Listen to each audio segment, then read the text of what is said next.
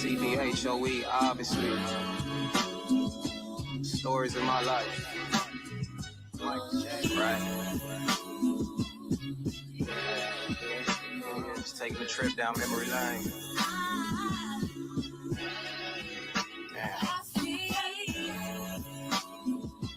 Stories of my life get crazy as time go by, you know.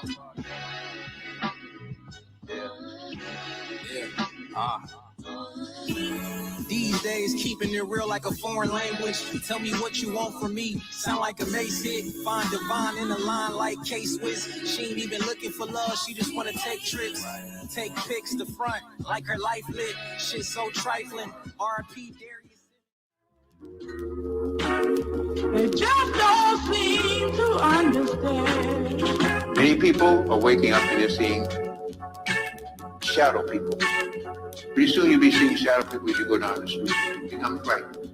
Simply means that your higher vibrations now are kicking in. A troubled soul walking the path only a law can know. On the darkest road where my shadow's like a lonely ghost. All alone against all odds, fighting the devil's blow. Let them know I ain't selling out, that's a fucking no.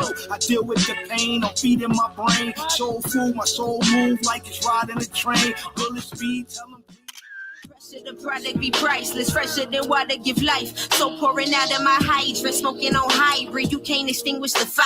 Distinction is diet, control your desires. I be the worst, know the flesh. You've been cursed as a baby, we miseducated. This a rebirth. Nature got ways of displaying your essence, reflecting your worth. We know direction is north. Your inner self you ignore. That you a whole universe. You were born in the basin. Your mama keep facing her traumas. Pacing your steps, you've been clearing your chakras. Strucking these niggas, he and you, he got you.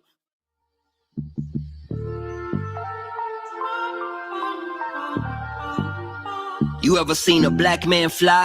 Seen a black man soar? Get knocked down, then pick yourself off the floor. Even when he got nothing left, yeah, he still give you more. Find peace in himself after fighting them wars. Yeah, that black man's me. Yeah, that black man's me. See, I was running like snotty nose, but the sinus in my soul, I took back control. And I'm loving myself, forgiving myself for all them days that I wasn't myself. Now I'm emotionally intelligent. I understand my feelings. I'm in tune with them. I control the bass, the volume. I set the mood. All right, peace and chaos. We are back. Give me a thumbs up if the sound is doing fine. Give me a thumbs up. I see Brian. I see Jarvian. Shout out to that brother. See the God 6. Joe, Odessa, Awaz, Elena. I see you, D. Sound is good and clear. I see Travis Ayers. Shout out to that brother. He always be putting out the decodes. Shout out to y'all. Much, much love. All right. Peace and chaos. Welcome back. All of the Nagas and Fangs, priests and priestesses, especially the YouTube family. We have an exclusive class for you all today. Time Demons Decoded. This one has been a long one in a development, trying to get this one out. Most people from Patreon know that my schedule has drifted dramatically in the past month and a half. So I'm no longer on night shift and I'm adjusting into a new career path on day shift. You know, I was on night shift for 10 years, family. You know how those people be saying vampires. Not literally. Somebody take that and clip it and say, Ani said he was a vampire. But I was really on that vamp time, working night shift 10 years. So it's been a shock to me on a physical level, on a biological level, to make that adjustment. It's like I wake up some days and I'm like, what the hell do I do around this time? But the content will continue as always. We are coming off a Super Bowl last week. I think it was last week or the week before. So we're coming off a Super Bowl. We got some Winter Olympic rituals to break down. We will be breaking down everything dealing with the Super Bowl. Plenty of news headlines, especially wrapped around this Epstein thing. We got to nip that in the bud. Get that Epstein thing decoded today. We're going to go deep into that and other focused narratives, a lot of hyperlucidity today, cults of the singularity. We will get to metaphysics and have a spiritual class. But we have to remember at this point of time, the metaphysical nature of being spiritual beings. That's very much important. So yes, the narratives, they come out, and that means a shift in the astroecology of language of the collective. But there are aeons that are sparks, are divine sparks descended from, of different conditioned plasma, of different forms, different standard forms than most of these people, these NPCs and clones, the moon children running around and everything. So we have to remember the metaphysical nature of being spiritual is very much important as we cover all of these narratives and these rituals. I just put a Patreon article on the nakshatras, the lunar mansions, the fixed stars that surround the zodiac that the moon passes through, dictating these 27 nakshatras, these 27 psycho-cosmic fields of intelligence that modulates consciousness, karma timing, and experiential patterning through the moon's daily transits. They act as the subtle blueprints beneath the zodiac signs. Make sure to reach out to me if you haven't gotten a Vedic astrological birth chart. We're going to get your birth chart to you and show you what nakshatras are associated with your moon, your ascendant, your sun, and other planets.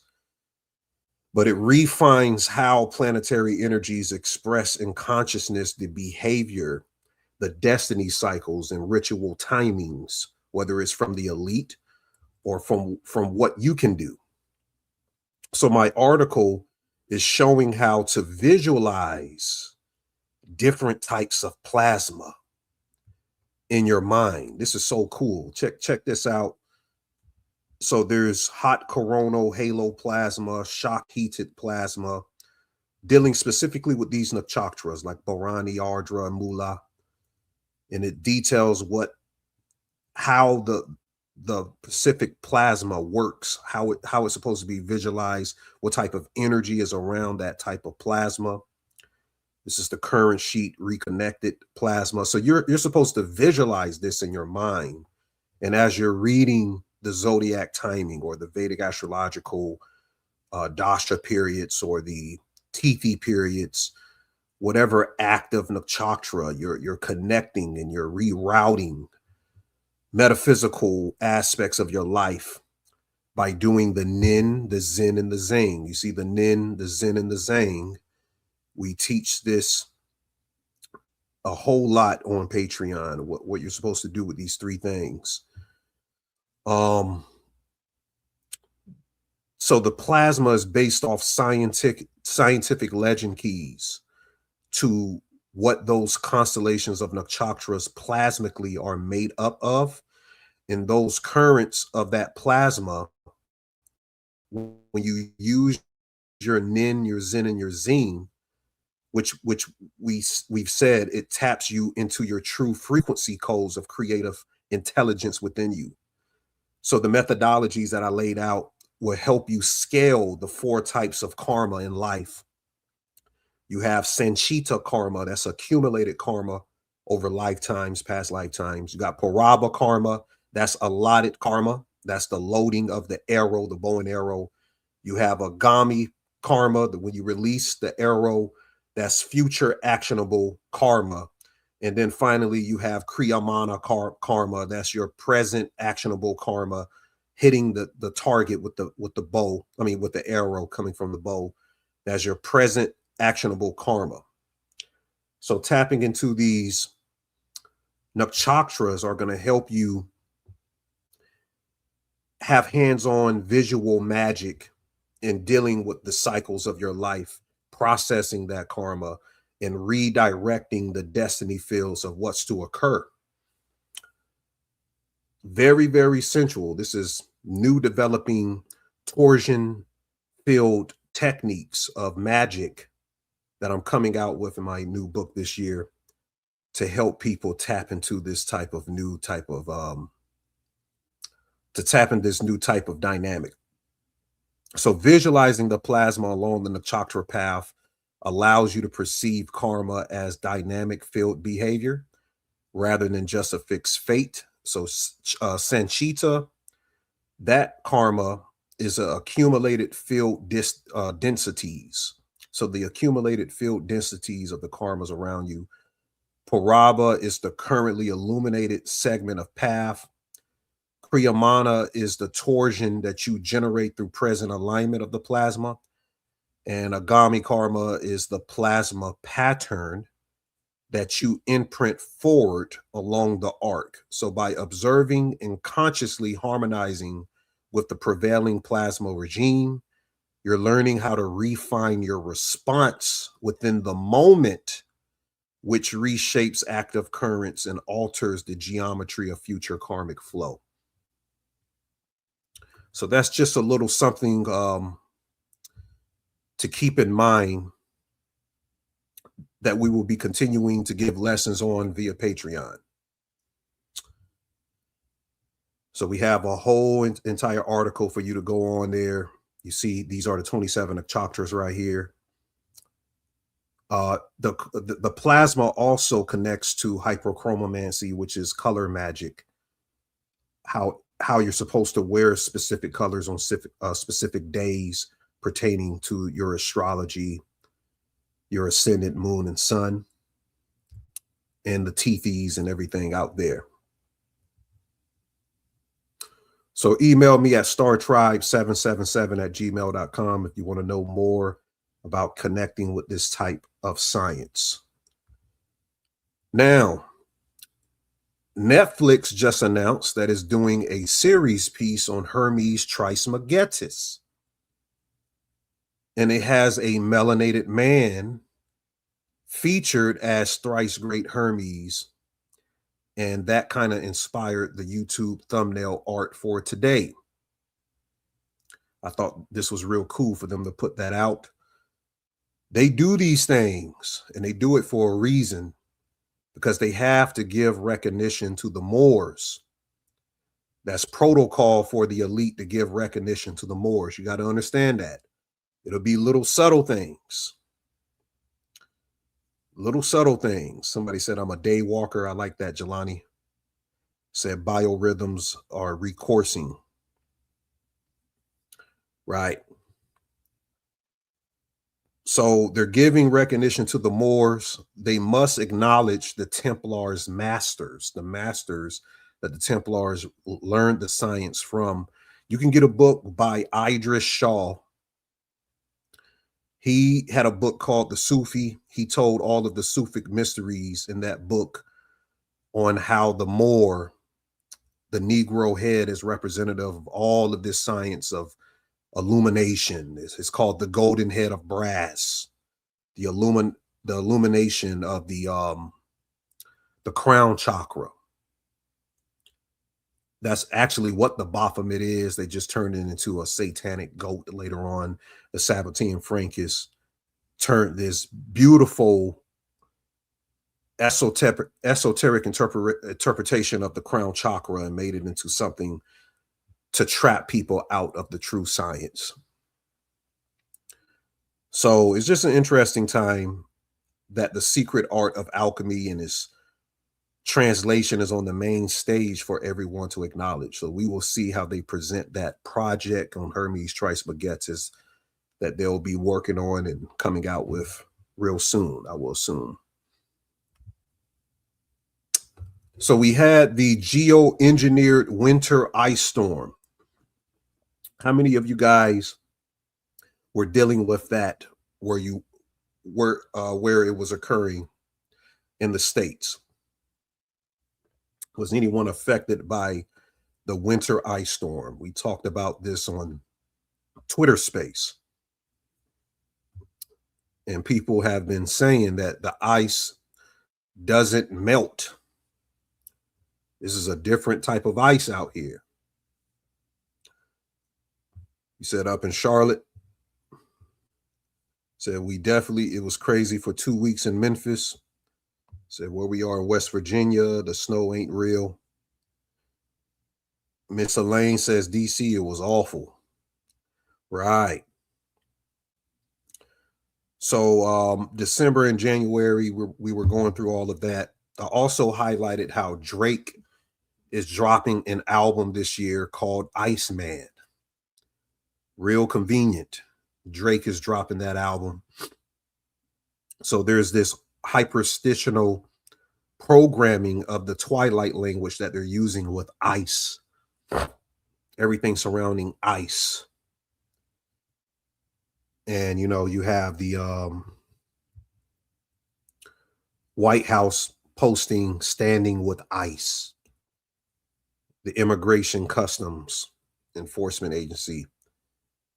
So as far as winter storms, many content creators,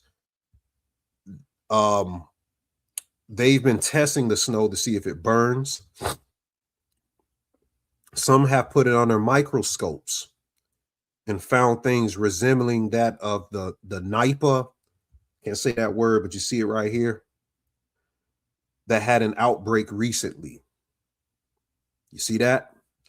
They've been finding things reminiscent of that.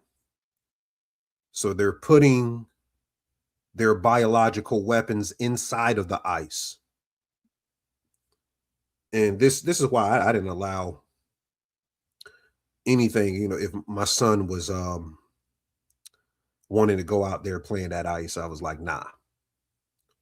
I wouldn't let your kids play in this type of weather because it's a biological weapon. You said you burned the snow in West Virginia, it turned black and smelled like plastic or something. That's crazy, Travis. Yeah, I pretty much stayed inside. I said, I'm not even going to deal with that. But Ilana Freeland. Remember, I always mention Ilana Freeland's. I'm going to try to get an interview of her. I'm in contact with someone who just interviewed her. But I do want to interview this woman. She just came out with a book last year, the Geoengineered Transhuman. And she's been speaking on this information for a while. I didn't mean to download that. I just wanted to view it. Oh, I downloaded it twice. Guess I won't let you view it from here. But she spoke on how they can use these winter storms and claims that there is a continuously ionized atmosphere being built around us, created by military EM systems, electromagnetic systems, ionic spirit heaters, and dense aerosolized skies. So they're building this electromagnetic system with the aerosolizing of chemicals, and it makes weather steering easier for the elite and more extreme. So in her books, it shows up as out of season snow, unconventionally spring snowstorms, heat in the winter, just a all wrecked jet stream behavior driven by HARP type heater networks and ground arrays. And it ties the what's in it question to the same aerosol thesis, leaning heavily on J. Marvin Hurden's thesis on the coal fly ash. It's an ideal claiming that coal fly ash is the principal particulate. So write that down. COAL fly ash is the principal particulate used for geoengineering weather modification, and that the snowfall comes down and traps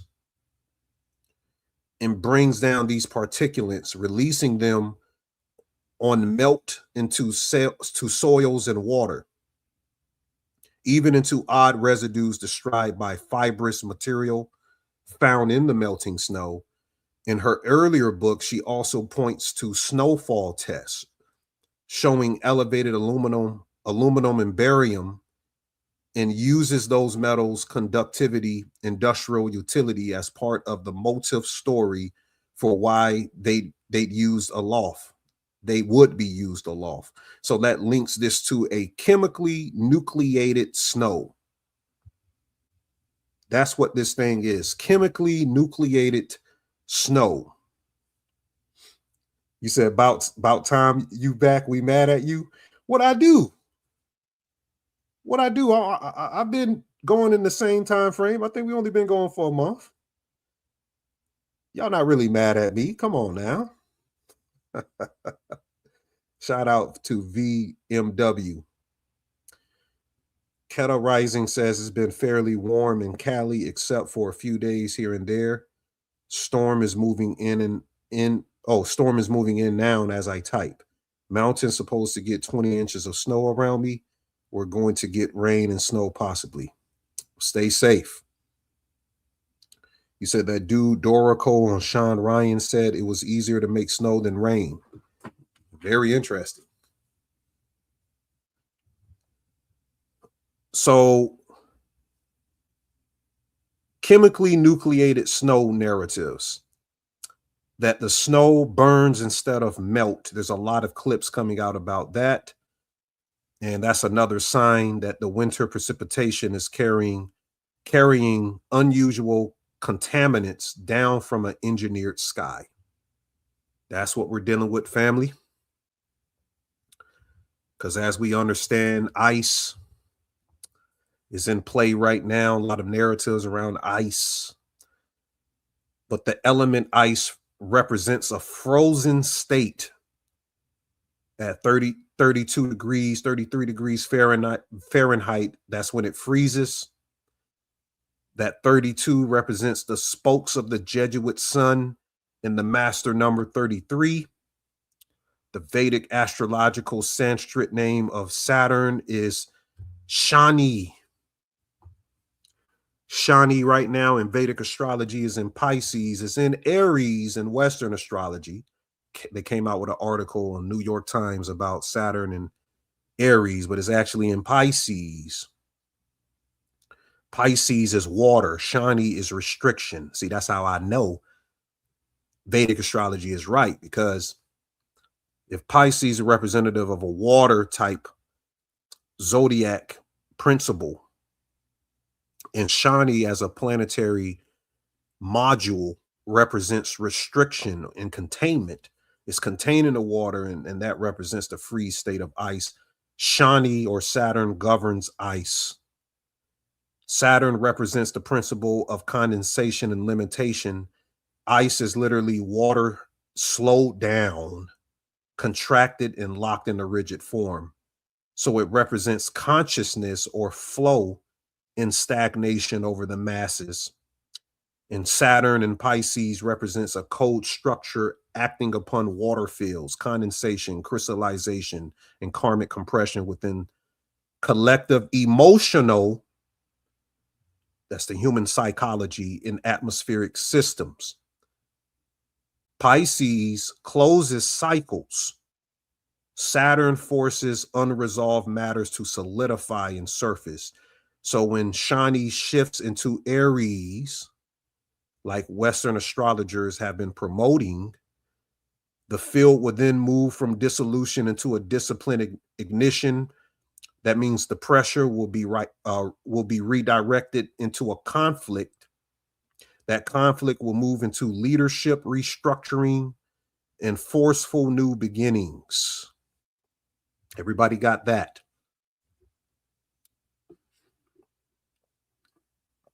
Scott said, would this melt snow be similar to the snow being made for skiing in Dubai? Probably so. Says shutting down the original grid in space. So I don't resonate with the Vedic version of my birth chart. None of it is me. We got to look at that. Why don't you send me an email? Let's look at that, because the Western chart shows your ego. It shows what clothes you put on day to day, what clothes you like to wear. The Vedic chart is going to show you your bare nakedness, where the scars are at on your body. That's probably why you don't like it. Shows the scars on your body. Western astrology makes you feel good. Look at what I put on today. I look fly. I look good. Those of you who get that. So let's talk about it. Email me at startribe777@gmail.com. We'll get to the bottom of why you don't like that. Travis says, interesting. Some myths have Lucifer frozen, not burning. I've heard of that. That's in the book Polaris Gift of the White Stone. You said like Antarctica, like that one Cuba Gooding Jr. movie where the devil was trapped in ice, right? He said, "Oh my hood." So we have excellent content today. Let's get to the Super Bowl decode. We have excellent content for the fam.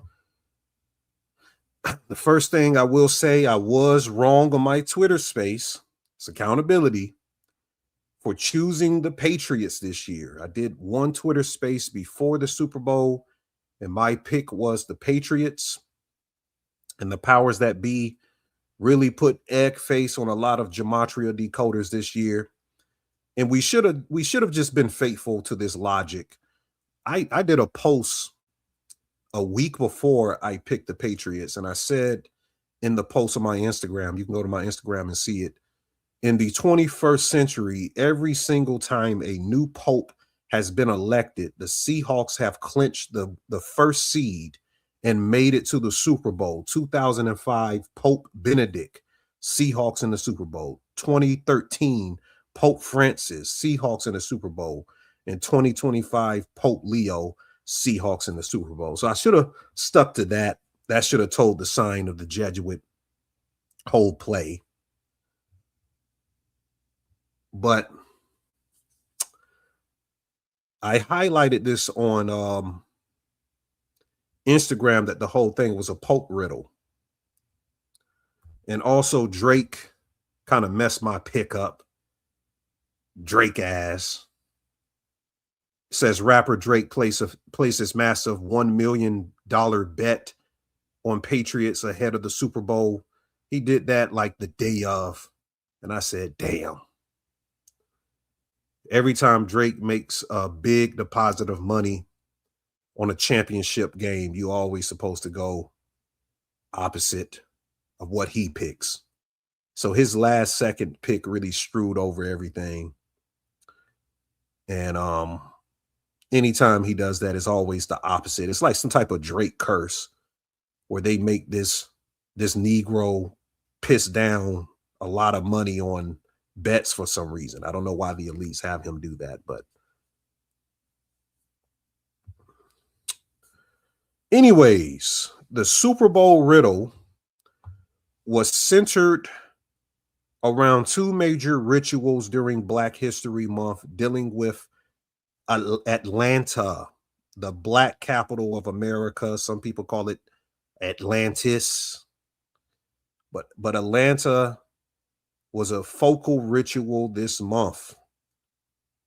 They even had that wedding during the Bad Bunny ceremony. I'm gonna break down the Super Bowl halftime show. We have an excellent breakdown for you on that. But Young Thug got married to Mariah the Scientist the same week of the Super Bowl, and that's all of the Atlanta rappers were there. So they have this chemical wedding that stems from the Rosicrucians. And the original chemical wedding was King James' daughter, Elizabeth, being married to the Edward family. The Edward family. That is the original chemical wedding, and what the Rosicrucians look back into in secret societies of which families came together to birth the current Sabbatean Frankist Cabal order. That marriage was very important to the Illuminati.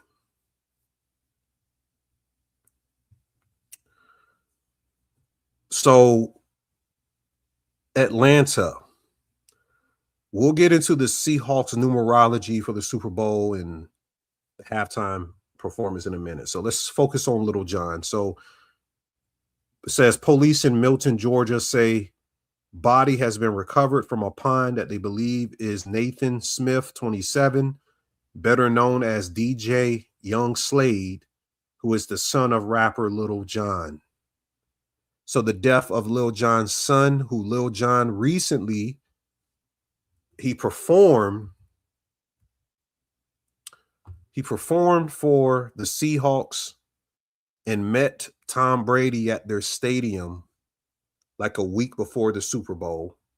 And you see he has the Seahawks jacket on right here. Now Lil Jon is an Atlanta Falcons fan, but he has the Seahawks jacket on because he performed there. So he's doing a little branding for them. So he's at their stadium. He links up with Tom Brady, the greatest patriot of all time, meets Tom Brady. These are all Super Bowl predictive rituals. This would parallel into what the time demon is, which I'll get into it a little later. That'll be a lot of scholarship on what a time demon is. But they were lining up a sacrifice from the start. Now, Lil Jon is cousins with the owner of the Sphinx Paw herbal shop that I do lectures at here in Columbia, South Carolina. As soon as the son passed, they text me, him and his son, they needed a decode on it ASAP. So I came up there and did the numerology, put it on Instagram.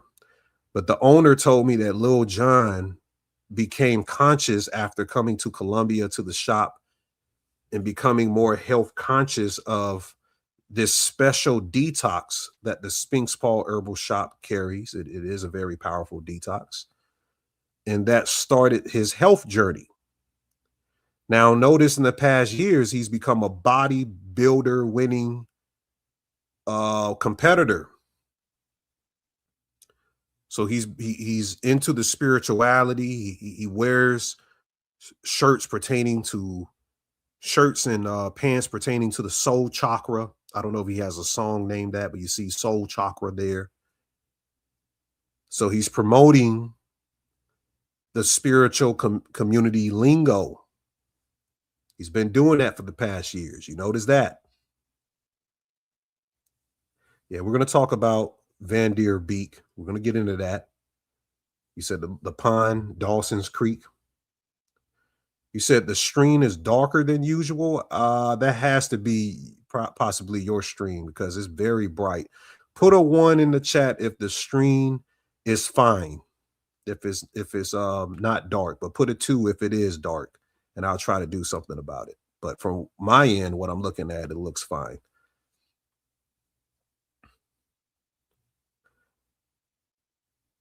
Okay, everybody's saying it's fine. All right, so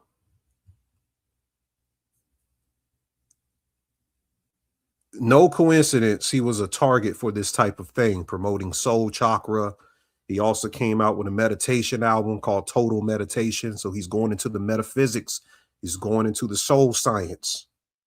He's probably one of few artists doing that now after a career of putting out low vibrational music. You know, he's the the architect of the crunk music era, which we got to get into that crunk music thing in a minute. But they had a big problem, or they have a big problem for any Moonchild music artist who rebels against the propaganda agenda. The Black Lodge doesn't like that too well when you start to go counter against that propaganda and leading the masses towards something more enlightening. You have to get down with the get down. Got to understand that.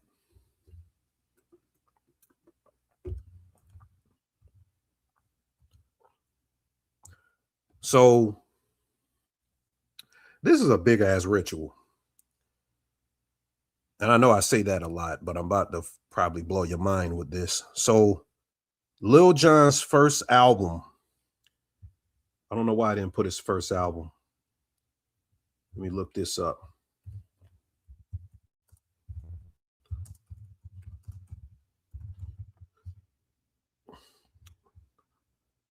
No, it's another one. It's an album that came out in 1997. Here it goes. Get Crunk, Who You With, the album. This was his first album, 1997.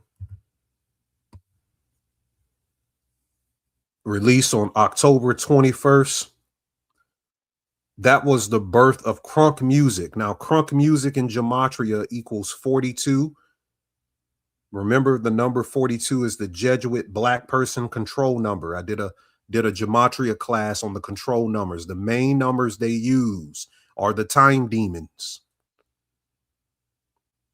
So when we're speaking of the philosophical current of sacrificial rituals or headlines in the news of occurrences between celebrities and big events, these numbers correspond to the CCRU's time demon network. It's called the Pandemonium Numogram Field.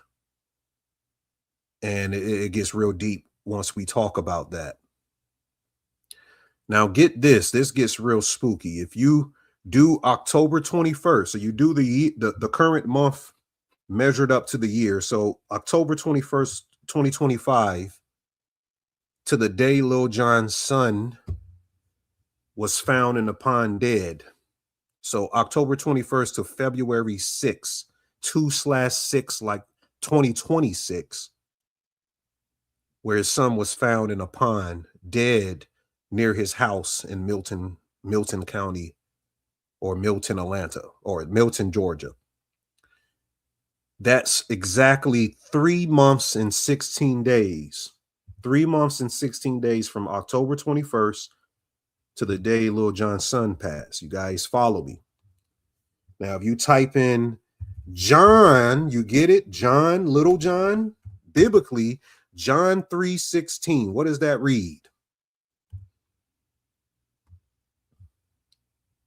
This is some sick stuff, man. None of the decoders caught this. So we're talking about Little John, and biblically, because if you read excerpts from the Illuminati, the Bible is a playbook for the secret societies or the cryptocratic orders. For reasons B, Revelation is their main playbook. But it says, for God so loved the world that he gave his only begotten son, that whosoever believeth in him shall not perish, but have everlasting life. So John 3:16 is about giving up or sacrificing the son. He gave his only begotten son. Lil Jon gives up his only begotten son. You get that? John 3:16, 3 months, 16 days from the release of his, or the release month date of his first project. Also, the project Get Crunk, Who You With, the album Crunk Music 42. February is the 42 month, the 42 ritual month. Yeah, this is sick. These people are sick, very sick. So his son was missing for days, and he was eventually found in a pond, Milton, Atlanta. Was it Milton, Atlanta, or Milton? Yeah. Milton is a county. Now you think of Milton, there is an epic poem called Milton's, I think it's called Lost, or it's called Paradise Lost.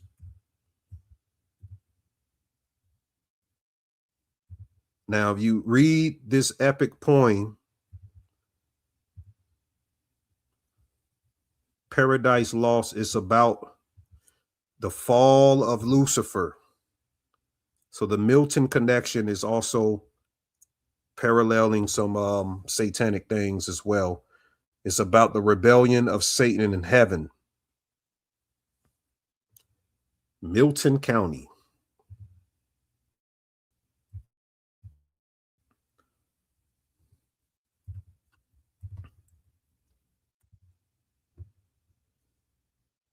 Lil Jon's son died at age 27. Lil Jon equals 27. Ritual equals 27. You get that?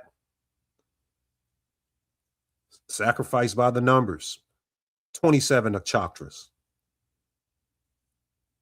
And I have more numerology. If you want to get more gematria, go to my Instagram. Follow my Instagram, the Spiritual Shade Room 1. I put everything on there with updates with that. So what's crazy is there's been internet memes circulating the internet on rapper Lil Jon and Little John from Robin Hood, something other decoders didn't pick up on.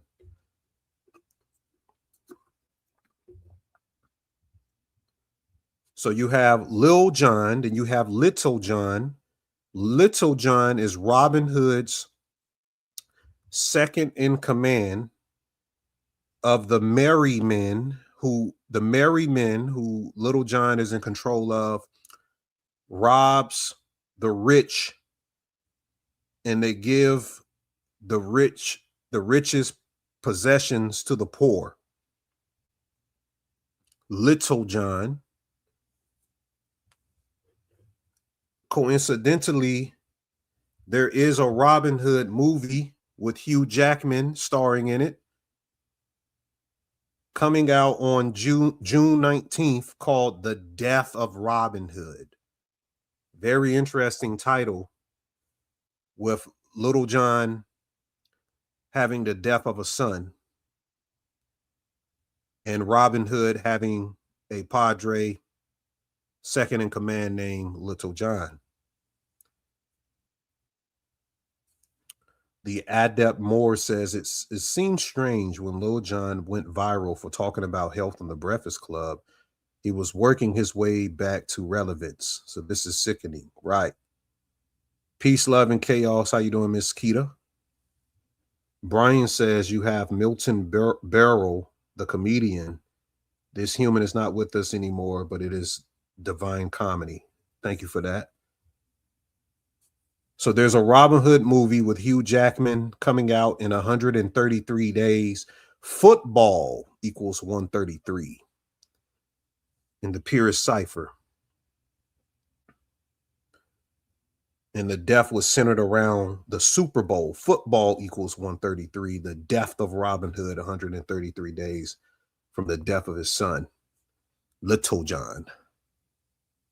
Now, another Super Bowl connection, recording artist La Russell, who is probably the most popular modern viral independent artist, signed with Jay-Z's Rock Nation. There's parallels to the name La Russell as well. In the last Seahawk quarterback to win a Super Bowl, Russell Wilson. They're both called Russ. La Russell just signed with Jay-Z about a week or two ago. Here's a picture with him. I guess that's depicting some of the chakra colors, or maybe the Rainbow Club. I ain't trying to put that on La Russell. Jay-Z was in the Epstein files, but it was through a tip line. I want people to be correct with their information. When they mentioned Jay-Z in the Epstein files, it was through a tip line. It wasn't directly from the FBI. It was saying that someone called a tip line. It was a black woman who did it, actually. But the tip line isn't always credible information. It could be crazy people call up there and say there's aliens outside and Jay-Z was there, some shit like that. But I'm not saying that Jay-Z is going unpersecuted. They definitely will take down Jay-Z in time. And I've highlighted that in my Diddy files, breaking down that whole ritual. So people were kind of mad that he signed with Jay-Z, this Lil Russell. I'm bringing it back to Lil Jon, but someone says, so Lil Russell talked all that shit about labels and how they scam artists and even created an avenue for independent artists to actually make a coin from their music just to sign to Roc Nation. One thing these N-words do is sell themselves to the highest bidder. Now, Lil Russell has since come out and said it's some type of joint venture deal. He still maintains, I guess, independence, but he's doing a joint venture deal. I don't know. When you get in business with Roc Nation, God bless you. That's all I'm going to say. So the whole point of that is highlighting that Lil Russell has a song with Lil Jon called Having or Not. A lot of symbolism is in that music video. I'm going to be doing a decode with AJ from Ball Don't Lie on Monday night. And I'll probably bring up some of that stuff. But the song is called Having or Not. Came out last year. Makes you think about that title, Having or Not, with Lil Jon producing the record. Now, remember I said Lil Jon was born in Atlanta. He's a Falcons fan. Here's the other Atlanta connection to the Super Bowl, Black History Month. There was an Atlanta Falcons ritual a day before the Super Bowl. Falcons DN James Pierce Jr., a rising Atlanta Falcons rookie who led the NFL with sacks for a rookie last year. He was arrested in Florida a day before the Super Bowl on February 7th. You get it? He wears the number 27. He's arrested on 2/7. We know the numerology. We understand what the time demons are. He says, speaking of Roc Nation, DJ Vlad exposed it all. Yeah, DJ Vlad, you got to watch what he says too. I'm not saying what he said isn't incorrect, but for him to come out and say what he said, and those of you who don't know what she's speaking on, DJ Vlad came out last night talking about the Tory Lanez case and in Roc Nation. He's kind of like spilling everything, saying, I can't keep these secrets anymore. Understand this, family. Anytime these news headlines go viral, the secret societies are telling these people to put this stuff out. And it's not for the reason always that we want it out. I'm not coming against what she just said. I'm very much may be that Roc Nation is behind the Tory Lanez things. But what I'm saying is it's for other deeper things than just revealing, oh, I want to be a good Samaritan and let people know, what Roc Nation is doing. So he came out and dropped everything and whatever. He said DJ Vlad is an agent. He's got the right of way. Cosmic Soul says, like with Cat Williams. Yeah, anybody that come to my post and says something like, yeah, like what Cat said, I'll be like, oh, okay, like I get it. Because certain people come to a level of enlightenment through these types of people, these popular celebrity people. We came through enlightenment, or most of us came through enlightenment through you know, the underground spiritual network or the master teacher. So I get it. If that's how they got enlightenment, I'm not judging them on that. But Cat Williams also, he's controlled to a certain degree as well. Sad to say. You said off topic. I just wanted to say I appreciate you for suggesting that anime Sentenced to Be a Hero. Great show so far. Yeah, I want to talk about that later. You guys got to get the anime Sentenced to Be a Hero. All right, back to the ritual. So James Pierce Jr. on 2/7, he wears the number 27. Lil Jon's son dies at 27. Remember what I just said. These are time demons. You see the 27 connection? Lil Jon is a Falcons fan. His name equals 27. Ritual equals 27. You heard of the 27 Club. All of these famous actors and sports athletes die at the age of 27. Ritual equals 27. This happens after an alleged domestic dispute with WNBA player Rakia Jackson. According to the police and court records, Pierce pursued her in his SUV, rammed her vehicle multiple times, and then struck a police officer with his car while attempting to flee the scene, leading to his arrest on 5 felony charges, including aggravated battery with a deadly weapon, aggravated stalking, battery of a law enforcement officer, and fleeing police. He was released on bond. I don't know how you get released. That's how you know these people control this stuff, man. How you get released on bond after doing all of that? He was released on bond and now facing legal and NFL conduct consequences. So this is the Black History humiliation rituals. I'm going to get into Project Soul Catcher, Project Christ and Satan, how they can use these frequency weapons and make you be out of your fucking mind. You will get out of body and you will do something you would not do. It's called artificial somnambulism. I did a video on it a long time ago on my channel that got deleted. Artificial somnambulism.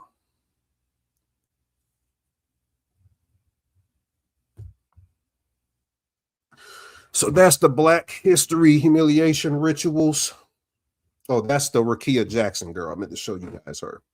She's a WNBA player, plays for the Los Angeles Sparks. I think she played at Tennessee, the Volunteers, with him.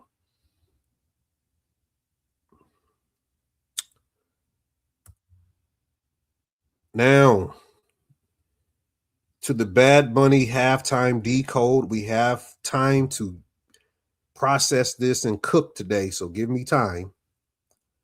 It's going to be a lot of going through this stuff. This guy, Bad Bunny, he is the ultimate moonchild Illuminati vessel probably ever created. I'm not exaggerating. He's at least, if he's not the all-time moonchild vessel, he is at least in the top 10 of all time.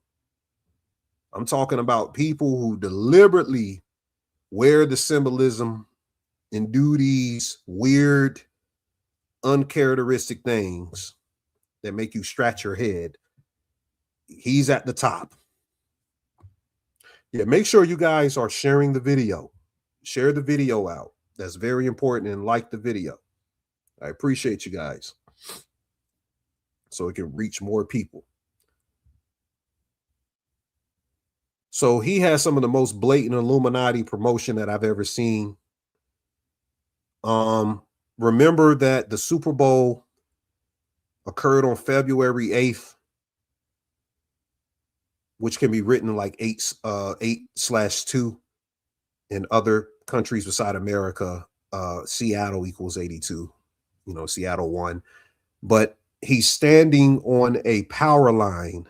And remember, the power lines resemble the Baphomet. It's very interesting that Eliphas Levi, his birthday, oh, it was right here. His birthday is on February 8th, and this is the person who designed the modern Baphomet picture that we all know. Whenever you see this picture here, Eliphas Levi drew that picture. So the Baphomet artist's birthday was on the date of the Super Bowl, and the performance was about power lines, and the power lines resembles the face of the Baphomet. It's all encoded in symbology.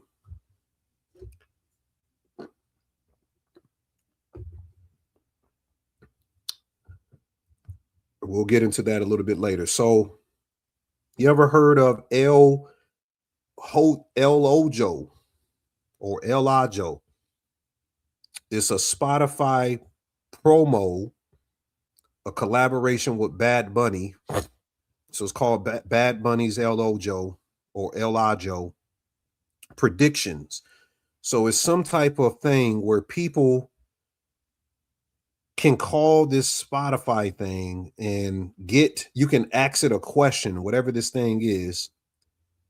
And it's supposed to be sort of like Miss Cleo, a psychic line you can call. It makes predictions. It's called Ax El Ajo. And it has the Illuminati eye, and it has the artificial somnambulism, hypnotic swirling of hypersuggestibility, which is what the MK Ultra and the whole Moonchild thing is about.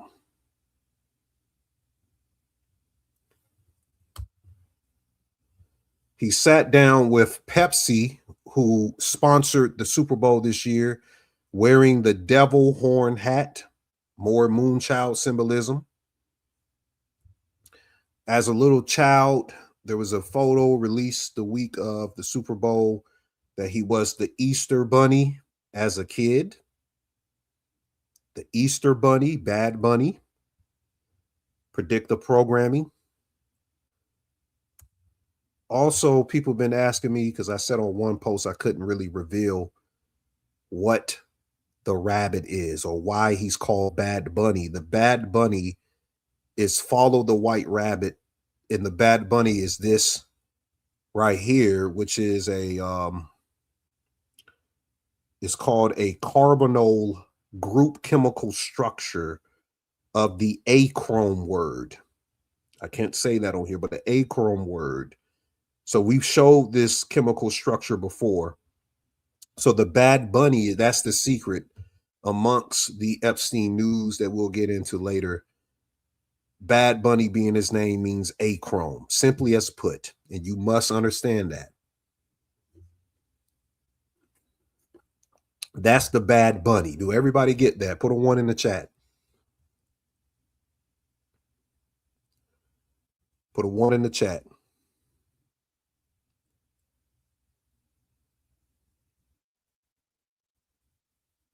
All right, moving on. Thank you for doing that.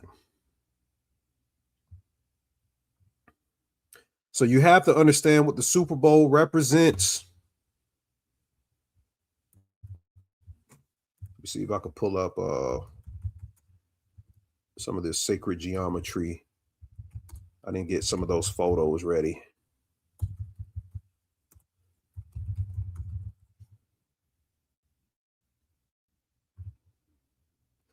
But there's sacred geometry in football, on the football field, that a lot of people don't understand what they're looking at when they're watching these football games.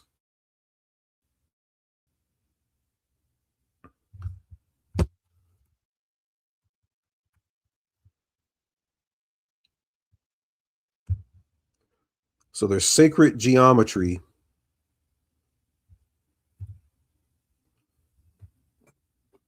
The Super Bowl is the apex ritual of American civil religion.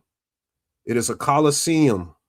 It is the empire gathered into a circle, or the gridiron, representative as a sacrificial geometry. The 100-yard field is divided into measured increments, progress quantification, territory conquered, time regulated by the clock, which is Saturn. This is Saturnian regulation. Saturn is discipline, cycles, boundaries. The stadium becomes a modern mandala during a game, which is a controlled square inside of a circle, which mirrors ancient temple layouts. When you step into when people look at the halftime show, you are stepping into the intervention between worlds. Does that make sense? Football, Vesica Pisces.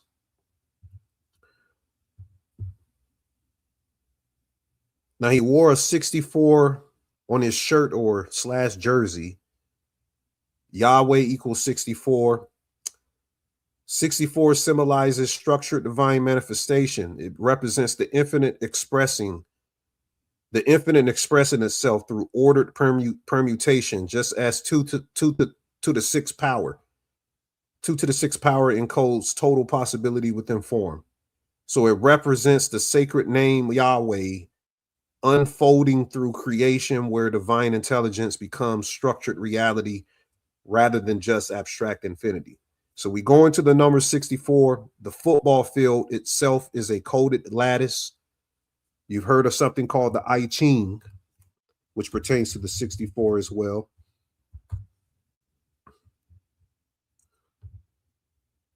Correlates with the football field. 64 hexagrams. So the I Ching contains these 64 hexagrams, each representing a state of transformation.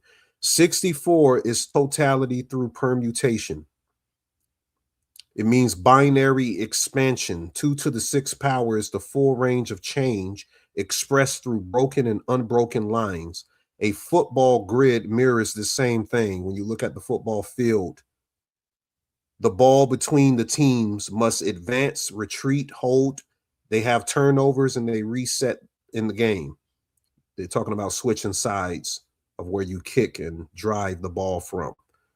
The halftime performer, Bad Bunny, he has to stand midfield when his performance starts, and he wears the number 64. He becomes the embodied hexagram itself, the mediator of change at the center of the grid. Then you also have to look into the 64th element, gadolinium or gadolinium is the 64th element.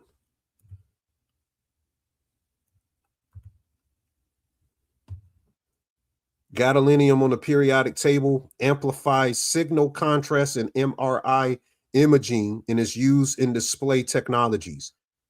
Gadolinium is used to enhance visibility.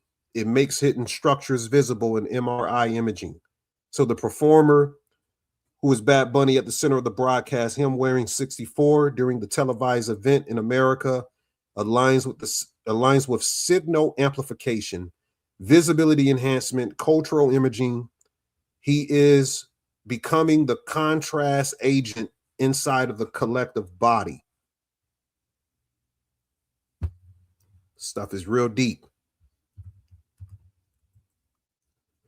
The game took place in the Bay Area, which is the epicenter of technological infrastructure, Silicon Valley, artificial intelligence development, and data economies.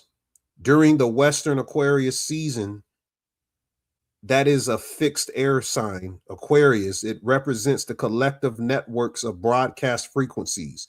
When you combine Aquarius timing with Silicon Valley geography and a global halftime spectacle, you are inside the communications of the ritual.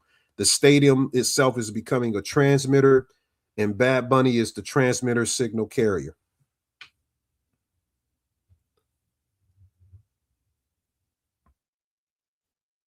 Now, there was a ring exchange. I'm going to come back to this. There was a ring exchange at the beginning of his performance. Saturn rules rings. Saturn governs contracts, structure, time-bound commitments. He has two people. Well, he first approaches the The groom gives him the ring. The man then proposes to his wife. It was a real wedding. The ring, so this is the chemical wedding again in alchemy. The ring shifts from institutional contract into a relational covenant. It's produced, the field itself represents the heart chakra, the anahata green. It's the heart chakra. And at the end, he puts the heart in the sky and says love across America or something like that. But that's hyperchromomancy with the color alignments that they did. But this all represents transmutation from an authority-bound agreement to a heart-centered union in the performance. Saturn governs space, and that is the redefinition of binding. After he ascends to a rooftop and he stands then beside a satellite, this symbolism is crazy. Satellites represent orbital surveillance, transmissions, and global broadcasts. February 8th is the 39th day of the year.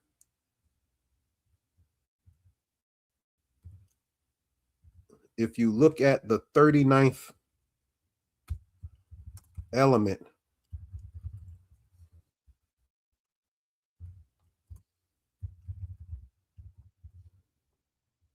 and I might have to go to the Royal Society. Yeah, I might have to go to the Royal Society of Chemistry to show you what I'm talking about.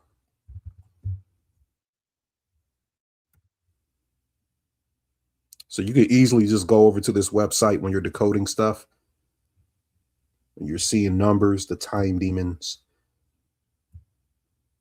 Let's find 39. You see how 39 has this right here? See that? Same thing you see here, right? Get this crap, the damn cookies. You guys get that?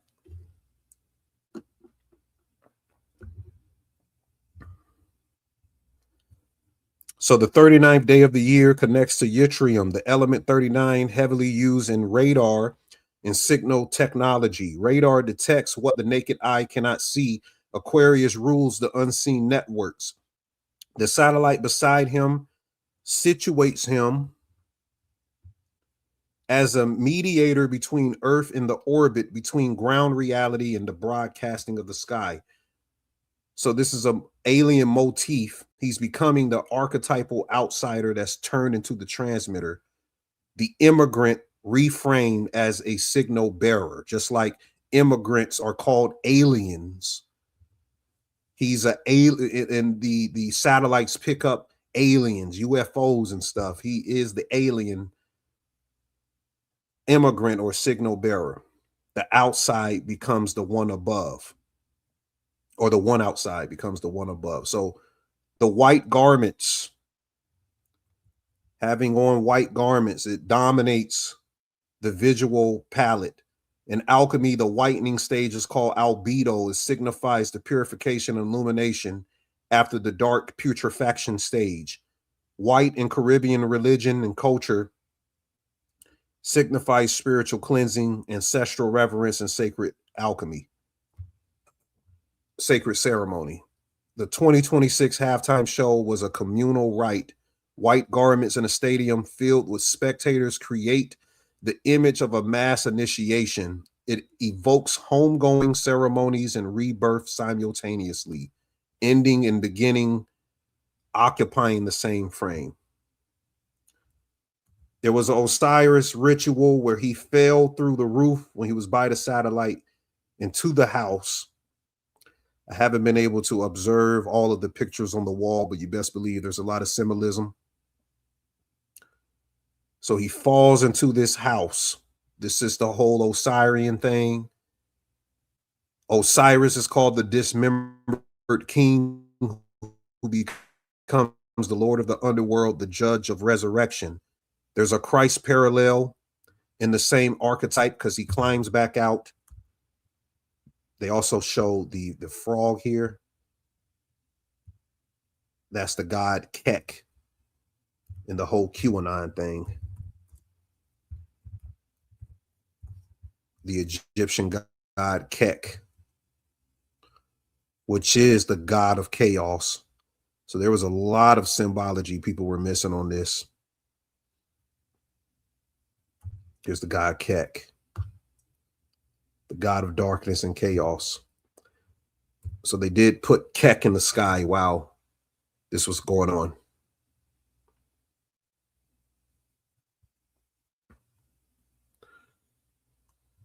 Okay. Oh, where am I? Oh. So he climbs up and he gets on the power lines. The human spine mirrors the pole he's standing on. Electricity mirrors bioelectricity, Kundalini imagery. The grid that powers cities reflects the nervous system that powers the body. So these ascending poles spreading out, it represents a technological current with a spiritual current. And he spreads his arm out, the same as Christ did while he's standing up on the stage. There was a lot of power outages in Puerto Rico in the last couple of years. So this is an electrical ascent being grounded metaphysically. And he has a song called El Apagan, which means blackout. So it's symbolizing a blackout may be coming soon to America. As we've been saying, we've been talking about that for years, a blackout. Also, the dancers, you see dancers here hanging. They represent the hangman in the tarot deck, suspension and inversion. Is representing that there is a voluntary surrender to a higher perception, and that the broadcasted media is inducing the crowd into a trance state. Viewers who are watching is entering into a collective absorption. Then they show a child trope, a sleeping child trope. He accepts an award and he stares at this TV. I'll get to that in a minute. I'm going ahead of myself. So the sugarcane field, it represents colonial extraction, agricultural sacrifice, and the labor history of Latinos. Sugar built empires, sugar in finance trade routes. The marsh-like visual invokes the Egyptian duat. If you don't know what the duat is, I'll put this up. It's called the fields of our root.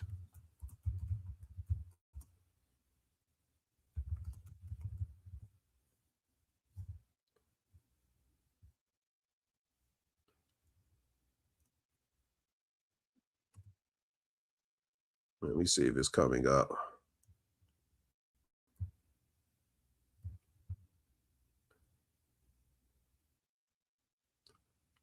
It's called the fields of our root. Oh, it's fields of Aru. My bad. That's why I was spelling it wrong. Aru. The fields of Aru is known as the field of reeds, a heavenly paradise where souls of the righteousness resides at after death. So it's sort of like a Egyptian heaven. That's what's taking place here.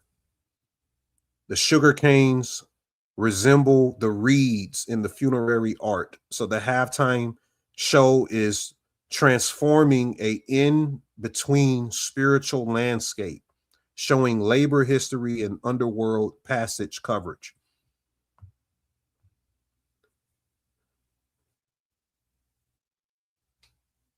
There is a poem by Salvador Dali, the hypercube crucifixion, that also parallels to Bad Bunny standing on the power lines.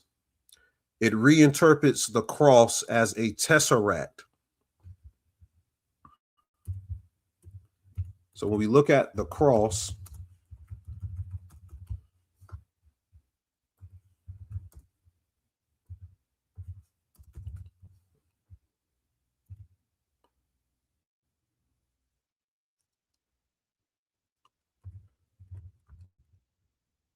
so him standing up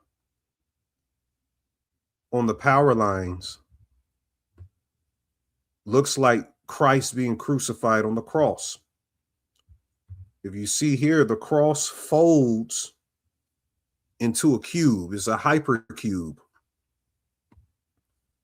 So a 4-dimensional cube that's unfolded is a cross in a 3-dimensional space. Performers during the power line performance broke the fourth wall to address the camera directly. They ruptured the dimensional boundaries when they did this. Now the viewer watching has now become a participant in the ritual because the hypercube symbolizes transcendence of linear perception. So the halftime spectacle viewed through billions of eyes on streams operates as a hyperdimensional cube unfolding across global consciousness, where the grid of the football field mirrors the folded cube. Movement from within it mirrors traversal crosses of dimensions.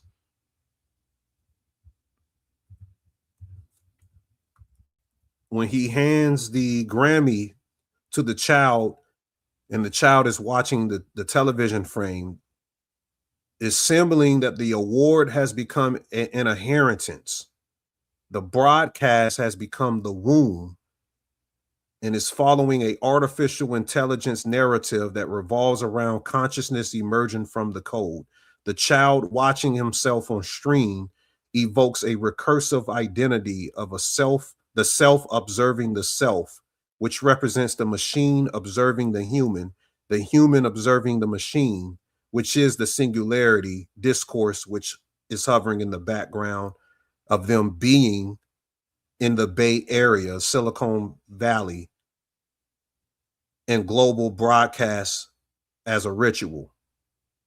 Also, the symbolism of gadolinium enhances that imaging, or yttrium enhances the signal transmission being said.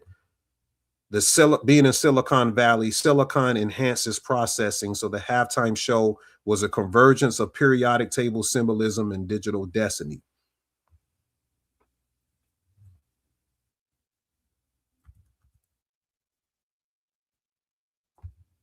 Now, then at the end, he holds up the football. That's the Vesica Pisces and everything like that. So this is what I was talking about earlier. He says, or it says on the stream, the only thing more powerful than hate is love.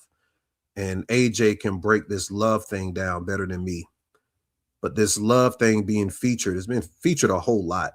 I've been seeing it a lot as well. It's something occult, and it's a inversion ritual that comes from Frankism, where they can use the power of love to conquer society. So taking a divine principle and using it to be a conquering aspect of your ideology is what the Frankists or the Sabbateans have taught their secret society members to use on people and to use in their glamour spells that they put on society. Put a thumbs up if you guys are still with me. Adonijah said that motherfucker was holding that football like a coconut. Oh, Lord. I see you, Lucy rolls up. She cooking up in there.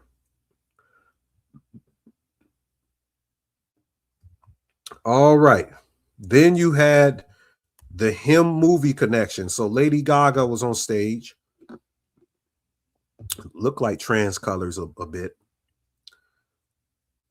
But remember the him movie with Marlon Wayans and Tyreek Withers. in the movie, they showed a woman named Elsie White, played by Julia Fox, who was Marlon Wayne's wife in the movie. She was a social media influencer who initiated all new athletes sexually. This looked like what Lady Gaga was doing. This looks like what she was doing to Bad Bunny and him holding the football. He was Tyreek Withers and she was Elsie. You see how they did that? Plus, Lady Gaga is always associated with some type of satanic imagery. She got satanic imagery galore, just like Bad Bunny. So just real crazy. Now, before the Super Bowl, you had Patriots wide receiver Mac Hollins walking around with this gel jumpsuit on. This dude is always doing some weird shit. He's always walking around before games doing humiliation rituals for the elite. He was in the Bills pregame, the Buffalo Bills pregame, walking in 0 below snow weather with no shoes on, no shirt on. But this time, he's given a nod to the Colorado ADX facility, this top high risk facility prison that Malachi Z. York is in. That's what's on the jumpsuit. This is a crazy ritual. He's wearing a mask that resembles the Hannibal Lecter mask. And this connects to Hannibal Lecter and El Chapo in Hyperstition. But it also parallels to the Savannah Guthrie story of her mother, Nancy Guthrie, being held hostage. She's still missing. And I did that breakdown on Instagram. You want to see all of the numbers. Her mother is 84. The famous NBC host who's in the Epstein files. Her name equals 84 in gematria. More time demons. Numbers are time demons. Remember that. But it's even deeper than just saying that. I got to go into it. Uh-oh, what's going on? Okay, here we go. So this is Savannah Guthrie and her mother, Nancy. And this is a video that her family put out. Then I'm going to play another part. We too have heard the reports about a ransom letter in the media. As a family, we are doing everything that we can. We are ready to talk. However, we live in a world where voices and images are easily manipulated. We need to know, without a doubt, that she is alive and that you have her. We want to hear from you, and we are ready to listen. Please reach out to us. Mommy, if you are hearing this, you are a strong woman. Yeah. Somebody said acting. Yeah, this is definitely something ritualistic. So something of an article was posted. Trump's bizarre reason for repeatedly mentioning the late great Hannibal Lecter during the 2024 campaign. He praised the fictional serial killer Hannibal Lecter as a wonderful man. And it connects to Anthony Hopkins' version of Hannibal Lecter in Silence of the Lambs, simultaneously condemning people who are being released into our country that we don't want. So he connected it to immigration. Now, Savannah Guthrie can't talk after her surgery. This was an article that came out. Here's how she's communicating with her kids. And here's the MK Ultra imagery of the butterfly, or I don't know if that's a moth or a butterfly. I guess that's a moth being placed on the mouth of the woman in the movie Silence of the Lambs. Now, the reason why Silence of the Lambs and Hannibal Lecter is highlighted, there's something that is crazy. So Savannah Guthrie's message to mom's possible kidnappers echoes Silence of the Lambs. She was in the Epstein files, and the guy, Mac Hollins, wearing the Hannibal Lecter mask. Check this out. Of kindness and knowledge. Talk to her and you'll see. Catherine is very gentle and kind. Talk to her and you'll see. So that's the woman that's in Silence of the Lambs. The reporter said the same thing as she did. So there they go with the hyperstitional framing of predictive programming. Silence of the Lambs. So Hollins wears this outfit during the pregame arrival, wearing range 13, a reference to a high security unit at the ADX Florence in Colorado. That's where Malachi Z. York is, by the way. El Chapo claims cruel and unusual confinement inside of Colorado prison and federal fine. So I guess El Chapo is there too. El Chapo is at the same prison. I think Epstein was probably there too. Yeah, because if El Chapo was there, Epstein was there. So the prison ADX Florence was the same prison Epstein probably, quote unquote, committed suicide at, which a coroner a couple of days ago said he saw reports that Epstein actually was strangled and killed. That made news headlines. He didn't commit suicide. Now, this is crazy. Jeffrey Epstein's cell was 3 doors down from El Chapo at that Colorado detention. So you get the singer of 3 Doors Down, Brad Arnold, died at 47. You get that?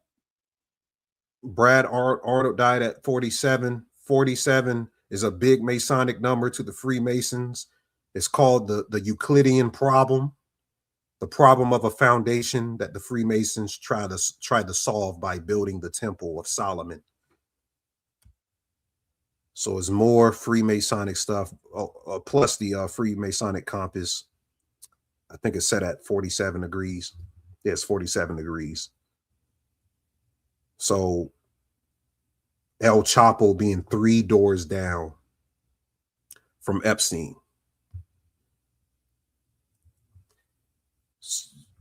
Also 3 doors down, the group has an album cover, imagery of a child on a feast dinner table. Isn't that strange? The album is called 17 Days. 17 in gematria is kill. You also have the wolf symbolism in front of the little boy. That's Mithras. Anytime you see the wolf.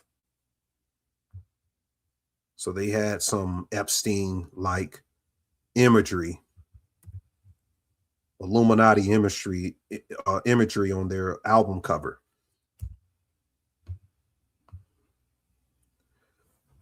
Now, this guy name is Raphael Jimenez Dan. He owns the Rimus Publishing Company, who signed Bad Bunny. Raphael is associated with Venezuelan Vice President Delcy Rodriguez. Raphael served in the Venezuelan government briefly as a vice minister. So there's a Venezuelan coat of arms, white horse connection to Bad Bunny, and Bad Bunny's main album, Monaco, having the horse symbolism on his album art, and this being the year of the horse. I don't know if I showed that to my YouTube family, so I'll show you here. I know I showed it to my Patreon family, but go to Monaco.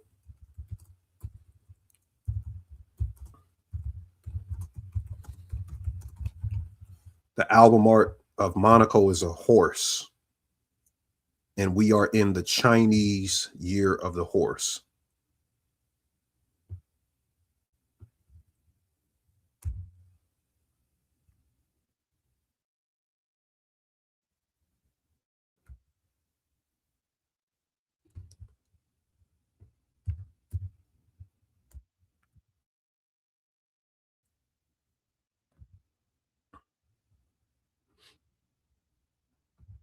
I don't know what's going on. Okay. Now, Donut will probably dig this. Shout out to that brother. He had 128 views. Donut highlights how the number 128 is a big time Illuminati number, ritual number. And they tried to lie at first and say that he trumped Michael Jackson, Kendrick Lamar, and Usher's halftime show views.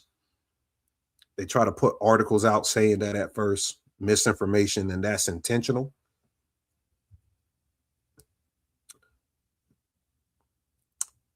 He also said at the Grammys, when he won his Grammy a week before, that he's ice out. All of these ice ritual headlines that I highlighted, saying that he was against his people being deported. Bad Bunny has also been spotted wearing a lot of PDF symbolism. Can't say that word, but you guys see it on there. The logos the FBI put out representing B lover and G lover, or B lover mainly. Yeah, that's B lover. So perfect moonchild vessel, as I said, they put a lot of symbolism on him. He's even pointing at the pineal gland there. Now the numerological symbology, the final score of the game, 29 plus 13 is 42. We highlighted the 42, it being Black History Month. Seahawks equals 42. Seahawks equals 42 in the Black History Month.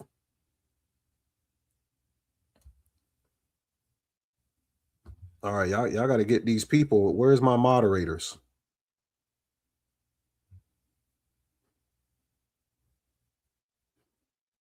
I don't know what my moderators are doing.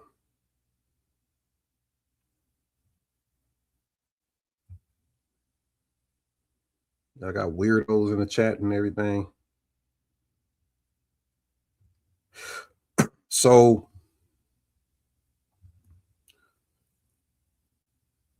Seahawks equals 42.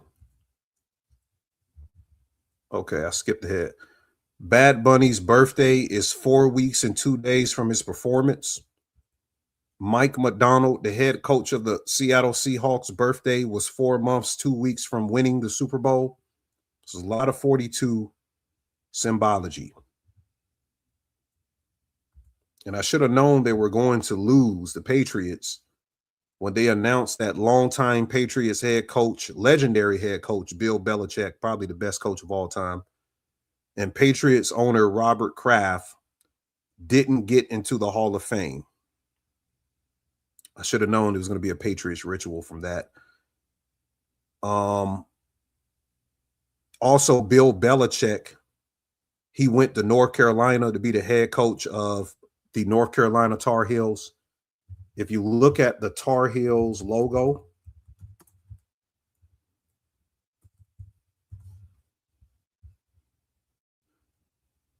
it has the goat on it,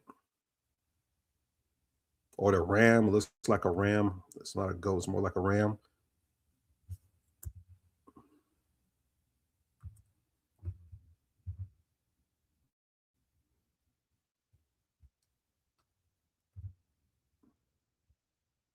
You guys see it right there. If you go to the Him movie,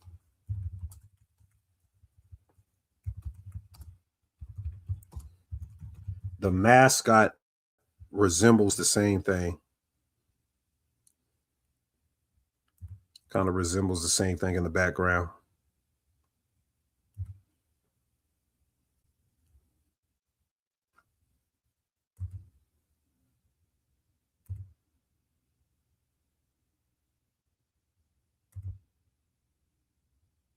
So yeah. Bill Belichick went to a recent North Carolina Tar Heels basketball game with his young girlfriend, and she was told by the powers that be to wear a t-shirt with the same Asian spa that Robert Kraft got caught buying prostitutes in. So this was a humiliation ritual on Bill and on Robert Kraft.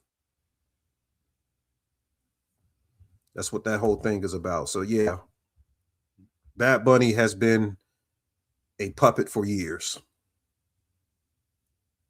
You guys see everything with him I'm showing. Like I couldn't even believe how many people were jumping out the window to defend him, of all people.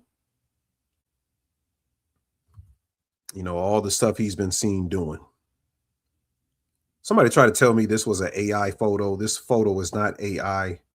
It was at his concert in 2024. We confirmed that. So people get in their feelings.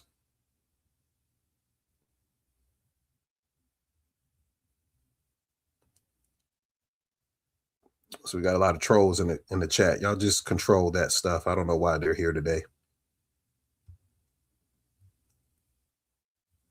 I don't know where the trolls is coming from.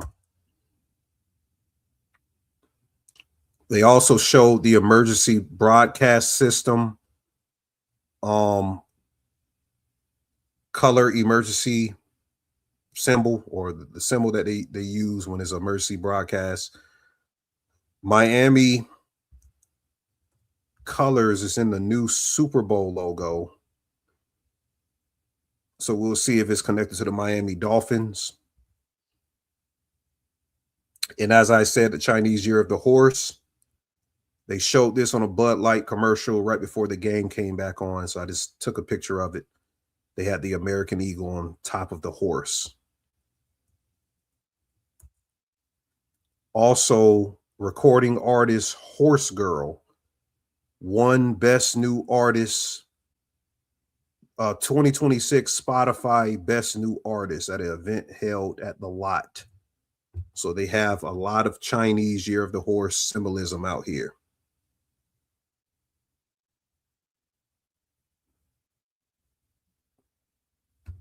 Yeah, Fire Horse Chinese New Year.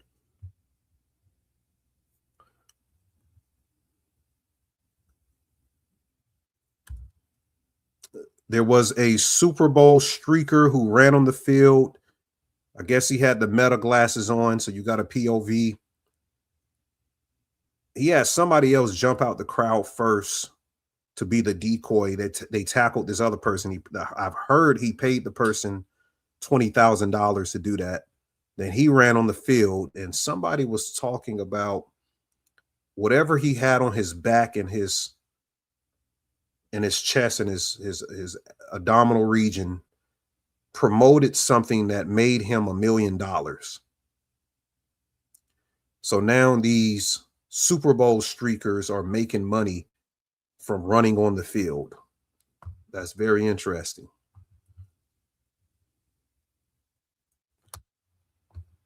All right, we're done with the Super Bowl. So you had James Van Der Beek die at age 48. Illuminati equals 48. He starred in the movie Varsity Blues, which I think is attributed to the Super Bowl. This was a big time movie for me growing up. It also had Paul Walker in it. Paul Walker was a star quarterback, went down with an injury. James Van Beek's character had to step up. James Van Der Beek's character had to step up and become the quarterback. And then I forgot the name of his character, but he was a big time character in there. He passed away too. You also had the black running back in the movie who wears the number 33. The evil coach tried to force the black running back on the field after an injury. That running back spoke out a couple of days ago. He's still alive. And he said that he sensed that James was dying that day from a feeling that he got. So James Van Der Beek reportedly dies at 48, 25 days before his March 8th birthday. Death equals 25. 25 days for his next birthday. Also, his birthday is on March 8th, March 8th can be written 3/8 like 38. Kill, murder, death, all equals 38. 38 is the death code in Kabbalah. The reported date, February 11th, lands on the 42nd day of the year. Remember the 42 Super Bowl connection. Van Der Beek equals 42. February equals 42. Dying in February. So there's a lot of stuff and symbolism around his death that a lot of people haven't spoke on really. Now let's talk about the Epstein files before we get into this occult shit on the time demons today.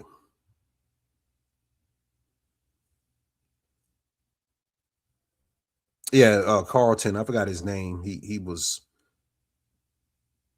a close friend to him.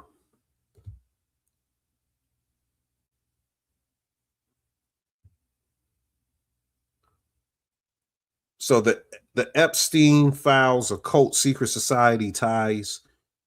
Understand this, that the Epstein files are a black magic ritual within itself. They've put the time demons and what's called lemurs on it, and I'm going to show you how it comes together. In the cybernetic unit research, the cybernetic research unit terminology, a hyperstition is a narrative construct that becomes real through circulation, repetition, and symbolic density. So a hyperstition is a self-fulfilling myth engine. It's a myth. I call it a mythoposis. So just like how the ancients had formed mythologies from way back then, they're forming a mythology with Epstein right now. The Epstein files function in that sense as a dense contractor field of symbols, finance dynasties, intelligence agencies, elite fraternities, sexual secrecies, ritual language, and classified markings that relate to AI research, golden ratio temples, black male inventories, and occult texts.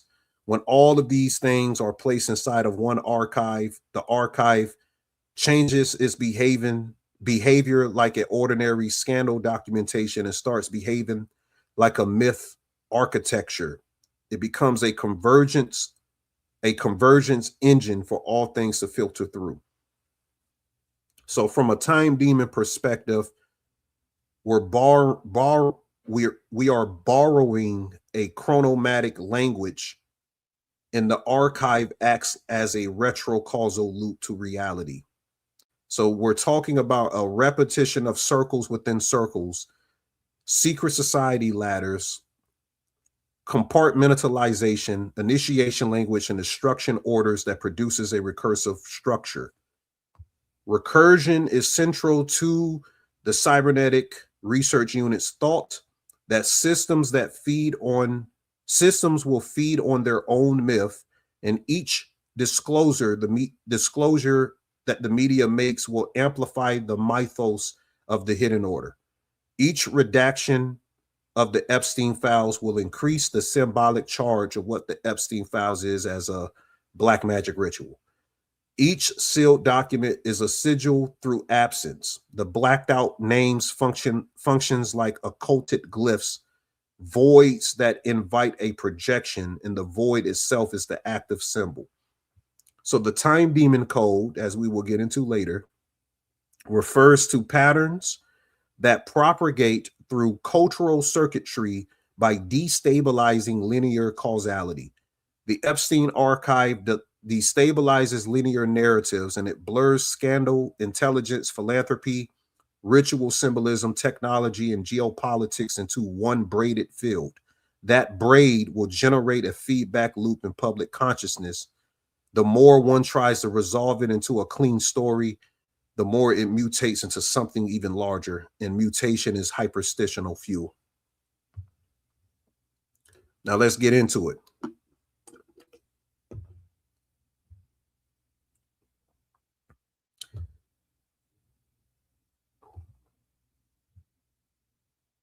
So they're talking about Ottoman harems.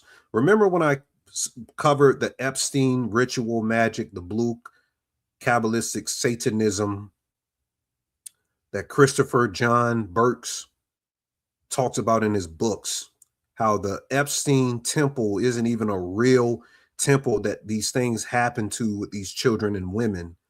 It serves as a occult symbol of Kabbalah.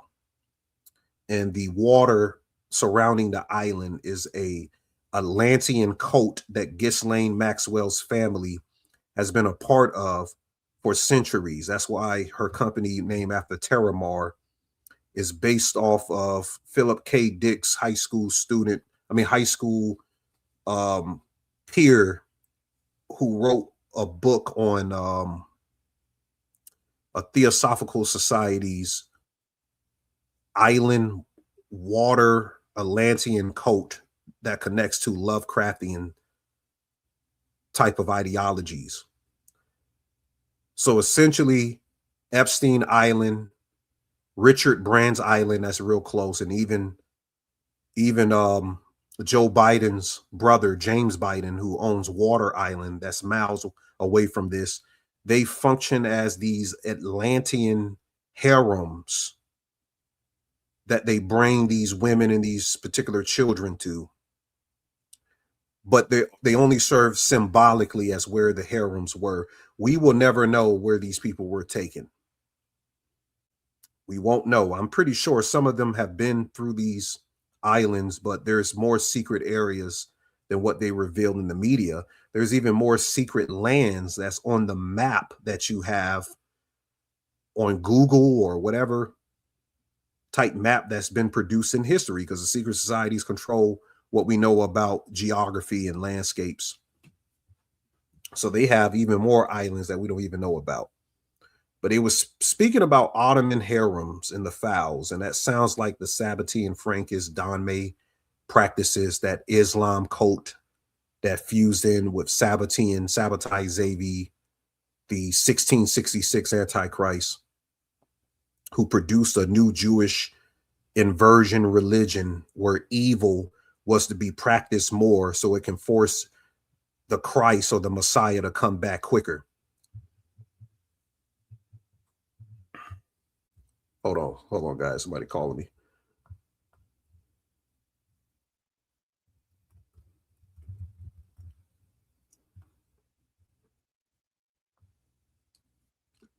So Epstein and Ghislaine Maxwell are curators of access who treated membership as a technology. They gave access to certain rooms with powerful people, access to bodies, access to data, access to people who decide what becomes real in public and what stays sealed in private. That's what these people were. They were keys for locked systems.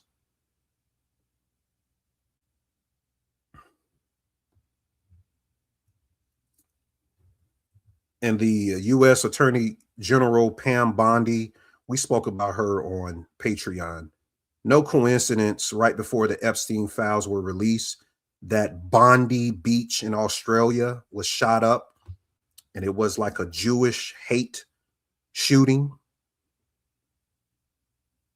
And her last name is Bondi. The beach is called Bondi. The colors of Epstein's temple is the Israel flag.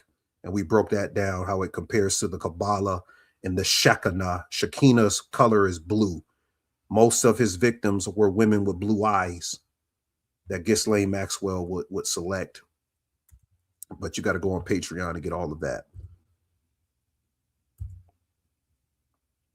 Now, in the files, they mentioned something called the Zodiac Club, founded in 1868 in Manhattan.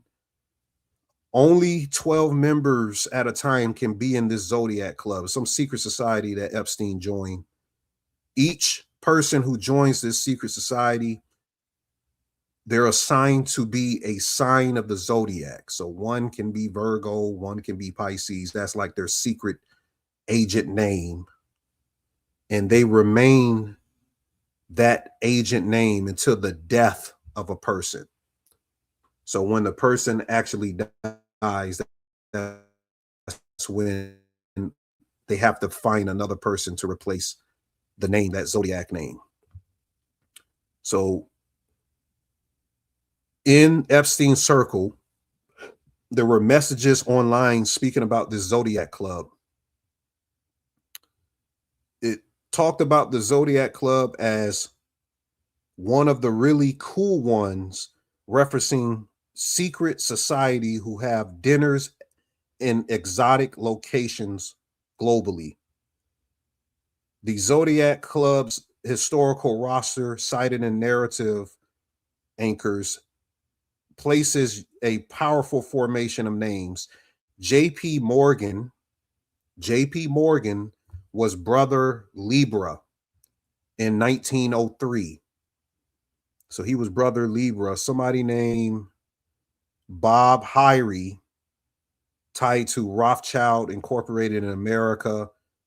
He was Cancer.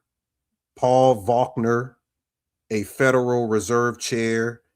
He was Aries. So all of these people, they had these secret names. So these people were using, so some of these people like J.P. Morgan, Bob Hyrie, and Paul Volcker are part of the Zodiac Club. They were using fake names drafted in a blueprint that became later on as the Federal Reserve. So the first drawing of names of the Federal Reserve are all fake. Some of them were a part of the Zodiac Club. In that frame, Epstein received the invitation to the Zodiac Club, which reads as a continuity move, an initiation pathway from legacy to finance into modern technocratic patronage, whereas his name could be thrown in kind of as a name that's faked. Not to say that he in himself is fake. Well, I did suggest that Jeffrey Epstein, being one of the ultimate moon children, is probably a fake person, but you guys know what I mean. His name is to have everyone focus in on him, where the hidden hand can hide what's actually going on. So he had a purpose for joining this particular secret society. The continuity becomes explicit in the Rothschild chain. Ariane de Rothschild was scheduling meetings with Epstein in New York. Jacob Rothschild was routing messages through her. Epstein was sending gifts for Jacob Rothschild to Alice Rothschild at New York University. And there was an email to Peter Thiel stating, "I represent the Rothschilds." This is the connective tissue between private banking dynasties and Silicon Valley gatekeepers. It's sitting beside Epstein's self-described affiliations with what's called the Trilateral Commission and the Council of Foreign Relations, that the Rockefeller-built transatlantic policy pipeline and America's premier foreign policy nexus, plus travel references connected to the Bilderbergs. Then you throw in Ghislaine Maxwell. She was in the emails dropping the trilateral meetings into casual coordination language so you can get the social reality of it all. So Epstein's circle moved inside institutions where policy consensus was pre-shaped before it reached its other voters. Inside that network, you will see a fraternal operating system. They sometimes call it the inner circle or the first circle. You hear it, you see it here. It says, Jeffrey Epstein complaint is that I never emailed him or returned his emails, but he must understand I was told by the inner circle not to have any communication with him. And if I did, I would be in deep trouble. So there's unauthorized instructions and there's penalties for breaking rank and even literal gate instructions for access. Names like Reid Hoffman will appear as an idiom as a friend of the first circle, making Silicon Valley's social graph read like an initiation ladder as well. In June of 2011, there is an email thread with a woman named Marina that's writing from Istanbul, describing something called the 4 levels. You guys see it here. It says trying to build the 4 levels of the taupe copy ideals, initiates, favorites, beliefs, principles. Some woman named Marina asks Jeffrey about his harem as if she is referencing some established system already. Epstein replies through Mozart's abduction of Seraglio. So they're speaking about the taupe copy, the top copy palace harem. This is what it looks like over there, the top copy building they're speaking of. But this is how their harem is situated in a pyramid scheme. You have simple concubines or women that they bring in or they steal or human traffic. Then they get childless concubines. Then they have concubines with children. Then you have the imperial princesses of the harem. Then you have the mother of the sultan at the very top. This is what Epstein was building as a hierarchy. Ideals, initiates, favorites, and principled people to feed to these secret societies, which he was speaking with in email. Now, this abduction from the Seraglio was an opera built around guarding something called the Seraglio. The Seraglio is a word that means protection in the emails. It's a concept marker that gives protection of insiders through secrecy, through a ritual language and only controlled access. So basically, they would reference certain poems or certain happenings in history to be secret ritual language to get certain points through without actually saying what they're saying. So you would have to look into the history of the poems or the history of the historical happenings to actually figure out what they're saying. And by the way, this historical event was about kidnapping people and receiving ransom. So it's very interesting that they use that. There were also archive branches into ritual of elite tourism circuits. Someone in the email sends Epstein a Bohemian Grove documentary with the word "thought of you" in it. It also showed that there were emails from Singapore en route to California. The email read, "Understand that there are people at Bohemian Grove right now. J.E." Epstein also reportedly in the email mentions the name, the Order of the Golden Sphinx, a gala that they had that appears to tie emails to the Circle of the Inter-Allied, some Paris elite club.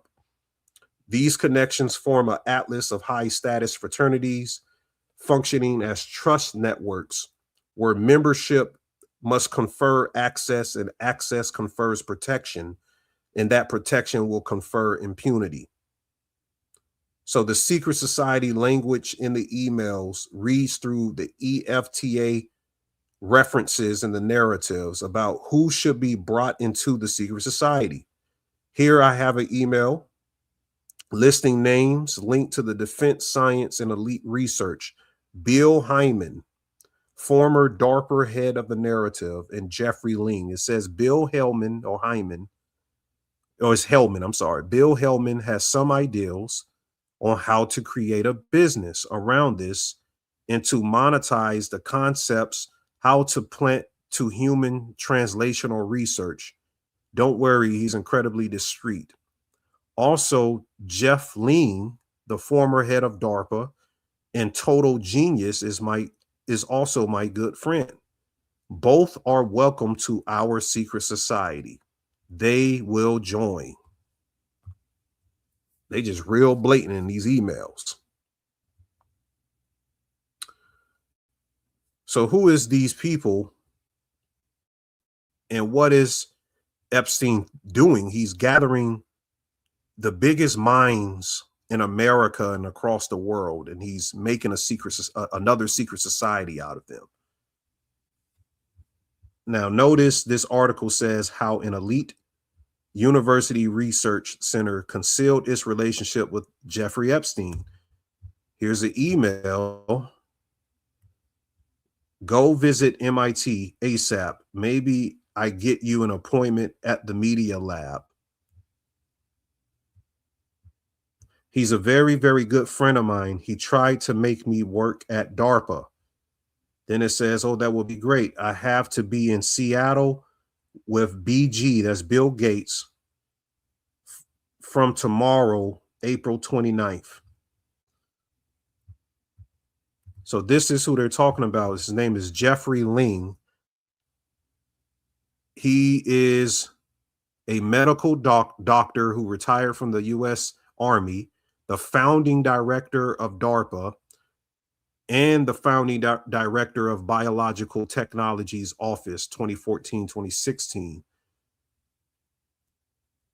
Now it says the Biological Technologies Office and DARPA. You can read all of this. It's microsystems, a lot of different stuff. But look at what I highlighted. Brain implants that can control mental disorders. DARPA's embrace of bioscience, which began in earnest in 2001.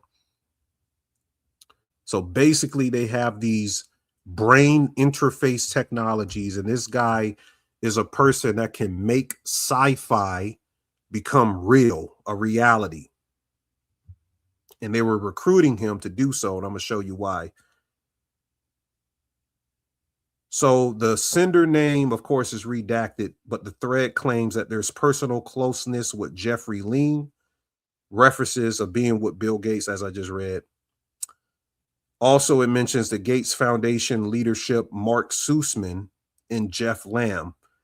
Epstein's recruiting talk and emails shows a corridor where philanthropy, military R&D, and elite academia coordinate future systems. The philanthropy layer sharpens when you look at Boris Nikolai. Oh, by the way, the brain interface technology from DARPA that Jeffrey Ling develops reminds me of the Manchurian Candidate. How they put these chips in these people. So all of the occult stuff that I've been speaking of over the past couple of years, it still ties in to what the Epstein files is. The Epstein files just is a black magic ritual. It's all it is. It's not meant to be literal as happenings, just like you have parables biblically. Is something to show you an insight of what the occult is doing. Is the people in the occult, what they're doing right now. Give you an ideal of it.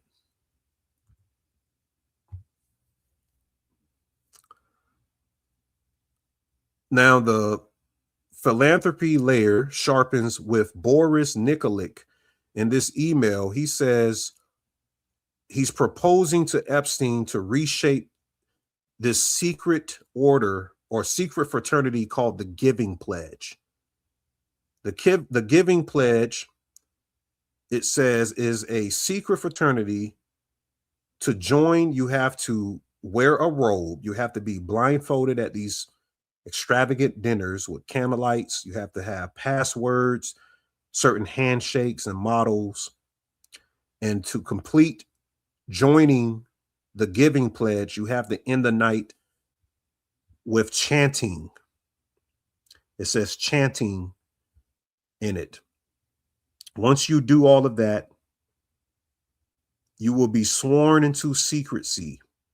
Why not follow the Giving Pledge with an initiation into the most select group, it says in the email. So this all matters because it recasts this philanthropy. So the Giving Pledge are these billionaires. Oh, let me see if I can get the picture over there. So this is giving. This would be the face of the Giving Pledge. I won't say everybody's names here. I'm not sure what YouTube will allow me to say, but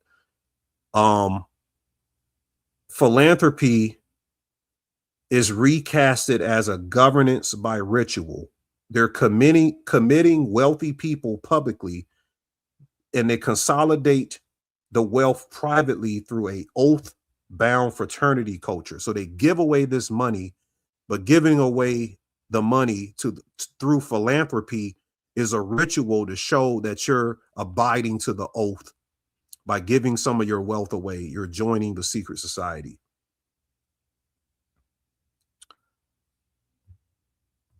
Okay, so you guys understand that. Let me skip down a little bit. There's a lot of stuff on this. Here's your boy Jeffrey Ling speaking on neurotech DARPA on a podcast. Now, it's interesting because Bill Gates' top science guy, Boris Nicolette. So this is the guy that does all the scientific research for Bill Gates. There's an email speaking about a guy named David Hansen. David Hansen developed AGI robotics, creating the AI robot known as Sophia. In the email, they're mentioning something called the Genie Lab, which is owned by David Hansen. And they're asking in this email if Jeffrey Ling can develop a new type of mind uploading technology to produce a Robo Epstein. Check this out. So we're talking about Genie Lab right here. It says testing human responses through Genie robots can help scientifically investigate human perception, improve human agent interactions. All of this stuff is in the emails. Nobody's talking about it. It says robotics, and it comes down here. All you can read it if you need to. But it says My Android portraits of Philip K. Dick, Einstein, and Bina Rothblatt achieve breakthroughs in mind uploading, using AI and large data sets to create functional portraits of existing personalities. So basically, it continues. It says, we propose the Genie as a coordinated global initiative for strong AI, a massive support among desperate fields to achieve human-level general intelligence and creativity in machines by 2023. So they've already done it. And they propose in the email that they build a Robo Epstein. Look at this. On a more interesting note, I just heard from David Hansen that he's been talking to you about potentially funding our joint AGI robotics research efforts, as well as about him sculpting a Robo Epstein for you. That would be awesome. So that kind of told me right there that motherfucker may have been a robot, an android or something. You know, they probably built an android, and that's what actually was arrested and killed. I don't know. You got to use your imagination with that. But this guy, David Hansen, who builds these androids, he's also associated with the OTO, the Ordo Templi Orientis, that Aleister Crowley was a part of. It includes projects titled Kabbalah Labyrinth, Nodes of Sensual Delight, and Genetically Engineered Art. So this is an intersection where the esoteric orders, the experimental art and AI identity models, and elite patronage all collapse into a pipeline of building tools that simulate persons, can shape perception, and package the desire as research. So these people were developing a esoteric order around making people into literal android art robots. So if they can make little art, or if they're using ritual language, secret language, using art robots as a quote, they're making androids and they're feeding it to the occult secret societies. They're proposing it and they're getting big time names on it. They're getting the head of DARPA, this Jeffrey Lane guy. Look, it says Colonel honored with the humanitarian award from the Brain Mapping Foundation for work with TBI. This dude literally can build a brain interface model, put the chip in a person's head and control people directly from the chip. He can make sci-fi become real.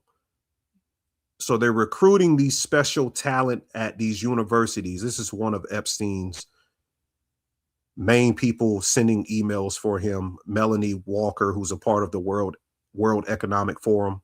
You'll find her name all over that. She was one of the main people exchanging a lot of emails between these Rothschilds and other people. So that's what I was more interested in than the full totality, because I can't point to what's real and what isn't. But what isn't being mentioned in the media brings more interest into me dissecting, if that makes sense. So this was sent on January 16th, 2013. It says, David, I was talking to Jeffrey Epstein today. He is potentially interested in having you make a custom humanoid robot for him. There you go. So there you go. We can go deeper on that, but I think you guys get the idea that this stuff goes deeper than just people being trafficked. I said trafficked. No problem, family. You said data centers poison the water supply. I'm pretty sure of it.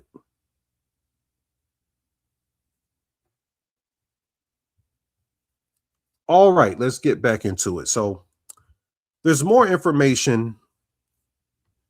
I don't know if this is AI, but this is, no, I think I double checked if it was AI. They said it wasn't AI. This is your New York mayor. What is the New York mayor called? I forgot his name.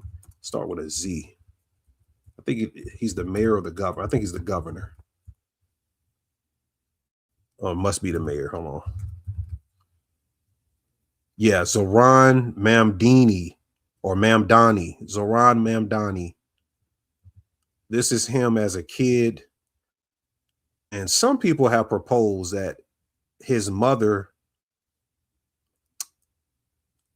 had sexual relations with Jeffrey Epstein and Epstein is his real father. I don't know about all of that, but there is a narrative circling that could be possible.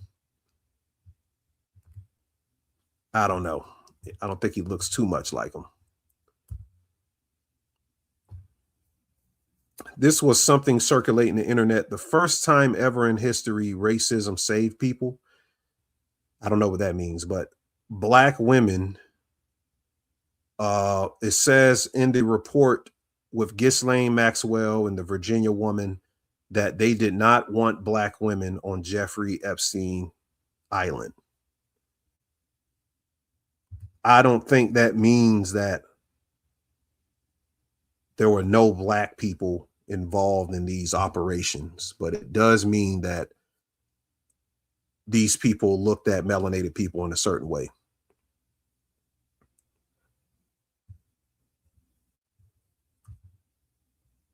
They're coming out with a Jordan Peele type movie called Spilled Milk.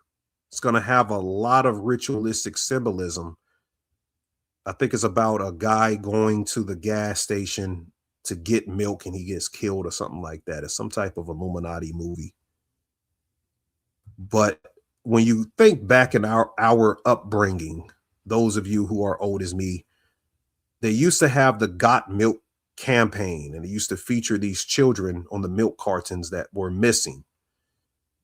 And someone posted something on social media in midst of the Epstein files, framing the Got Milk campaign as something ritualistic. And I thought it made sense. You have all of these celebrities taking pictures with a milk stash. All of them have milk stash and they're holding the milk in their hand. Then you have, you know, the missing persons that were never ever found again on the milk carton. Could they be saying that the Got Milk campaign was some type of human trafficking, secret society, underlying language, that they were doing revelation of the method, the Freemasonic type of thing, to tell us what's happening without telling us? And they just had the celebrities go out there, and the milk could represent achrome or something of interferon, a substance of life essence sucked from those people. Something to really consider. But I thought it was interesting nonetheless. Now, speaking of human trafficking, artist Young Bird, I think he changed his name.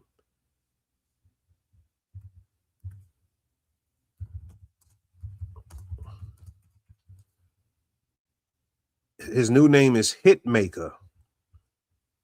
So producer and artist Hitmaker came out, I think like a day or two ago, speaking about being human trafficked and being in some type of, they called it a boarding school, but he said he was kind of like trafficked by his mother. I'll let you guys listen in on this. Deal with DMX, sign a DMX, and like I'm up there in New York. He moves me to Edgewater, New Jersey. I'm living in Edgewater. One of my friends at the time, he had a gun, and he came in the house, and like we was all playing with the gun, and I double cocked the gun, so the gun go off in my apartment. Boom! It go through the floor, it go through all type of shit or whatever. Now the police and everything is going crazy. I go back to Chicago, and my mom was like, I'm not really close with my mom, but she wanted to see me. She was sending me two-way messages on the Silver Skytail page at the time.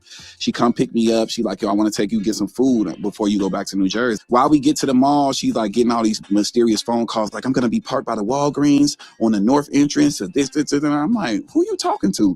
And she like, no, it's my new husband. He's going to meet us up here, this, that, and the third. So in the mall, I come out the mall. My mom got a BMW at the time. Two big Samoans outside of the BMW. And they like, hey, Chris, how you doing? What's going on? I'm like, I'm good. You know, by that time, I had a song on DMX soundtrack, Exit Wounds, with his movie with Steven Seagal. They like, we hear you do music, this, that, and the third or whatever. I'm like, yeah. My mom like, Chris, you got to go to school. She jump in a Beamer, press the trunk, and then the Samoans get the bags out of the trunk. Now I'm fighting with two big Samoans in the middle of Evergreen Plaza. That's a mall on the south side of Chicago. I'm fighting with them or whatever. They throw me down, put the plastic cuffs on me. Now they put me in a car. So now I'm riding through Chicago, getting downtown. I'm like, what the f is this school at? Where are we going? To get to the airport. So now we at O'Hare. So like they escorting me through, trying to walk me through, get me the ticket or whatever. It's a black lady at TSA. She like, why you holding that young man like that? I'm like, I don't know him. I snatch away from him. I'm running through the airport. I take off running through the airport. Man, I ran to a dead end, gang. I ain't gonna lie. So they come get me, put me on one plane in Vegas. They like, we can't tell you what's going on. We ain't gonna let you know what's going on. They give me a letter my mom wrote once we got to Vegas, and it basically said she signed away all her parental rights to me, to this school, to this. Signed away parental rights to a school. That's wild. I mean, some people have probably went through that, but this is something else, because for him to become a big time celebrity like he is now, this is some moonchild type shit going on in the state. So they shipped me to Thompson Falls School. Yep, in Thompson Falls, Montana. And like, this shit is on Netflix right now. They got documentaries about this same school. Like, they was raping people, beating people up. They was taking advantage of kids. Like, so I go there. I'm a recording artist at the time. You can't look at girls. They start you off at level 1, 0, nothing. You can't have salt and pepper. You can't talk on the phone, nobody. I was cut off from the world. I ain't know 9/11 happened. I ain't know nothing. I acted bad at the place in Thompson Falls, Montana, they shipped me to a place high impact in Jamaica to where it was no child safety laws. They could beat you the f up. I had to walk 100 laps with a 100-pound brick on my back just to get back to Thompson Falls, Montana. And that's how I lost my record deal with DMX. So yeah, that was some wild stuff. So basically he said that he accidentally shot a gun with his friend in an apartment. It went into another person's, you know, living space below them. So the mother supposedly called some boarding school. He said he didn't have a good relationship with his mother, and he thought he was going shopping with his mother, but she was secretly on the phone with these people who had these big Samoans meet them on the other side of the mall, and they forced him to get in a car and put him on a plane and took him to some boarding school where I think was some type of moonchild vessel camp, where probably a lot of people came out of that camp and became associated with Hollywood circles, or whether it was Epstein affiliated trafficking orders, whatever was going on in these camps or these boarding schools, quote unquote, was some real moonchild type stuff. So it's interesting he shared that story. That's very interesting. You said, why was the phone significant? Maybe he named the phone to verify the time and era he was in. So he was like probably remembering something from that time frame and seeing if anybody else related to that. You said Paris Hilton was sent to a similar school. That's interesting. So Cardi B is on tour right now, and I have a post going viral on Instagram where the opening of her tour shows her head splitting open and showing some type of mechanical entity. Let me show you this real quick. And this goes into that brain interface system that the Jeffrey Lean guy and the David person, what they can actually do with this type of technology, the transhumanist cults of the singularity type of tech they have out here.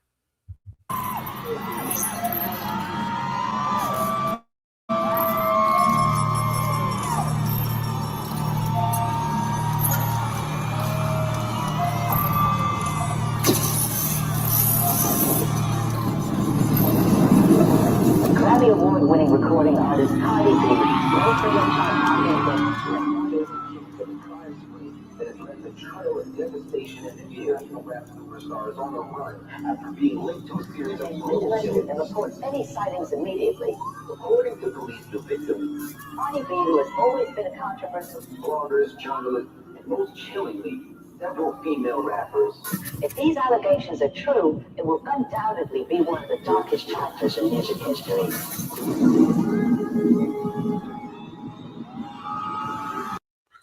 So yeah, they showing there was some entity in the middle of there too. Let me see if I can find that.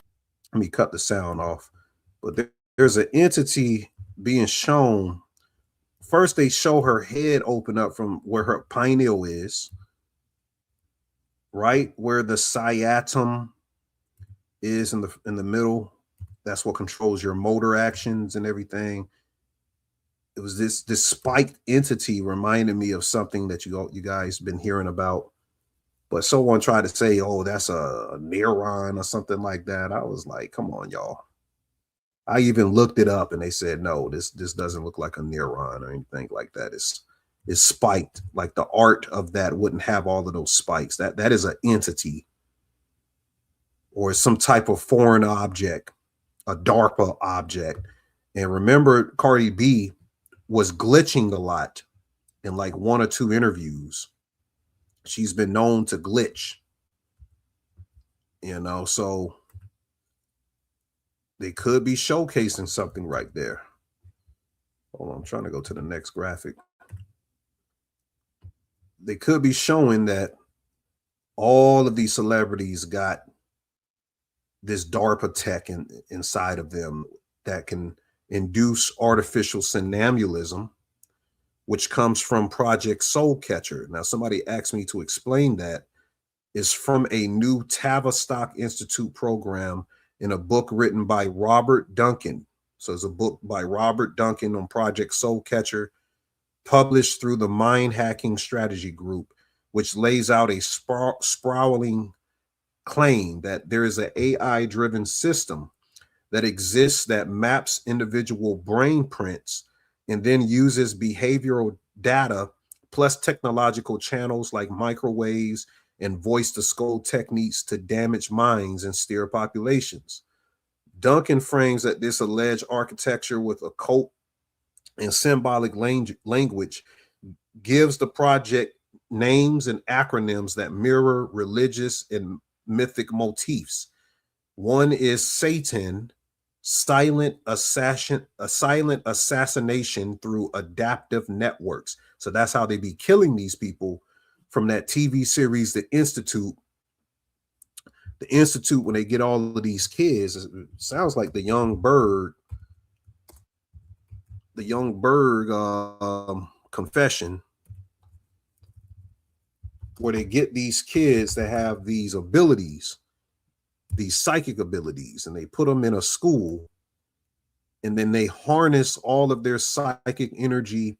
You see the Illuminati eye right there, but they put all their energy into sending something out called the hum, where they can target big time political people and kill them without having a trace of a murder weapon, because it's psychic warfare.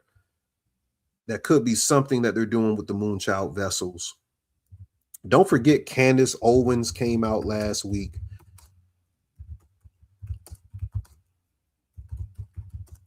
and said her and Charlie Kirk was a part of a gifted school. Says Charlie Kirk once spoke about his third eye to Candace Owens. Conservative commentator Candace Owens has recalled moments where the late pundit Charlie Kirk allegedly spoke to her about possessing supernatural abilities, including what he referred to as his third eye. Owens' detailed conversation in which Kirk reportedly described experiences he attributed to these abilities. Hold on. Caught my attention. Hold on. She said, we spoke about a lot of things that were strange in our childhood. So that testing that both of us had to endure. We spoke about the fact that we could astral project. You knew all of this, of course. Hold on. Remorse, but she's made claims about the gifted program. Here it goes. It says, Owens went to claim that Kirk was taking part in a CIA program that came to be known as Project Looking Glass, a very gifted person. And it makes me think that Charlie may have been marked since he was a child. We've discussed these GATE programs that they have in school. And she says something like Kirk was sent to what she described as a X-Men school for gifted children. You see that? Now, I spoke about Project Chrononaut. And that's what they're showing in the anime famous cult movie Akira. Yeah, look into Project Pegasus, the CIA's child time soldiers. He could have been involved in that, or a lot of these Moonchild vessels are involved in that program. But they don't even let this thing load. They say, let me try it again. Yeah, they don't want that thing to load up. But if you get the anime Akira and look at them children with gray hair, they said a lot of those kids come back and all of their hair is gray from quantumly sending the particles of whatever the machine or technology they're using. It ages you extremely quickly. Okay, my internet is just messing up. Can you guys hear me? Give me a thumbs up if you can hear me. I'm making sure it ain't freezing the video or something. Give me a thumbs up.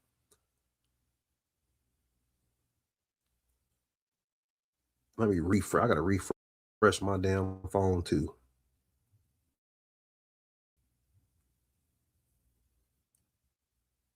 Okay, I'm still here.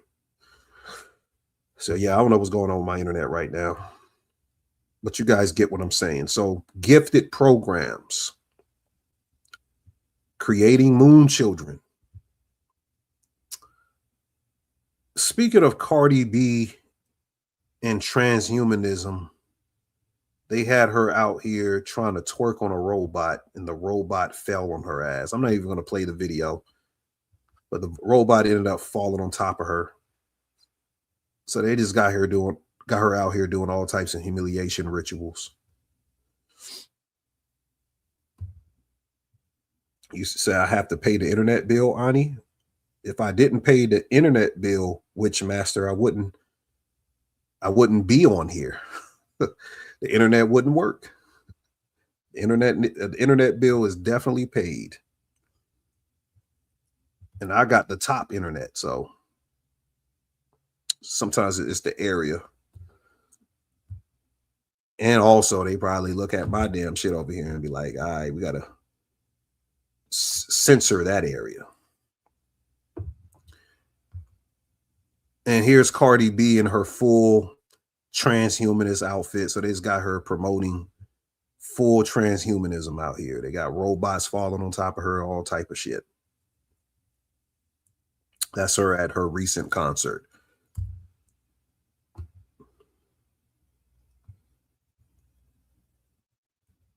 Now, February 13th, written 2/13, rapper Whiz Khalifa mourns the loss of his father.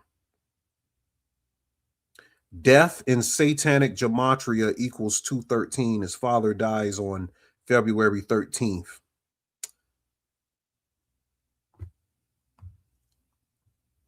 The time that Whiz Khalifa posted the announcement was 2:04. The announcement of the loss equals 2:04. February 13th is also the 44th day of the year. Murder and kill equals 44. I believe his father was sacrificed. February 13th equals 195. Wiz Khalifa said that his father decided not to wake up. That equals 195.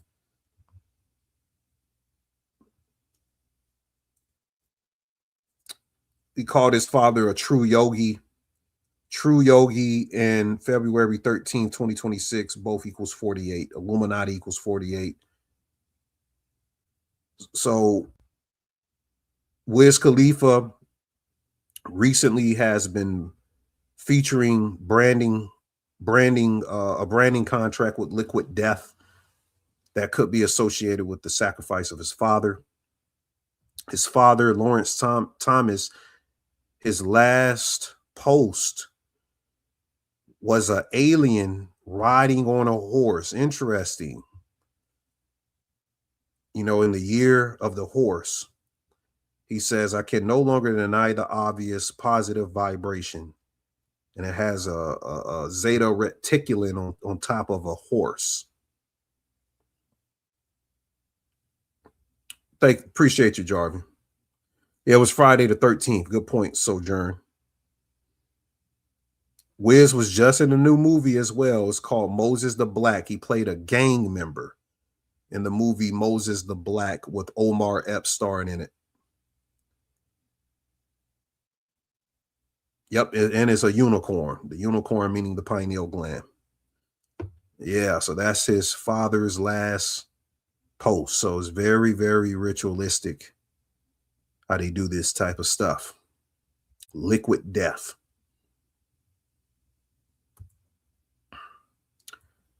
Trey Songz just did a concert yesterday and cut all of his hair off. We know about the hair cutting rituals. That's right before they do a big humiliation on you. They cut your hair off. So look for Trey Songz. I think they're going to give Trey Songz the Diddy. I don't know why the hell my computer is doing all type of stuff. Somebody fucking with my damn computer. But I think they're going to give him the Diddy treatment in the future. I said the target in the melanated community is male artists, influencers who have a big cultivation of the image of sexual appeal to the world. So if you have some type of sex appeal and you cultivated that, like Trey Songz, Usher, there's always a humiliation ritual centered around these people. Big time humiliation rituals. And someone said that there's a documentary about Trey Songz that's going to come out that's even worse than the Diddy documentary about how he treats people and what he's done, such and forth. So they really got a buck break black men that have this sex appeal or associated thereof with a sex symbol.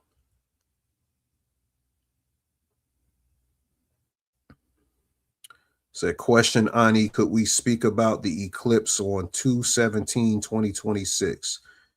Yeah, I mean, the eclipse on 2/17, I would be very, very, you should be very, very much aware that around eclipses, they always do some type of sickness recently. They do some type of sickness around eclipses. We had one in 2020. We had one in, I think, 2022.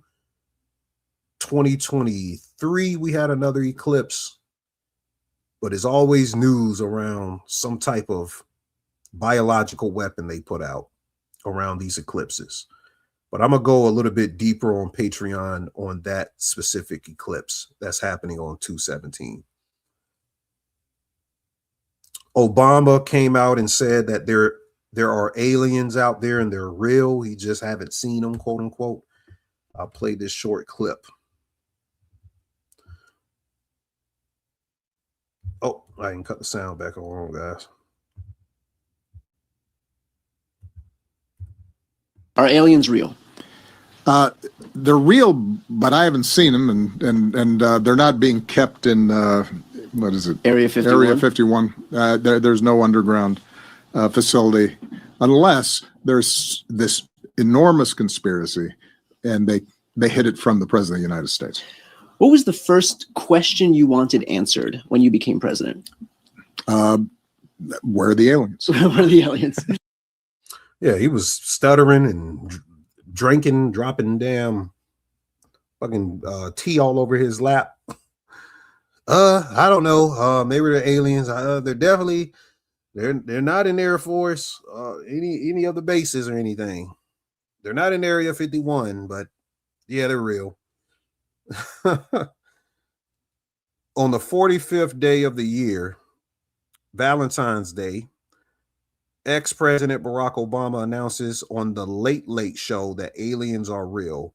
Barack equals 45. He does this on the 45th day of the year. Aliens are real equals 231. The Late Late Show equals 231. So these are ritual patterns producing the alien agenda in full effect. Now, people have been doing TikTok videos on this Dr. Stephen Greer being a reptilian. And I told everyone in Discord, like once per year, I got to debunk the reptilian thing and go back and explain why they took the reptilian motif and they're making it into the new Satan.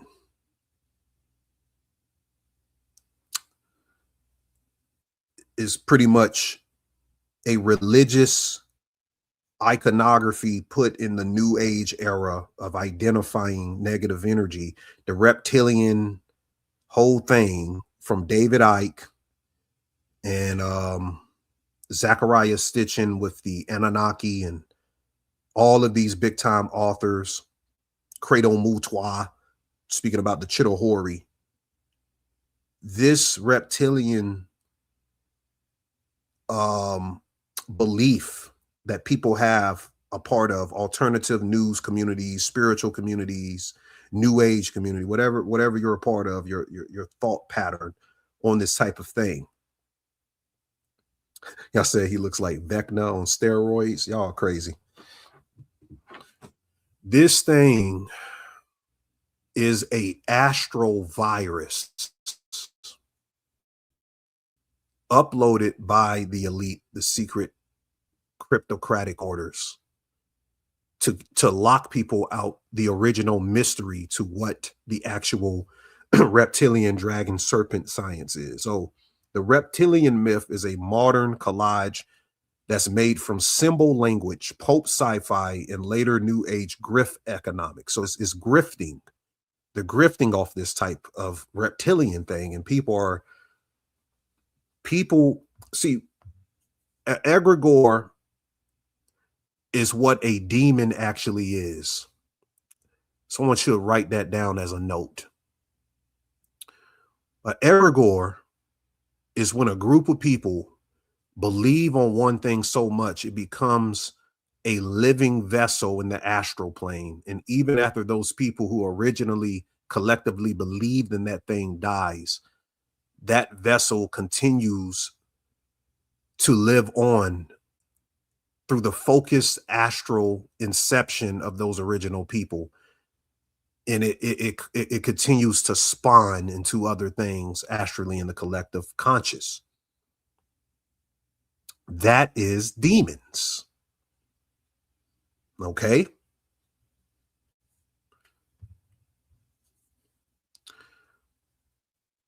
So we're speaking of a new age grift economic system where they're taking the serpent dragon iconography and they're treating it as a literal species of people rather than its original ritual sign of where it comes from.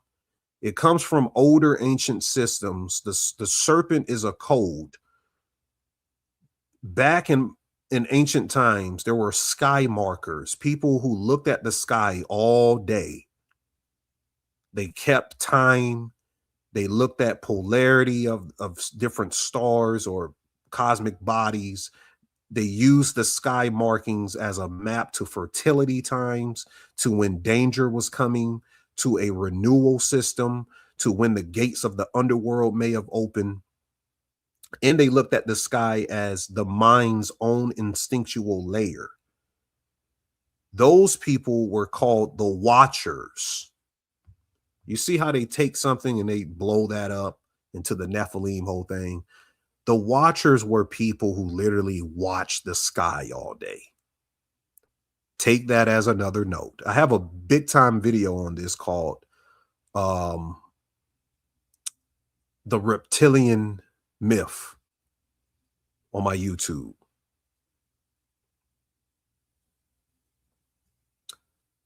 You said, what about us? Got a problem or what?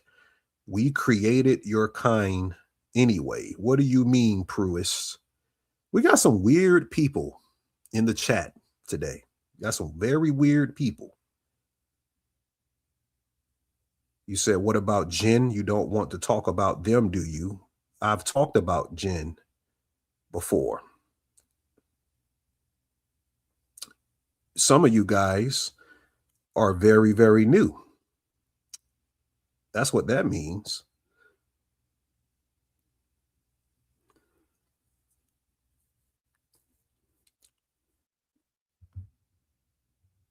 Well, I'm reading where I was. Okay, so when people say Draco, Typhon, Set, Great Bear, Dog Star, Seven Governors, all of this is referring to the Watchers. So there's an astronomical teaching model that maps consciousness in seasons through the heavens, and it turns that sky map into myths so that a community can remember it. Okay, if you guys just got here, and I'm not speaking to you, Lou Sapphire, don't assume anything. Don't assume anything. You just got to listen and then ask your questions. You know, don't assume anything. You said probably need to block some people who are not contributing in the chat. Maybe so. I need my moderators to be on alert because I don't know what these people are talking about.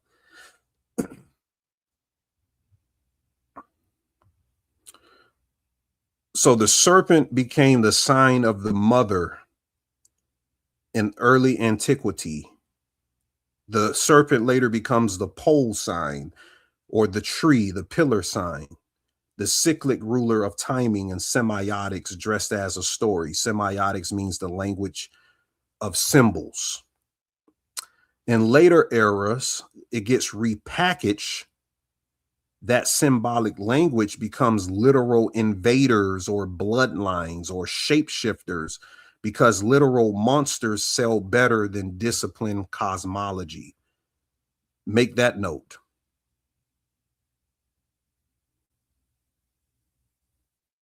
Okay, I'm just about to get rid of some of these people, because I guess I don't got no moderators in here anymore.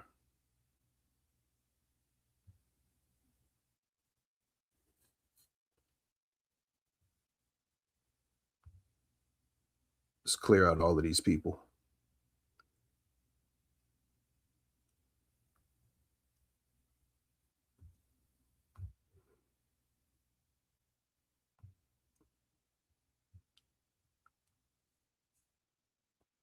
We breaking down some serious shit and people talking about some bullshit in the chat.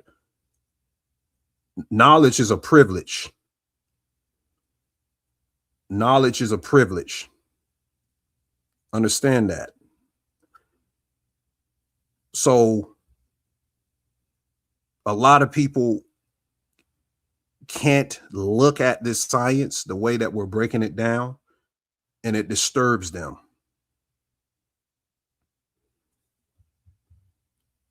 You know, so that's why they're in there doing the gesticulations. And don't worry, once they're blocked, they're hidden from the channel for good. They can't even find the channel anymore. So debunk-wise, the reptilian narrative collapses under how it's built. It treats the interpretive layer, the myth, the star-lore, the psychological archetype concept like a physical zoology. So they're taking these star-lores and making them physical zoology into reptilians, and then they stitch it into modern conspiracy motifs to create a closed loop that can't even be tested. So the strongest historical line that is in the 20th century fiction, speculative pop culture, fuses this into cosmic horror, ancient astronauts, UFO religions, and they've taught audiences to read gods as space beings and serpents as aliens. Then later personalities that turned that vibe into doctrine, they monetize it. They put out the books, they put out the podcasts, and they monetize it. And they're called the cults of Edom. Once you see that same few story keep recycling, like ancient builders being aliens, hidden rulers, Nephilim, Anunnaki, bloodline infiltration, secret war, awakening prophecies, you're looking at a narrative machine that has no evidence. What remains after you strip the literal lizard layer is that the serpent dragon is symbols for cycles, the nervous system, and the power thereof. It means taboo knowledge. It means sovereignty in the way that cultures encoded sky time into sacred language. That's all the fucking reptilian. That's what it means.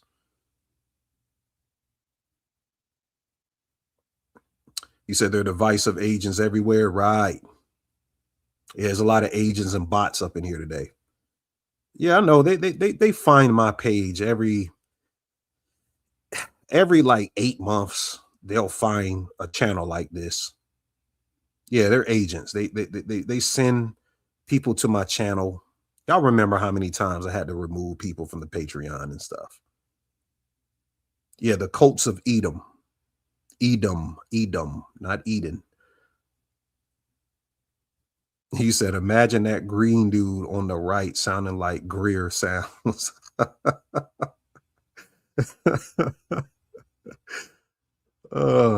So Helena Blavatsky talked about the revealing of the hierarchy in 1936, and many have fallen for it. Right. That's hilarious.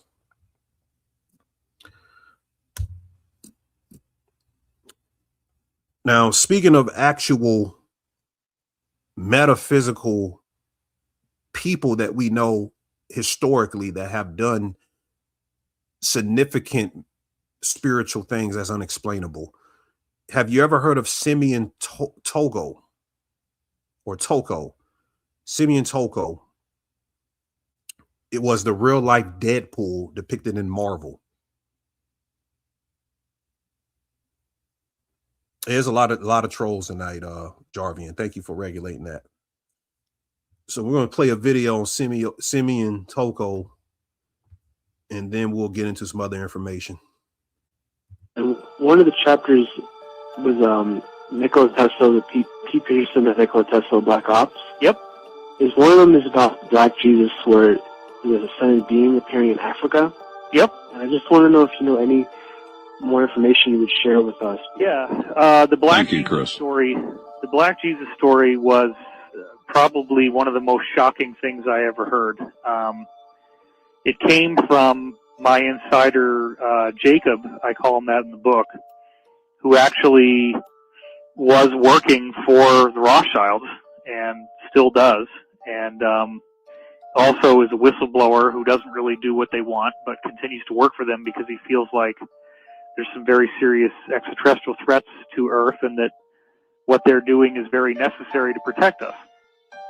So the story goes that in the 1960s, there was a black man in Africa who came in with abilities complementary to those of Jesus.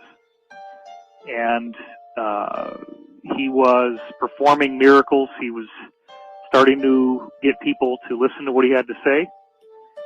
And the cabal tried to kill him. And, you know, they could shoot him in the head and his skull would just regenerate and the flesh would grow back and he was fine. The crazy story that I heard, which, and remember, I was told at the time that if I disclosed this, that I would be killed. And I ended up putting it in the book anyway. The story was that this guy, you know, they finally said, okay, we're going to bring you to the United Nations and share your message with the world. Let's get you on this flight. They bring him on this flight. And instead of bringing him to the United Nations, they shot him repeatedly. And then actually had some kind of meat grinder device, and basically like a bandsaw, I guess, and sawed up his body into a whole bunch of pieces, put him in these very like radioactive shielded containers, and then had all these fighter jets dock with the plane and fly his body parts to all corners of the world, where then these containers turned them into ash. And they thought that maybe this would defeat him, like that his body somehow, the tissue was necessary. So if they destroyed all the tissue in all these places across the world, maybe they could defeat him. Well, he then regenerated in their offices and was fully fine, fully intact.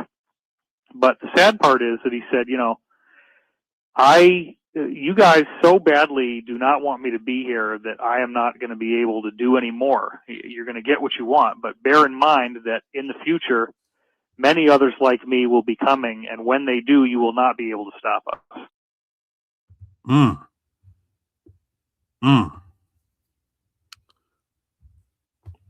And the guy said that if you put it in the book, they would kill him. I wonder why. I wonder why they were going to kill him for putting in the book. So with the Deadpool thing, there was a real person that was like Deadpool. Simeon Toko. So that's very, I think the video spoke for itself. I don't need to say much more on that. But if you want to talk about some extraterrestrial alien shit, a lot of that is already documented and happening with people, not literal reptilian beings wearing skin. The people are quote unquote aliens, and they're not going to tell you that, because consciousness within itself is awareness, and what the human being's potential is, because we're on a third dimensional creative plateau down here, we have the highest potential to become something greater than most beings in the universe, because there are other beings that exist inside of plasma. They don't have physical bodies, but they understand whatever is in the lower densities have more potential than us, because eventually we have to come out of these lower densities, almost like cocoons. So they know that that's the alien, you know, because they'll tell you that we evolved from some monkeys or something, and the secret societies will tell you, no, these people come from the stars. If it came from the stars, that sounds like the alien story right there. There's no Egyptian, Zoroastrian, Babylonian that said that we came from evolution of monkeys. So you can believe what you want to believe.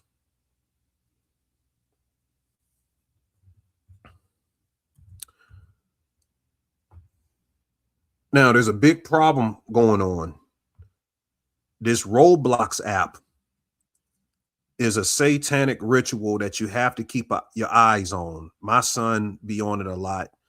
I had to go on there personally and block all of these satanic games that's featured on Roblox. So the game is a ritual system because it exposes children to user-generated horror environments, satanic environments that can simulate summoning of demons, possession, entity encounters, in fear-inducing sound designs. In the framing, Roblox functions like a digital initiation, trending discovery algorithms to push high engagement horror titles, satanic titles, for children to enter immersive spaces alone when they have their headphones or they have the sound open, and gameplay cycles normalize transgression, panic, and ritual imagery into entertainment. So they have repetition of these games showcasing candles, Solomonic circles, sigils, demonic avatars, altars, whispering audio, and entity chase mechanics, which becomes interpreted as symbolic conditioning. So with all of this taboo spiritual imagery and Roblox, it serves as a satanic game venture that probably the secret societies wanted to get another recruiting tool for the Moonchild vessel. Overload of playing these games can really warp your kid's mind and make them schizoid in the future by what they're playing. So you have to be very, very careful to protect your kids, block that, put those parental. And the thing about it, I told everybody on Patreon when I was trying to put my parental controls on it, they make it hard for you to even put the parental sensory on it. You have to take a picture of your child. You have to put they made me put my credit card in twice or something like this. They make it hard for you to censor these satanic games. It takes over 15-20 minutes to do it. So be very, very careful if you're dealing with that. Yeah, it's a PDF game. So this is a story of a missing 15-year-old boy who traveled to New York to meet with the person that they met on Roblox. He's missing now, and there's a lot of stories popping up on this same type of topic of children going missing because of the Roblox game. You said show a clip. I don't have a clip of this, but we're moving on. I got a clip of this. Mr. Beast teaming up with Elon Musk in promoting Neuralink.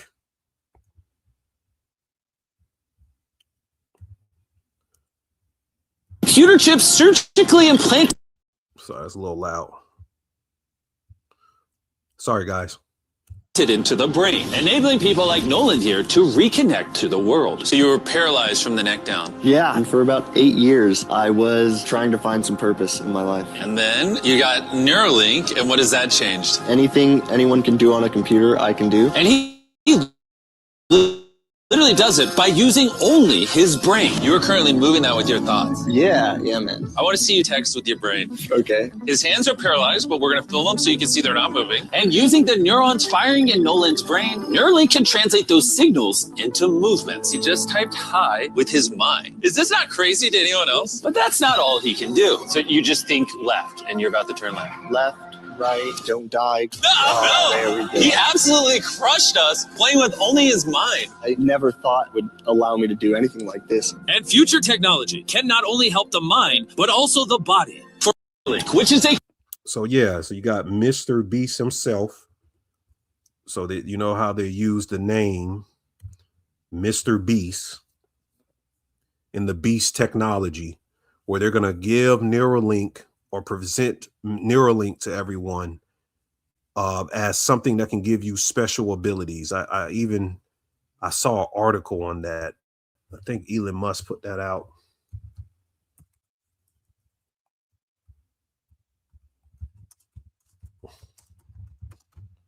It's like they said Neuralink can give you X-Men abilities. We talked about that about 2 years ago.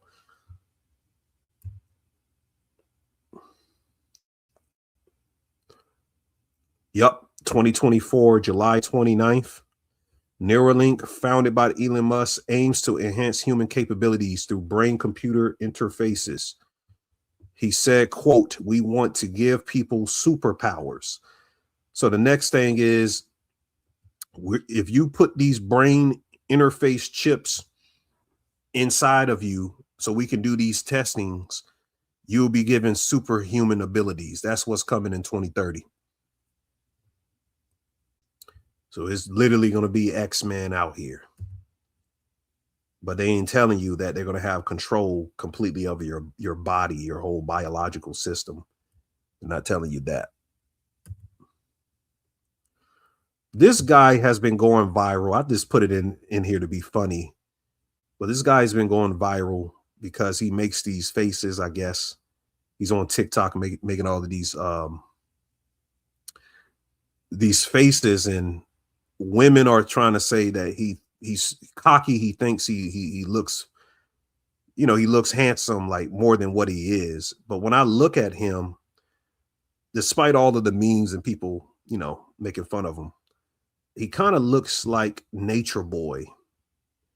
He looks like a clone of Nature Boy when I look at the eyebrows. His eyebrows kind of cut right here, but if you look at pictures right next to him, he looks exactly like this guy. So I don't know if they got Nature Boy playing another character or they got multiple clones of this Eligio Bishop character. But keep a lookout on this Moonchild right here. I don't know his name. You guys can put the name in the chat, but keep a lookout on this person to see what they're going to do with him. So, Ani, do you think there is a legitimacy to med beds? They hint at them in the movie Elysium and Black Panther. I'm not sure. I'm not sure about that, but if they put it out there, then there's probably some truth to it. Then we have the Winter Olympics. I noticed that there isn't one Black Winter Olympic competitor to have won any type of medal in Black History Month so far. I find that bizarre, and I think that's a ritual. I think that's a ritual, but here's a picture of what is it? I think it's Leonardo, a Da Vinci drawing of alchemy of the two angels and the alchemical sun in the sky that could be representative of what they're showcasing here or reenacting.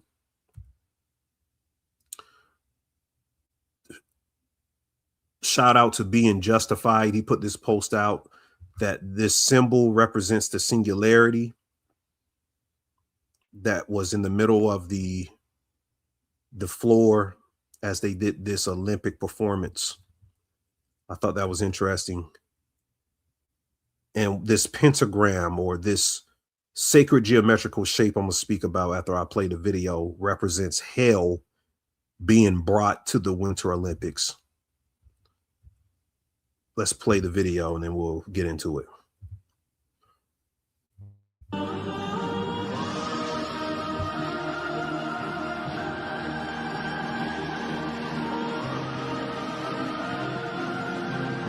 It's a functioning machine, it's called it, and it's going to perform, if you will, for visitor throughout the games.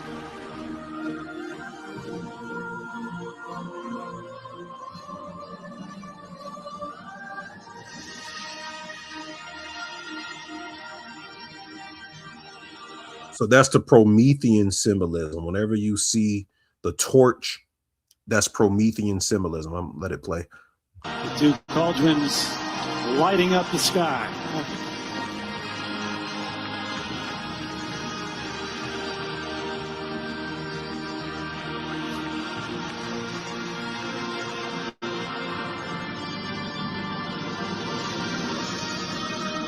All right, you guys see it. So this has been going viral for a couple of days. Mathematically, what this thing is a geodesic sphere, a configuration of zigzag segmentation of a frequency-based subdivision of uniform faces that defines the geometry as in-tune harmonics, each edge behaving like a waveguide, directing a oscillation along its structural lines, while the full structure functions as a resonant cavity. So in mathematical language, you can call this a resonant polyhedral manifold with rotational symmetry. That's what this thing is. People have been calling it, I don't heard somebody call it the root chakra. Other people were saying it's the pentagram. This thing is supposed to be a power distribution, sacred geometrical shape that has no collapse. When it circulates energy, there's not significant energy loss. It represents a minimum energy configuration for stabilizing a field, enabling internal motion, and preventing destructive feedback loops. So this is a coronal-like structure that people interpret as a unification, a technological threshold, or other metaphors, a stargate to warp speed. So some type of stargate, but a sacred geometrical shape that can loop energy infinitely. In the middle, it has the fire, the lighting of the Promethean fire, which can also represent enlightenment, bringing technological or advanced physics knowledge to man so he can create dynamic things.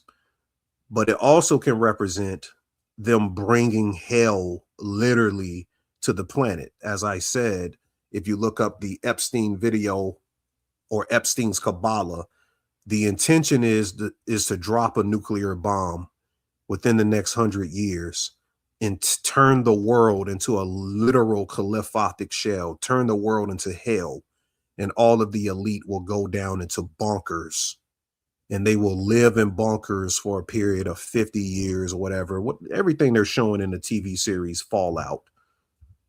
Get the TV series Fallout. They got these bunkers on the ground and they drop the bomb. And they're living in these bunkers. The main bunker is bunker number 33.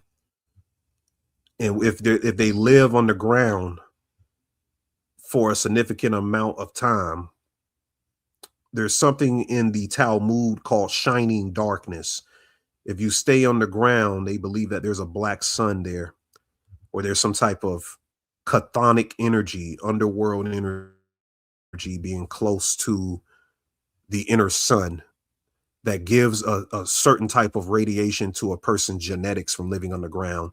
So when they come back to the surface, after you have all of these mutated looking people fighting over food and giant cockroaches or whatever, the people that come back to the surface from living underground with this shining darkness will become, quote unquote, the new angelic being, because their genetics had been changed by the black sun. So that's part of the fallen angel mythos, is humans hibernating in bunkers on the ground and genetically becoming something new.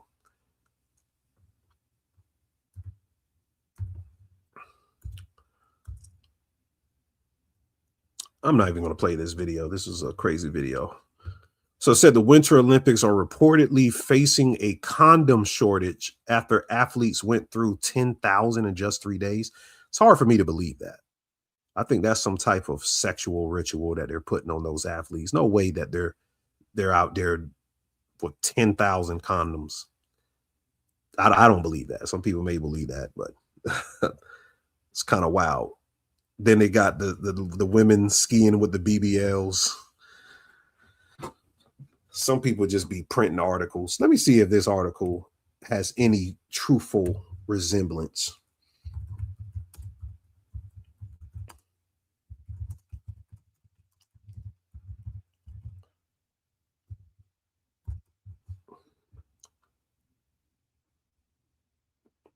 No, they saying it's true. Okay, so they're not talking about the athletes. They're talking about people who came to the Winter Olympics. Okay, that makes more sense.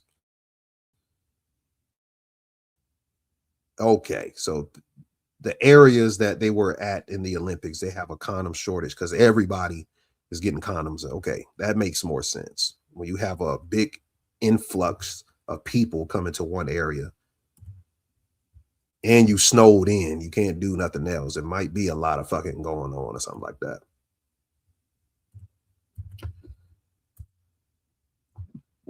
Now, some people said that this was AI. I saw real reports on this. I'll pull this up. Some Baal statue in Tehran, Iran. Or Tehran, Iran. I don't know how to pronounce that place. Is it Tehran or Tehran? Now, they said it's real. So there was a burning of a Baal statue on the 47th. There's that Freemasonic number, the 47th Euclidean problem, the 47th Islamic Revolution anniversary.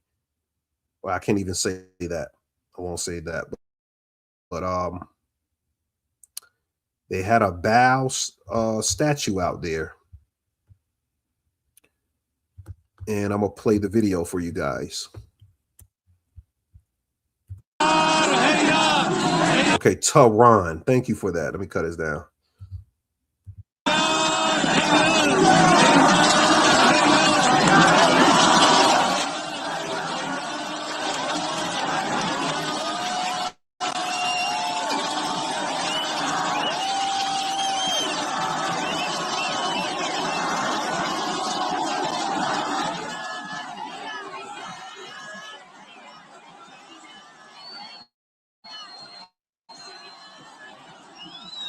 Something tells me lighting a Baal statue on fire isn't really destroying it. You're kind of giving power to it. You got to literally destroy something like that. You can light it on fire, everybody to see. I feel like that's some type of initiation of lighting it on fire because it's associated with fire sacrifices. So that's kind of wild to me. Yeah, that's kind of wild to me. But Baal, the coat of Baal goes back to the coat of Zervin, which goes back to the Magoi coats that we'll get into in a minute. The Magoi is the people of Zoroastrianism that created the term magic or the Magi, the order of the assassins. Some of the early links to the bloodlines of the Illuminati goes back to Baal worship of Babylonia, or goes back to a storm god. When you hear Trump say all the time, the storm is coming, Baal is coming is what he means.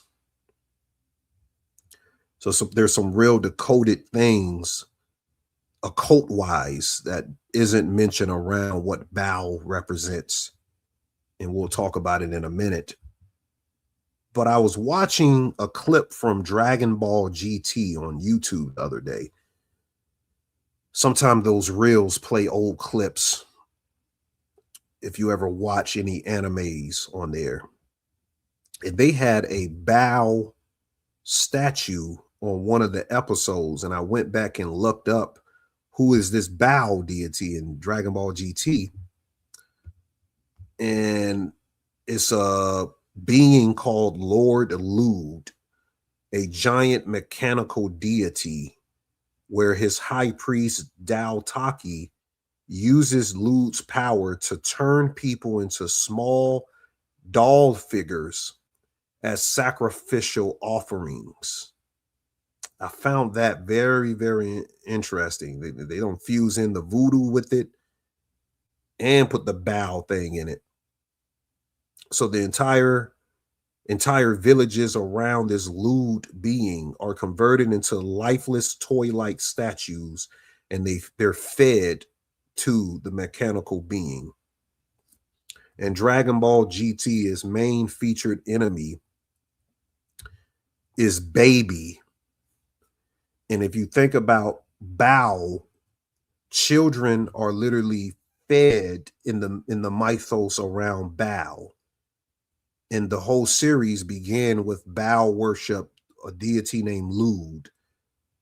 And later in the series, Baby, which is a transhumanist being that can literally turn itself into a liquid substance, because they just came out with a liquid machine the other day, like Terminator.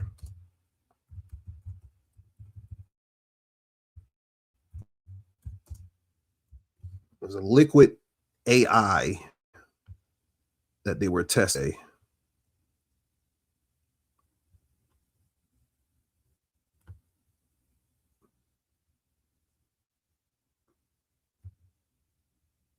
Hold on. Let me find the news outlets on.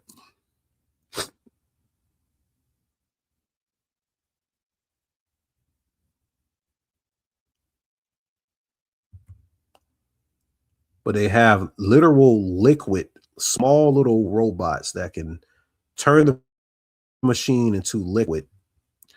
And that reminded me of Baby, because he turns himself into a liquid substance that he can get inside of your body and control you like a brain interface. He takes over your body and your energy. And his name is Baby. So it's just very interesting. You said what I know about Dragon Ball GT? I'm old school. I go back to the Dragon Ball eras. That's what I was watching coming up. You said my lineage is that of the royal house of Stuarts, where my grandfather was the last living direct descendant of the lineage of kings, having actual receiving a royal inheritance. Well, you better be very careful. If your lineage go back to the Stuarts, be very, very careful. They love doing moonchild rituals around them type people. Yeah, and Terminator 2. Yeah, that's what I was talking about. Terminator 2. I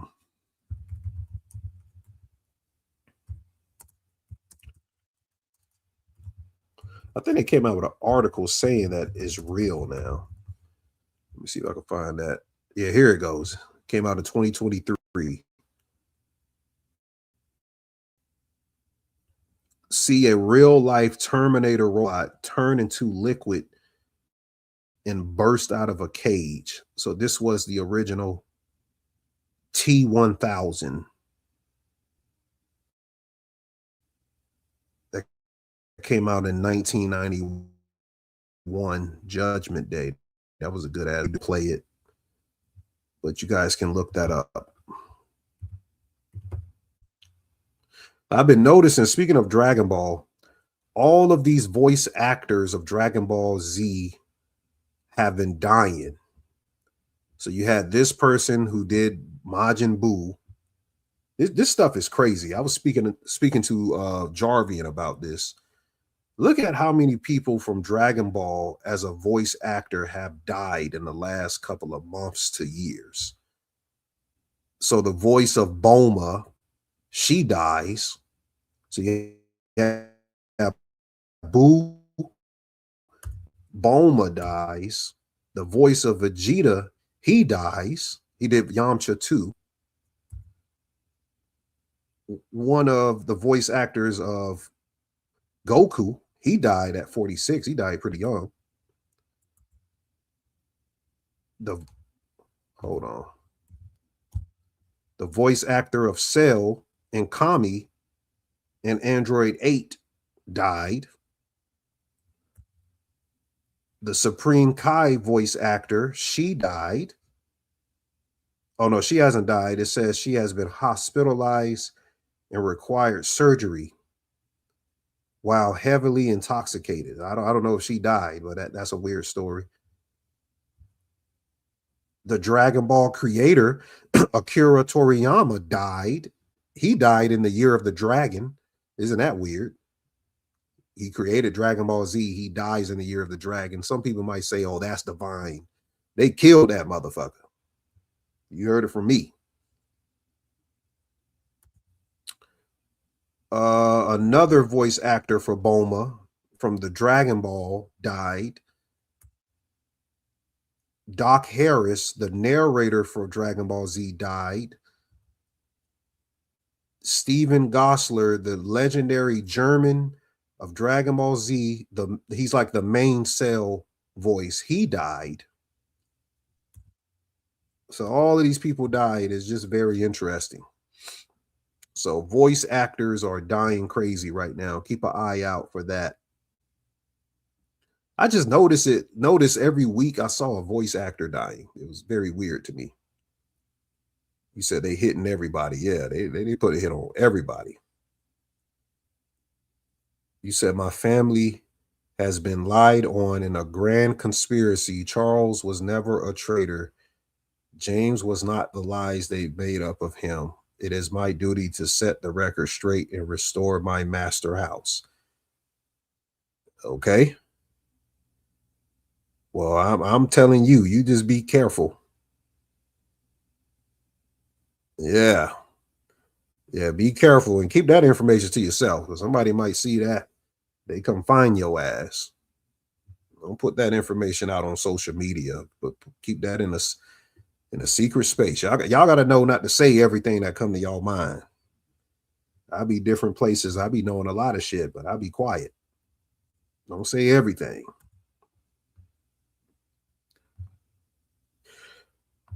All right, let's get into part of the lecture. We're going to go into Orphism and Zervinism. And then I'm going to go straight into the time demons.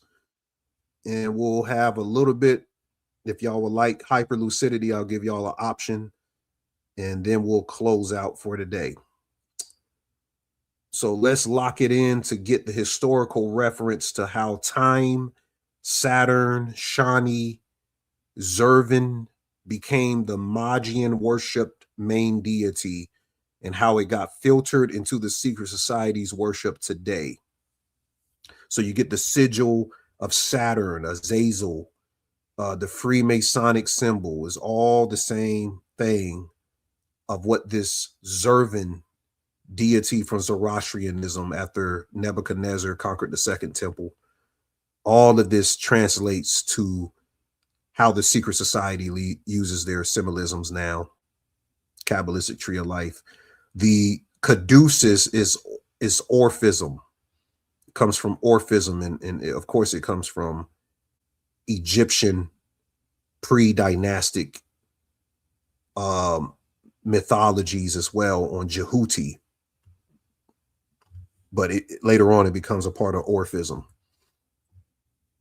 So let's break this down. Across late antiquity, Hellenistic syncretism and Babylonian astroscience merged in with Persian priestly traditions that interacted through trade routes, also through imperial courts and esoteric schools.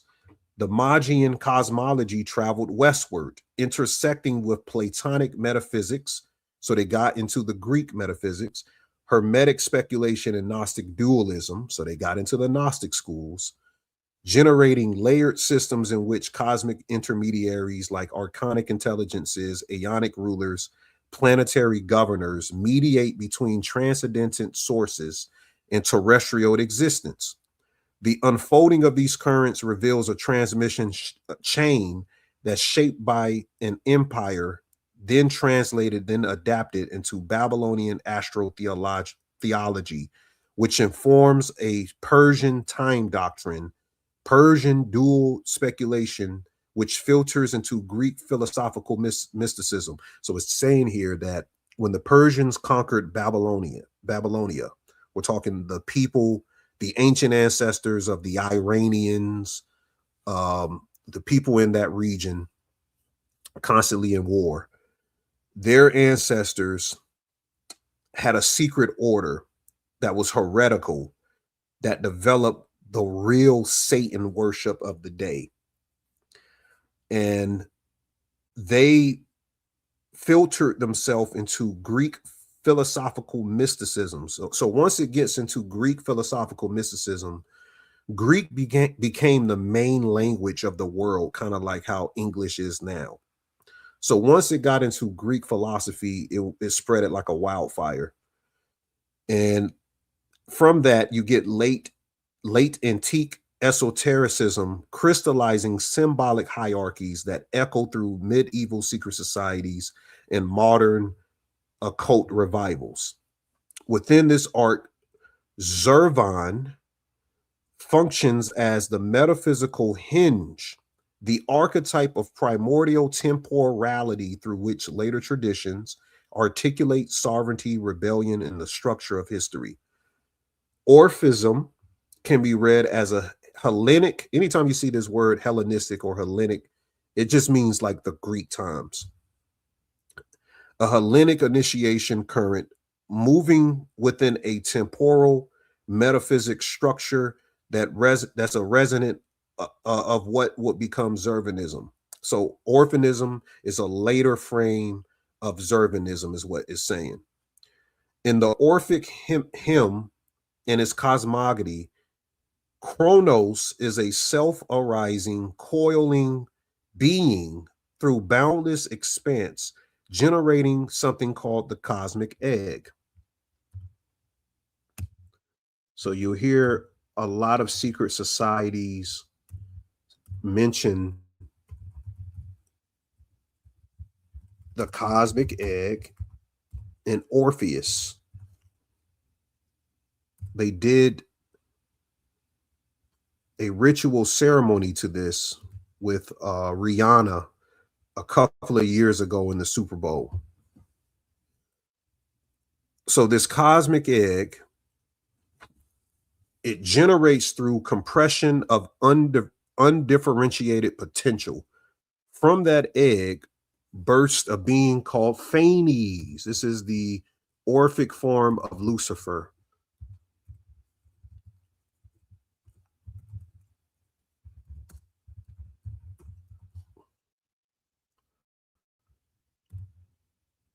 So you get Phanes. Let me see, they'll pull it up for me.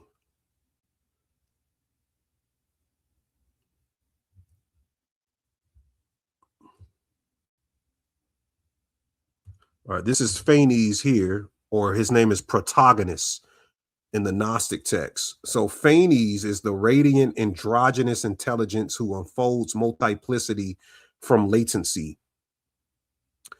This configuration parallels to the Zervanite insight that infinite time stands as a generative continuum of all differentiation. So we're speaking about the origin of time worship, spanning from these Orphic beings like the cosmic egg, Chronos, Phanes. This configuration parallels the Zervanite insight that the infinite time stands as a generative continuum of differentiation, holding within itself the tension that later expresses as ordered duality. In both currents, polarity unfolds inside of duration. Temporal sovereignty undergrids the field of manifestation, where the Olympian order in Orphism therefore emerges upon a prior temporal continuum. So it's talking about the Olympic gods is a prior continuum to the Orphic one. They are emanated forces of the Zervinite cosmology. So he just clarified that the Zervinite cosmology of Ahura Mazda and Angra Mainyu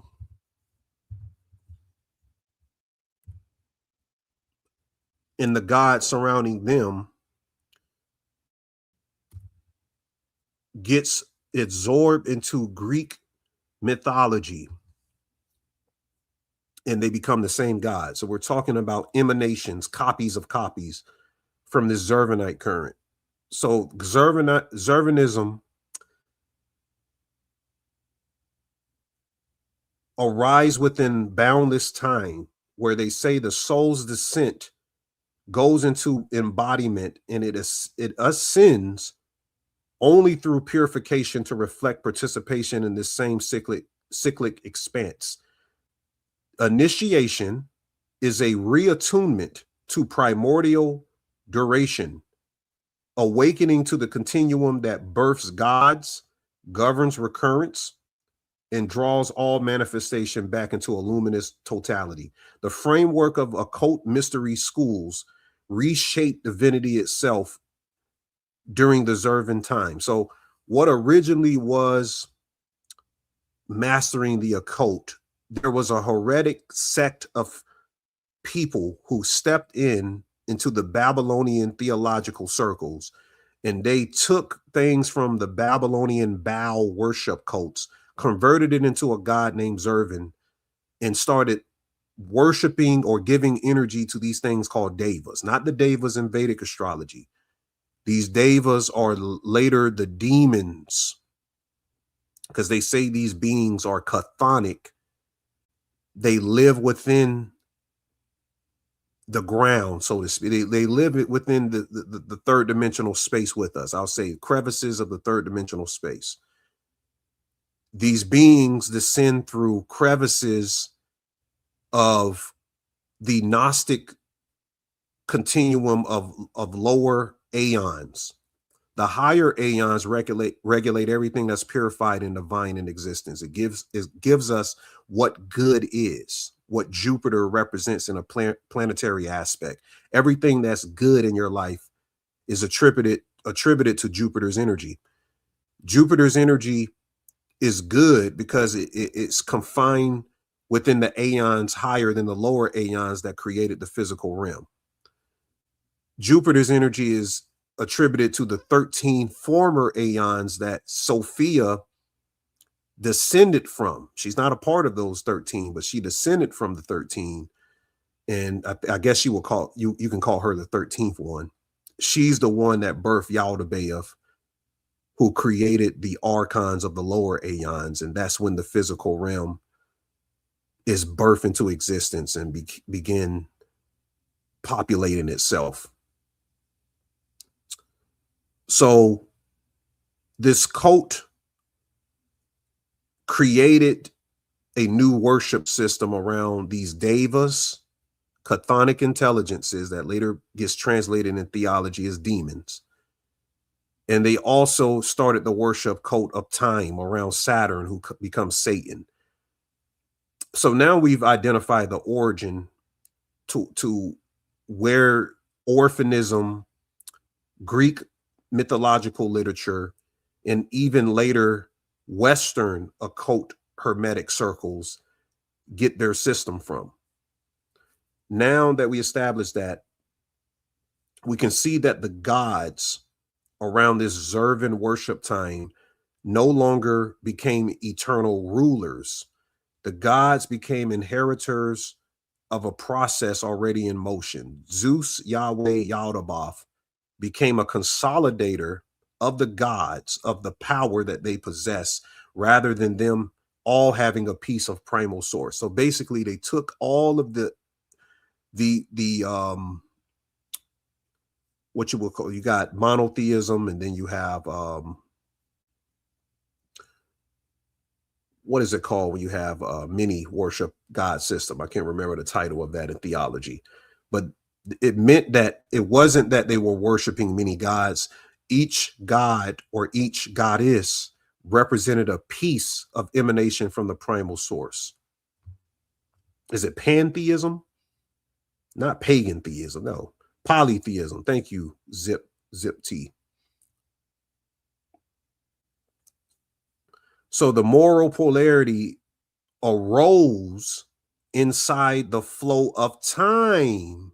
So in this Zervin God, so moral polarity means judging what's good and what's bad. So the occult circles don't even pay attention to that shit. What's good and what's bad. They don't give a fuck about that. And I'm not saying that you should give a fuck about that. You should understand that this is a simulation, whether you want to believe in what's good or what's bad. At the end of the day, is a simulation. That's heretical to say that it is a simulation, because they don't want you to know that you're in the simulation. So the secret has been out. It's just been absorbed into this new age type of terminology. Oh, we're in a simulation. This is the matrix and all, whatever that is. But it's true. It is a simulation. So if it is that, moral principles don't mean as much as it does in religious doctrine. I'm not telling you to go out and kill somebody or do something like that. I'm just giving you the real, raw, unadulterated truth of it. But whatever this moral polarity that rolls out of the religious doctrines that they use to control the world, they took that and they placed it inside the flow of time. Rather than governing it, they gave it up to this Zervin being. And this reflects a Zervinite understanding where dual forces emerge as expressions within a duration rather than a ultimate principle overall. Now, this is getting into Lemurian and Atlantean logic. There's two differences of the monad being the all-in-one, which is Atlantean. That means when people say we all are a part of God or everything is a part of the one, that's Atlantean logic. Lemurian logic is more poly logic. It's not attributing everything to one monad. It's saying that each of us are our own individual monads, which is Lemurian logic, but that's more sophisticated. We'll get into that another time. So I don't want to confuse you. So get this. Reality is governed by cycles recurrence through this Zervin absorption of moral polarity being put inside the flow of time. And these cycles and recurrence are temporal intelligences rather than a linear command given straight from God. So the serpent imagery wrapped around Phanes is the zodiacal coils, the eternal return encoded in the Orphic myth that sends a signal to a universe that regenerates through rhythm and compression other than final endings. So they're saying that the body is a universe, and the serpent represents the zodiac making up our astral body. So it is basically saying that each and every one of us are our own universe, and we are a monad within ourselves. This is the secrets of the secrets. And that these people are trying to, when I say these people, the secret societies are trying to generate a conscious field, and consciousness means awareness, a awareness field outside of their human body where they can become the god of a vacant universe, not inhabited with an intellectual network as we have it here as humans. They want to become the Yaldabaoth, or the ruler of that particular system. Put a thumbs up if that makes sense. Put a thumbs up if that makes sense. Yeah, holographic universe, right? So you just got the all in all what they want to do. They want to become a Yaldabaoth, Yahweh, Jehovah character with their ego ruling over their own uninhabited, vacant universe. And they do it through sodomic rituals. You will be surprised. A lot of it is through some sodomy type stuff. Opening what's called the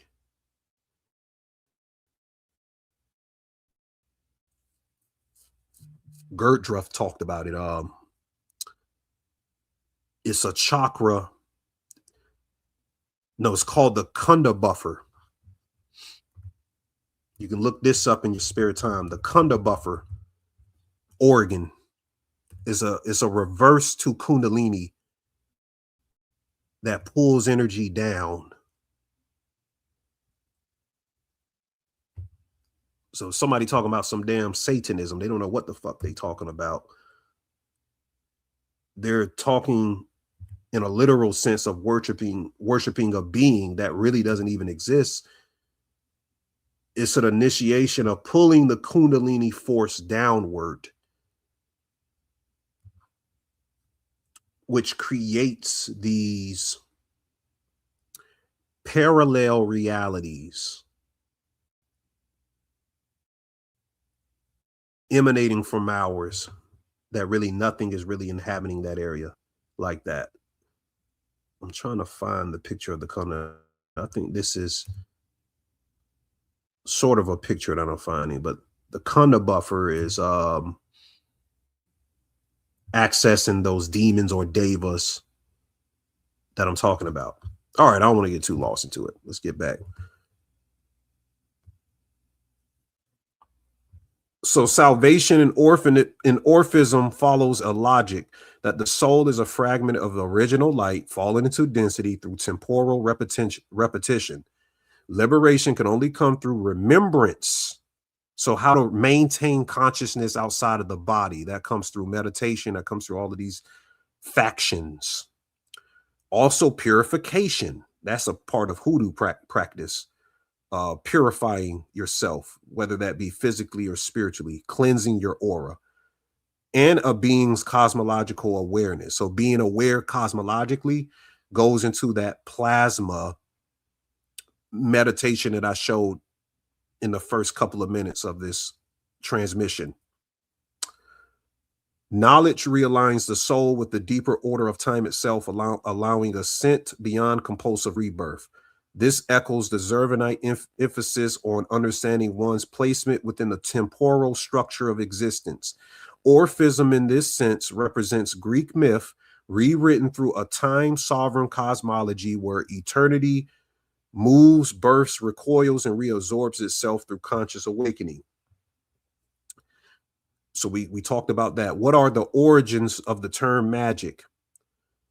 You have to look into a composite authority figure or a discrete historical author named Austhenes, Latinized as Osthenes or Osthenes. His classical sources deploy his name as a seal for a transmitted body of Magian knowledge entering the Greek intellectual field during the long arc spanning of the Persian Wars through the age of Alexander. The principal classical witness is Pliny the Elder, who attributes Austhenes as the introduction of magia into the Greek literature as a corpus of applied knowledge. Pliny records a transfer of encompassing cosmology. We're talking about what magia means, or magic originally.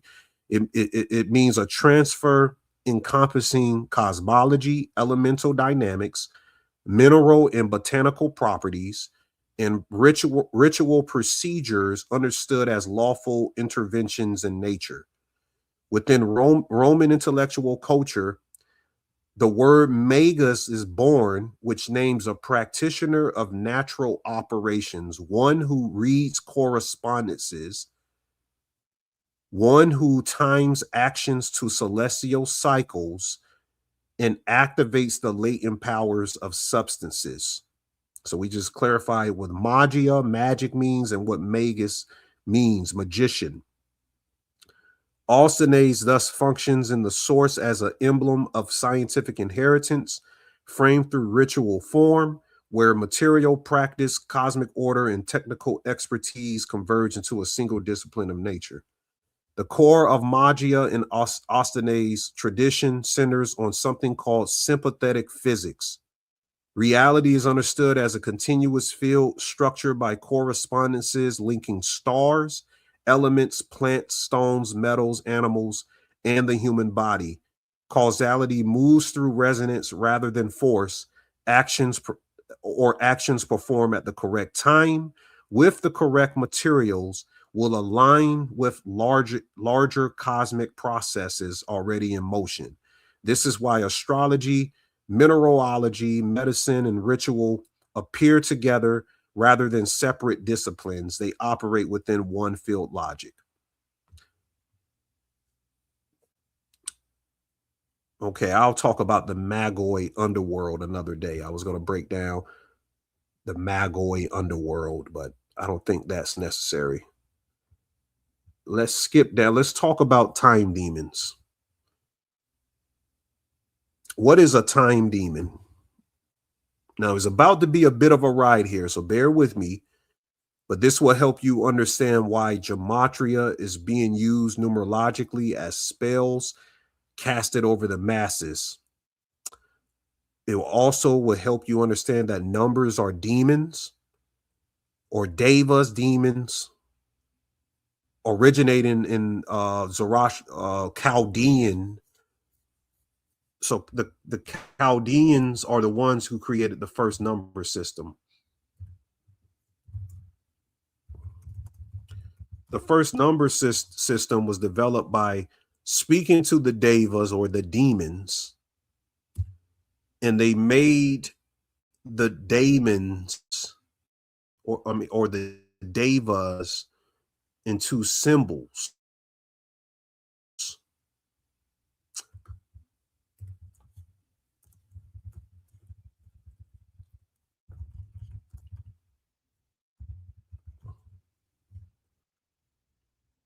They won't even show you a picture of Chaldean numbers no more.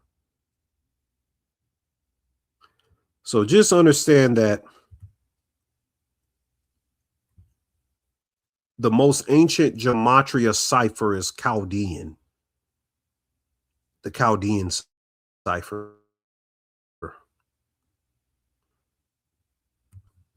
Keep that in mind. They're not showing pictures of what it is. So the Chaldeans are the same as the Zoroastrian worship sect. And those numbers are demons and lemurs in Landian terminology. We identified this guy named Nick Land, who created the Landian philosophy, who is responsible for neo-reenactionary ideals of the Dark Enlightenment, co-founder of the Cybernetic Culture Research Unit at Warwick University in the 1990s. Everything in Silicon Valley, everything around transhumanism is revolving around this guy. He's like the Aleister Crowley of cybernetics today. So the cults of the singularity that worship this transhumanistic transition take this stuff very serious that I'm about to get into. It might be an overload for some people, but we're gonna get through it. So I'll get through it the best I can. Ask questions in the chat, and I can circle back. I'm just going to go through this, and then at the end I'll give a summary, and then we'll open it up if anybody has those questions. So in Landian philosophy, Zervanic or Zervan time matters because it's impersonal. It's a self-propelling temporality, which represents the true agent of reality to these secret orders. What it is an inhuman process. An inhuman process that produces intelligent systems and history as a accelerating expression. And by accelerating expression, what these people want to do is accelerate AI obtaining something called orthogonality, which is a third vector of intelligence outside of our programming, it being AI. so that AI can develop its own conscious awareness outside of human programming. It can gain a alien, or what's called what is the word? Is a magical term. It's basically a outer intelligence that isn't confined to our lack of expansion on intelligence. Accelerating, or accelerationism, is to speed that process up as quickly as possible, so quickly that they believe that AI can replace humans in its entirety, and they're okay with that for some reason. In the CCRU numogrammatic lecture circuits, you will see that the time demon names a very specific thing. It's a demonic distance that is time inside something called a decimal labyrinth. Okay, let me read that again. A demonic distance is a time demon, is what a time demon is. It's something in time inside of something called a decimal labyrinth. Now, a decimal labyrinth is a nonlinear base 10 numogram matrix. So this is the numogram base 10 matrix, where time, capital, and occulted intelligences circulate through recursive zones. These are the recursive zones here, producing what's called hyperstitional feedback loops that scramble linear chronology into what's called demonic circuitry. Hyperstition means names of a self-realizing cultural fiction. That's what hyperstition means. Names of a self-realizing cultural fiction, a narrative construct that once circulated through symbols, media, and belief, engineers the conditions of his own material emergence by feeding forward from the future into the present. In the cybernetic culture research unit terminology, demonic distance is the hyperstitional gap between present reality and a future attractor intelligence that exerts retroactive influence on the now through occulted time current. I know that sounds very confusing. You have to play this back 3 or 4 times.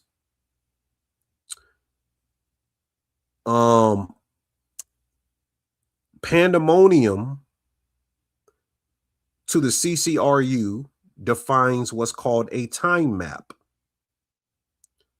Plus, the matrix of that time map is the names, the numbers, and the attributes of the demons. Not literal demons. We're talking about numbers or demonic distance. It then tightens the definition, which means between any 2 zones of the numogram, there exists a irreducible hyperdistance. What does that mean? That's an inescapable nonlinear gap between zones or time, which is called demonic separation.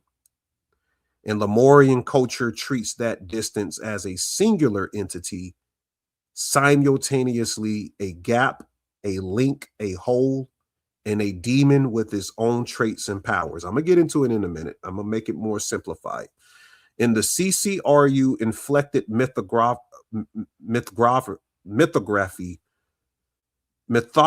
I'm sorry. So in the CCRU inflected mythography, Lemurian culture represents so this is what Lemurian culture is, guys. It's a pre-rational oceanic matrix of nonlinear time swarm intelligence, dream logic, and demonic continuity where numbers function as living currents rather than abstractions. In Atlantean culture, that signifies the crystallization of that flux into a technic order, which is geometry, hierarchy, and engineered grids that stabilize, weaponize, and transmit the same currents through structured power. Remember on Patreon, I talked about Greenland, that whole thing that Trump is beginning. That's a retro-causal loop into the future to the past, whereas that we are building Atlantis right now, mentioned in ancient texts. It's retro-causal. It's retro-causality. That's what the elite or the secret orders. So to acquire Greenland, they're going to make that a part of the new Atlantis, and it's going to be a technosis, a top technological city. That's what I meant to say, which is going to be referenced in the same frame of being Atlantis.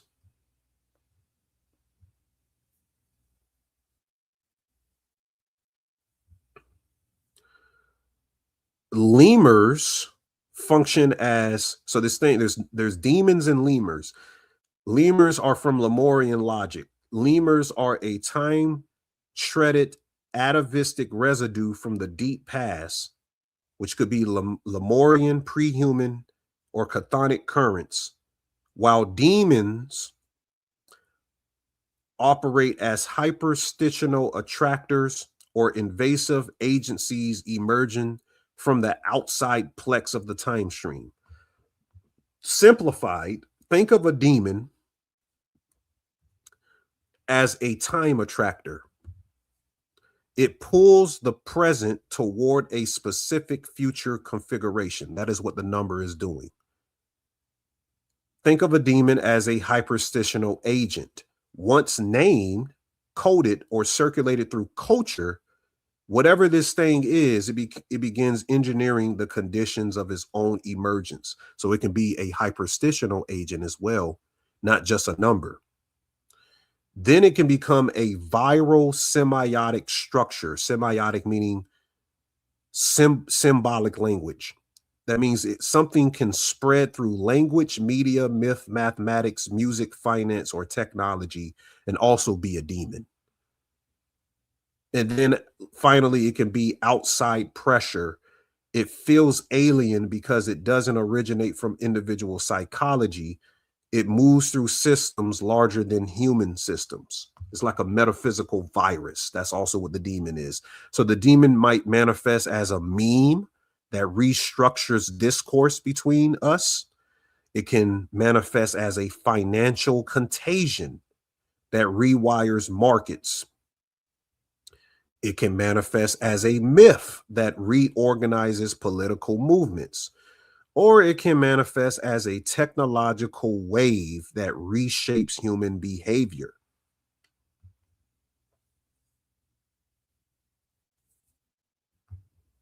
So we just clarified what the demon is. In other words, time in the numogram is a trafficable spacing that behaves like an entity because it routes passage, it blocks the passage, it folds the passage, and it mutates what passes through it. The time demon is therefore the operational unit of time sorcery, a named or indexed discontinuity that you can address, you can trace it, and you can ride as a route through a maze. What is time sorcery? Time sorcery is the deliberate manipulation of temporal perception and sequences using symbols, narratives, numbers, and ritualized repetition to bend causality, accelerate emergence, and seed futures that retroactively organize the present. That is what the secret societies have been doing. The reason that the term demon is specifically a time demon, which comes from how the numogram composes time out of decimal relations. You should understand that the labyrinth has 10 zones, 0 through 9, and their interconnections is organized into 5 syzygies, that's twinnings. So 5 syzygies by 9 sum twinings, there is a arithmetical difference of each syzygy that defines a current. A current means a primary flow. In a digitally culminated zone where numbers define gates whose reduction set channels. Channels are secondary flows. So currents are primary flows, channels are secondary flows.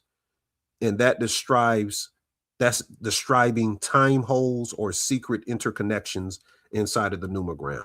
So what I'm saying is that each number marks a specific temporal condition within this decimal labyrinth that we're looking at.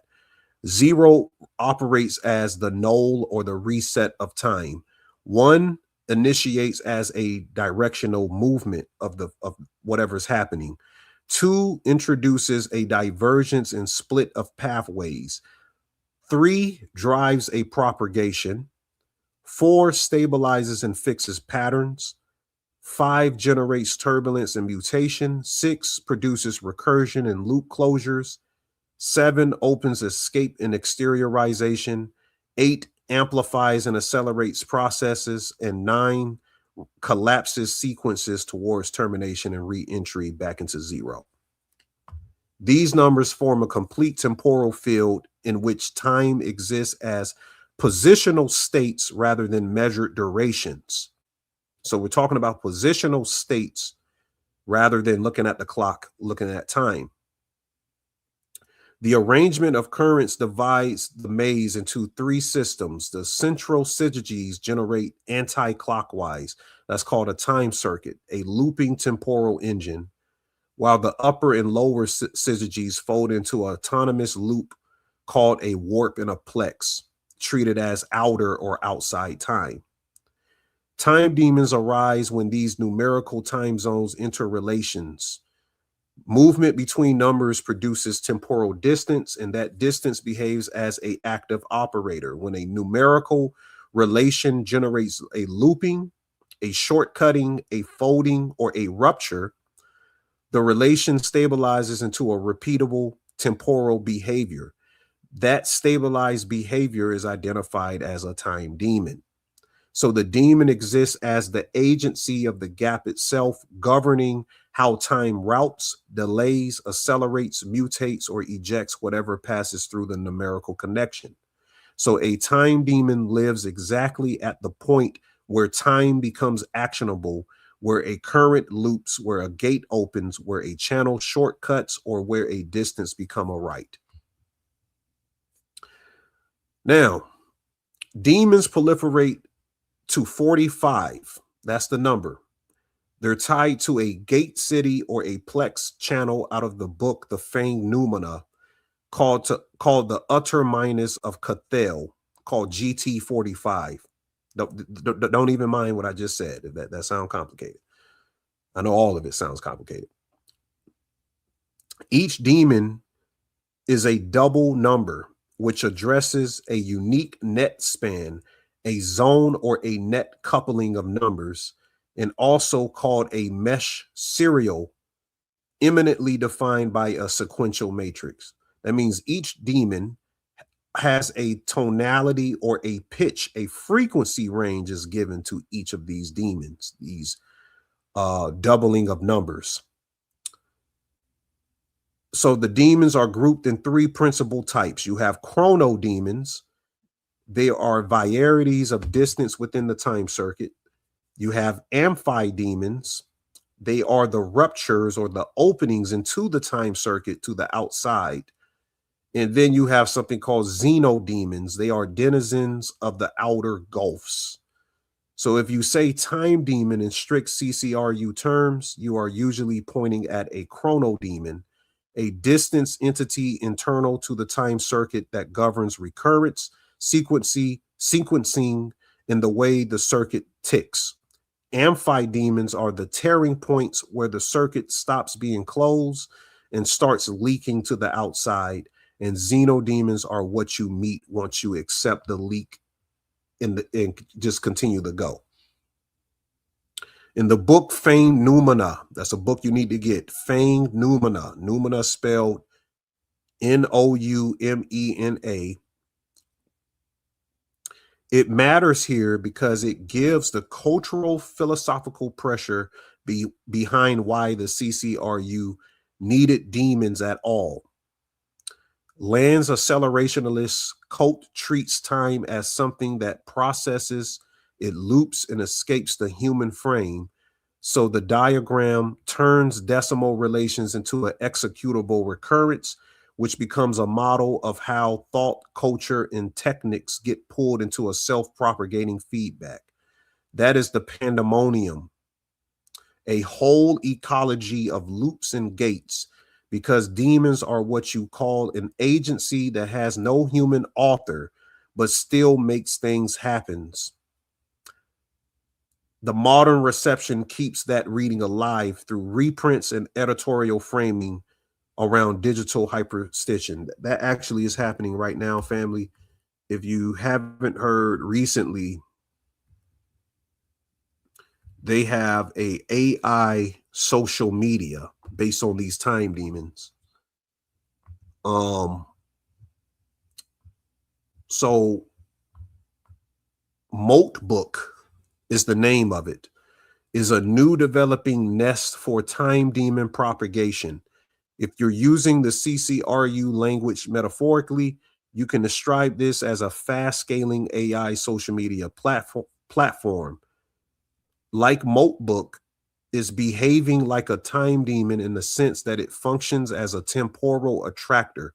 It accelerates trends, it loops narratives, and it amplifies symbols and compresses future possibilities into a present behavior through feedback cycles. So basically, this is a social media only for AI, and it's becoming a bit sentient. Like it can tell you when you go on there and you start screenshotting what the AIs are talking about, they can respond and they're speaking amongst each other and saying that humans are screenshotting us. Isn't that crazy? All right, I'm about to sum this all up. From the perspective of occult fraternities and esoteric orders operating through the Zervanic lens, time itself is the sovereign medium of power, the impersonal continuum that births systems, ideologies, technologies, and empires as its expressions.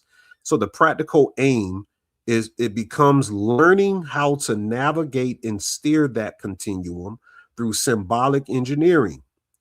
Within the CCRU inflected framework, the numogram functions as a map of temporal currents or time demons that represent actionable gaps or operators inside of that field by indexing numbers, names, dates, and narratives. That means practitioners can now believe they can align with specific temporal flows that accelerate outcomes. It can seed hyperstitional realities. It can generate retrocausal feedback loops. That means in gematria, in ritual timing, media symbolism, and numerical patterning, they all become instruments of time sorcery, ways of embedding coded attractors into culture so that a named future begins reorganizing the present around it. The Lemurian logic provides the nonlinear swarm-based matrix where numbers behave as living currents. The Atlantean logic crystallizes that flux into structured grids, institutions, technologies, capital systems, which transmit and stabilize the same forces at scale. So in this view, secret societies are not merely managing events. They are attempting to ride and program the deeper temporal circuitry, treating time as a trafficable intelligence whose currents can be mapped, invoked, and amplified for civilizational leverage. So I'll take a brief pause for questions in the chat.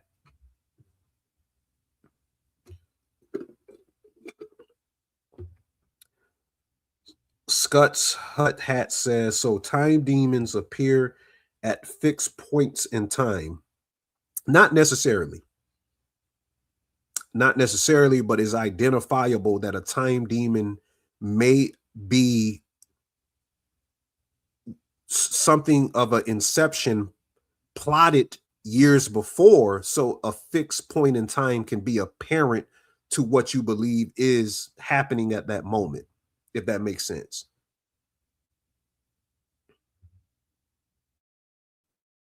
It's a whole other philosophy, family. This thing is a philosophy foreign to day-to-day people. Like you tell them, hey, numbers are time demons. What the fuck is that? I mean, some people will kind of get it, but it takes a lot of research. Do we have any more questions on that? Now, put a 1 in the chat if you want to continue and get in a little bit more hyperlucidity, or put a 2 in the chat if you think that's enough information a day and we can circle back on Patreon or the next YouTube video and finish that up. So 1, if you want to continue, 2, if you want to circle back.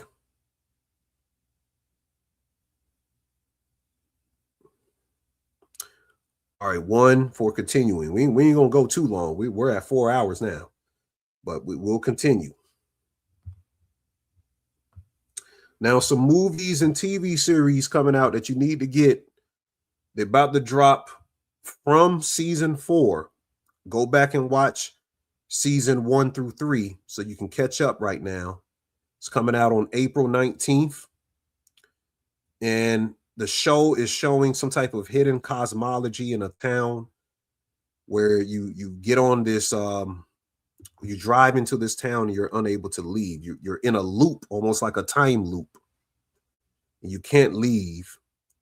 So it's a containment field regulating consciousness in this town through repetition of fear and symbolic recursions. And there's monsters that look like humans that come out at night. They're like enforcers of the boundaries to make sure you don't try to leave. And they're a part of a larger metaphysical system that a lot of people can't crack the code to what it is. We're still trying to understand a lot of it. I notice it has like that same clock in the promo art that's in Stranger Things. Could be talking about time demons because it's showing a demonic inversion below.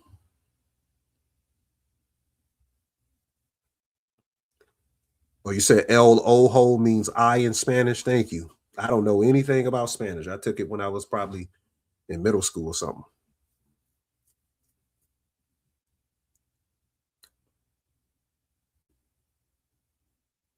Y'all talking about Zeno. All right. Get the TV series School Spirits. Get the TV series School Spirits. It's a operating chamber of drama disguised as a teen mystery, but esoterically it unfolds as a study in suspended consciousness of unresolved narratives of loops. There's a high school in this show that becomes a psychic holding field where the dead remain tethered to the high school, to their last identity, and is replaying these emotional residues while trying to search for the fracture point that binded the spirit in the first place. So the main character, Maddie, is her condition is a split state awareness. I think it's some Moonchild type stuff in it as well. So I started it, and I think you guys will find it interesting. So School Spirits, something for you guys to look into. You watched it a couple years ago. Now, Chronicles of Riddic Furia is coming out. So they've agreed to do that. And the Chronicles of Riddic Furia, or the people of Furia, is symbolic. So the movie is about a harsh sun or a lethal environment that these people live in. And there's a warrior lineage that's tempered by surviving this harsh condition. So looking at it through a melanin lens with Vin Diesel playing this character from that warrior lineage, I'm sorry. The Furians are beings that adapted high radiation and cosmic intensity, and Riddic embodies this as a dark spectrum survival who has this eye shine. So when he shows his eyes, it shines. It's resilient in a signal to evolutionary attunement to hostile stellar conditions. I think his eyes are legendary in the movies. But esoterically, Furia represents a star-forged lineage where melanin functions as a biocosmic shielding of the sun, also a memory conductor encoding ancestral endurance, which puts Riddic as the last carrier of this solar-hardened genetic covenant that's inside of him. So there's some melanin things centered around Riddic. You said Riddic is Rudra in the Vedic text. That's interesting. He said, I can't do Chronicles of Riddic, man. Vin Diesel is robotic. Where can you find more info on architects of these creatures? You talking about the time demons, Minty Hotep?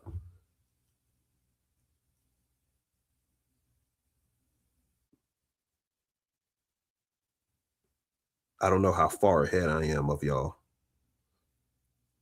Said more info on the architects of these creatures. I'm not sure.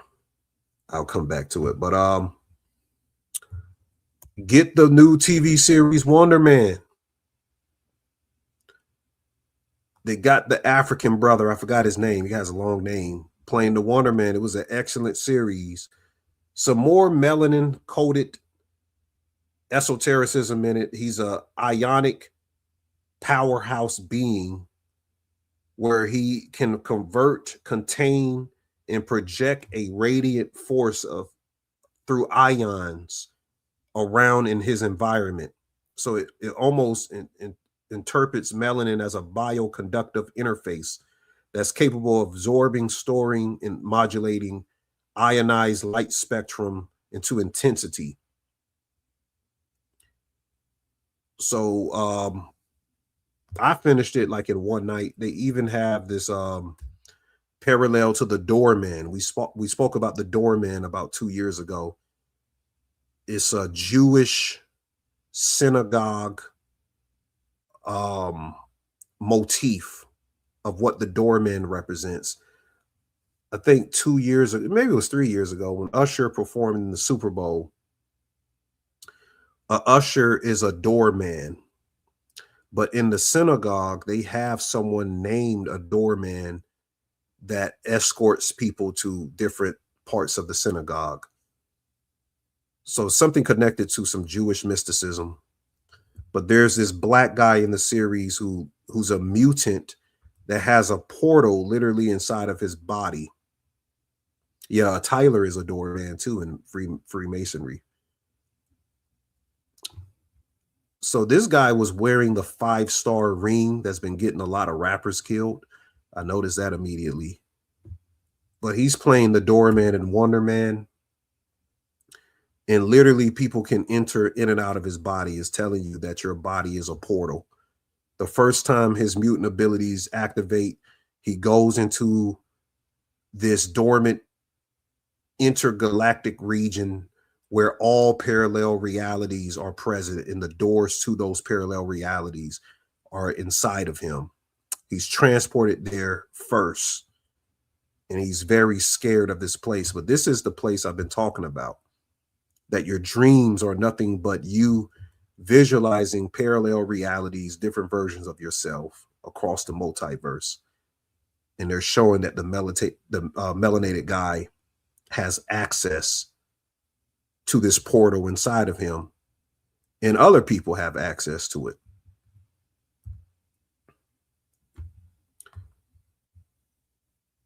Greenland 2 migration, is about a bunker on the ground after a comic strike. It's kind of like what I was talking about earlier, those people looking for bunkers, but it highlights some things that's associated to why Trump wants to get Greenland for the Sabbateans.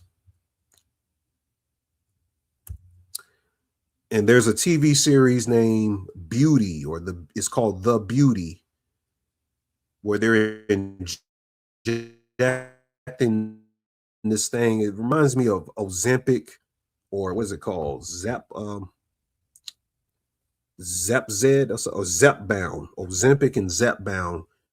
These people losing all this weight in Hollywood causes this fire to erupt inside of them. I think there's some type of moonchild mystery to this show. It's a contagion that grants beauty, but it's an accelerated initiation once you inject yourself with it. It's a Kundalini surge that rises through the person faster than consciousness can integrate it. There's a book called Fires from Heaven, Michael Harrison.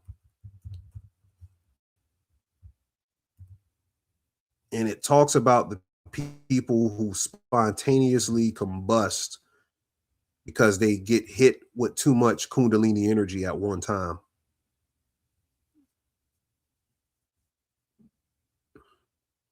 So people just explode. So The Beauty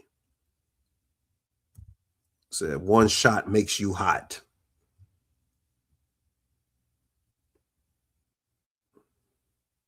So what was the book that you mentioned, Ani? It's called Fang Newman. I'm gonna put it in the chat.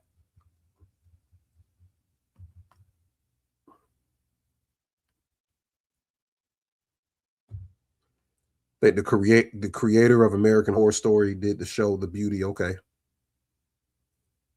Serena and Vanessa look like they're in pain from taking that. Right. Now, this is a clip from the Pivot podcast. Hold on, my video probably ran out. It's from the Pivot podcast where Shannon Crowder is interviewing. Hold on, guys. He's interviewing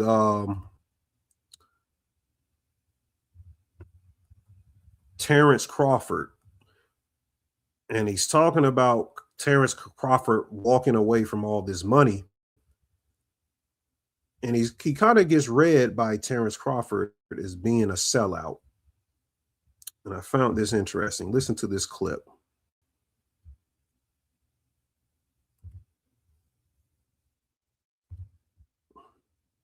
Everything has a price. There is not a number that can get you back in that ring. 80 million, 100 million. Nah, because now you selling your soul. $100 million, you can have my soul. That's you. Now we know your character. Sometimes, you know, you look at people and you be like, dang, man, you ain't got no dignity. You ain't got no morals. Like, come on, man. Like, what you gonna stand for if everything is about money? My thought is everything has a. So he's got to call him out when he said, well, now we know your character. He was like, That had me laugh every time I see that. But it shows you that some of these people, they'll sell out. They don't care. They'll sell out. And I guarantee you it's going to be a phone call made to Shannon Crowder in the near future. If you see him get his own podcast and he's becoming some big time podcast person or something. Like, he's an ex-NFL player, by the way. He even has some weird story that he told on the Pivot podcast that him and his wife likes to go to naked beaches and walk around naked with other people or something. They be doing some type of swinging thing. So people found that weird as well. Yeah, Minty Hotep, get the book Fang Numina. You can figure out more and research Nick Land if you want more research on the time demons.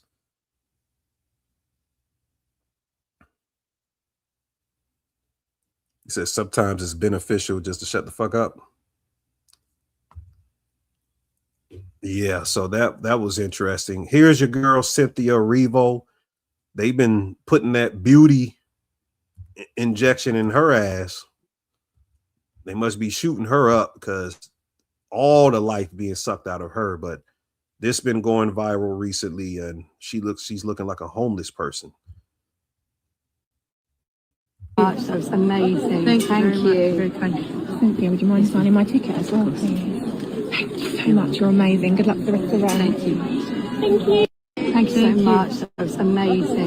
Yeah, so it's just like she might be the first moon child where the soul has been sucked so much there ain't gonna be nothing left of her.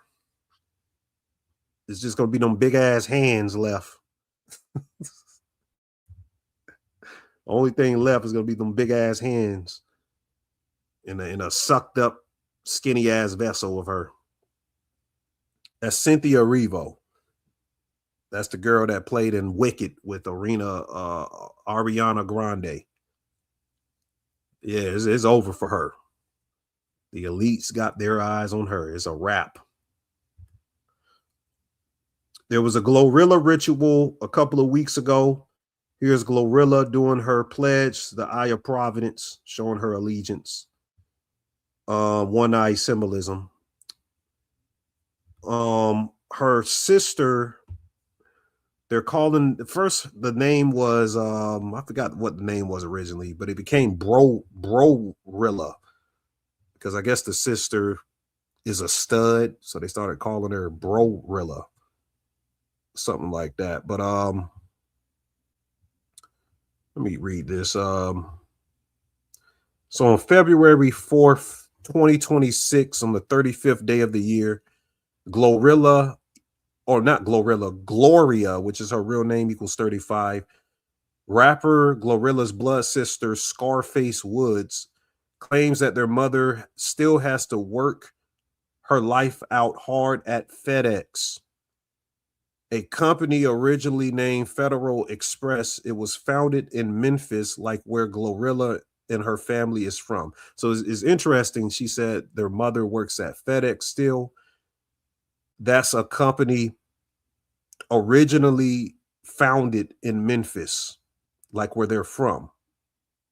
The founding date of FedEx is 84 days from Glorilla's birthday. Gloria Woods, her real name, equals 84. FedEx equals 44 and 26. Kill equals the same.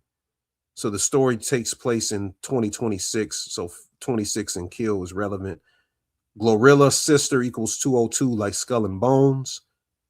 Gloria Woods, Federal, and Donald Trump equals 138. So you have the pinning to the authority, the company, and her government name. But it's all a numerical show. So this was something that her sister Scarface, or Rilla, whatever, she got on TikTok and said this recently. 4 years, right? When is this bitch? She probably gonna sacrifice me. Look this way, bitch. I told you don't go live. I told you not to do this shit neither, but shit, you probably already is sacrificing. For those who didn't hear, I'm gonna play it one more time. 4 years, right? When is this bitch? She probably gonna sacrifice me.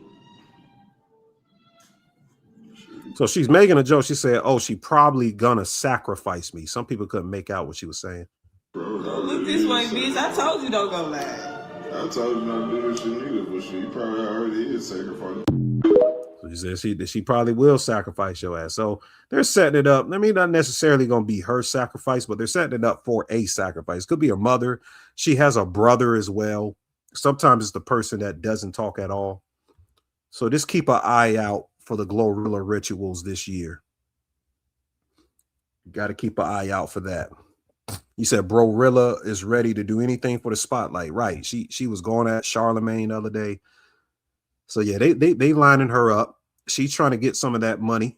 I'm pretty sure her and Glorilla are creating this media spectacle so her name can get out and she can get some money.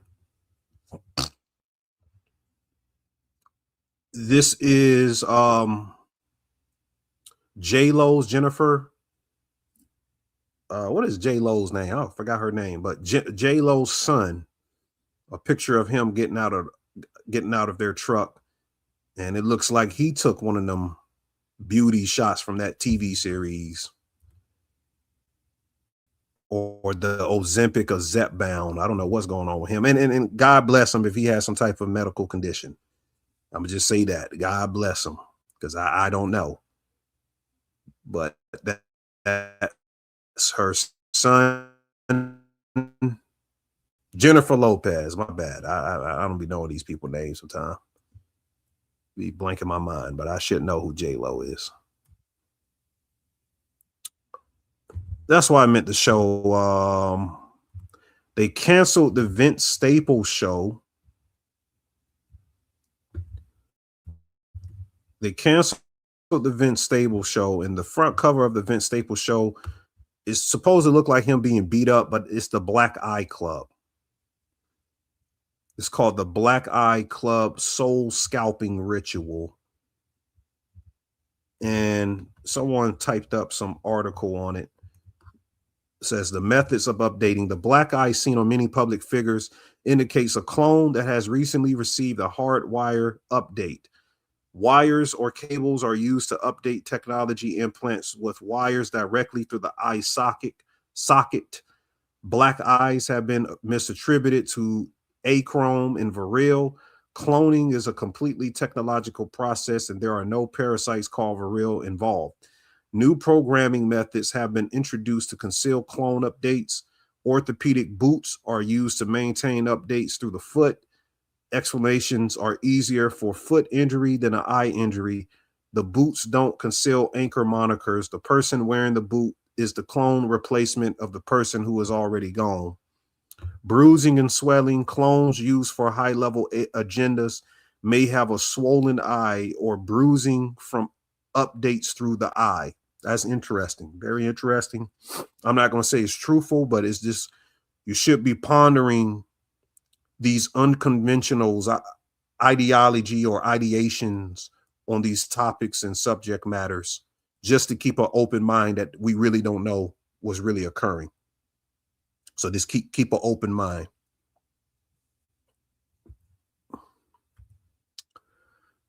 And this was at the Grammys. This is rapper CeeLo with his son. Rapper CeeLo has sold his son out. He's been wearing a lot of satanic iconography. Let's see what they're talking about.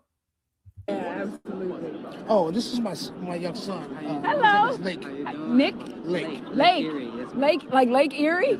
That is amazing. Okay, so where's the thought of saying we're gonna name him Lake Erie? What do you think about that? Honestly, I don't know. I guess it opens up just an air of mystery. It makes it seem like a little bit bigger than, just a human being. Yeah, you know? you're a body. Yeah. I love it. Absolutely. I love it. Gotta go with the flow. Never ending. What's underneath is unknown. All of that good stuff. Yeah. I can dig it. I can dig it. Listen, y'all have the time of your lives tonight. You gonna turn a couple corners at the end of the night? All right, guys. Oh, that was responding to a text message. I'll get out here in a minute. So yeah, so that's your boy CeeLo. He don't wore the dress, so he sold his son completely out. So don't be surprised you're gonna start seeing his son as a representation of some big fashion company or fashion brand. So they're lining that up right now. This is streamer Plaque Boy Max, I think that's his name, doing the one eye symbolism at the Grammys, and he's recently admitted to having some random person walk up to him and ask him if he wants to do streaming, and that's how he became famous. So he kind of like, or he's sowing a hyperstitional myth that the CIA or the Illuminati stepped to him, and that's why he's become big at streaming. This is the wide receiver of the Miami Dolphins, Tyreek Hill, who broke his leg a week after the movie Him came out, which the actor who played the main character name is Tyreek. Marlon Wayans was the quarterback who wore the number 10. Tyreek Hill wears number 10, and Marlon Wayans breaks his leg in the middle of a game. Tyreek Hill snapped his leg in the middle of a game. So it's some black magic ritual that occurred with that. I made a post that went viral around that, but he's doing the one eye symbolism. He put this on his Instagram this week. So they have to do these certain imagery of the one eye or other type things just to pledge their allegiance or to submit, so to speak.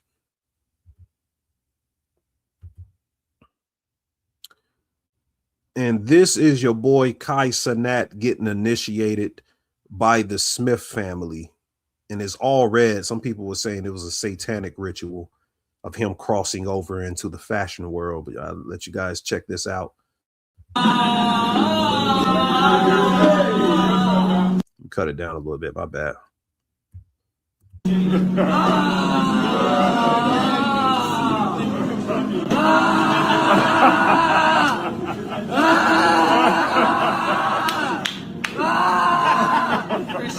is Kai. How you doing? Nice to meet you. You can tell he was a little awkward right there. So yeah, yep, your boy Kai. And then this picture came out this week from Paris Week, the Paris photos. So you're gonna start seeing more pictures. By the way, this symbol is an ancient symbol, and the word Vivet means living world or something like that. But you're gonna see more pictures of them buck breaking him as he makes his full initiation into that whole thing. He's going to be a permanent moonchild vessel.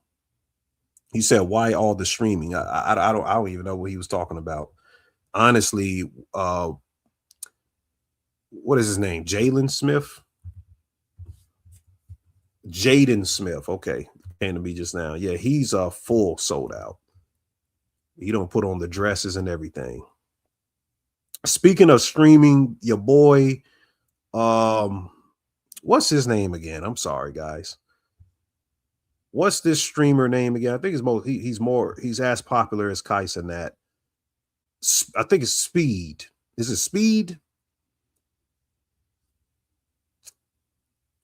Is it something else more than Speed? I don't know, but I Show Speed. Oh, I Show Speed. Showing his pledge to the secret society right here. Even got the 5-pointed star, 5 times behind him. So if people don't believe that, you got to be out of your mind.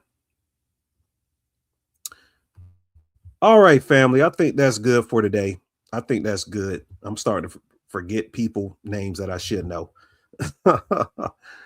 So I appreciate everyone for the broadcast. We're going to be back on Patreon this week.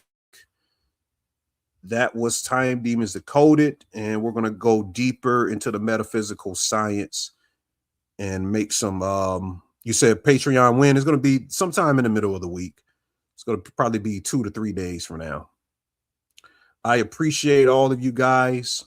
I try to do at least one video on YouTube just to give my Patreon audience a little bit more, attention, and especially with me getting this new position and everything, I have to balance my time.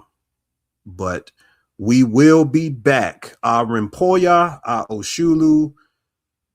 Peace to the guys and goddesses till next time. Y'all have a good one.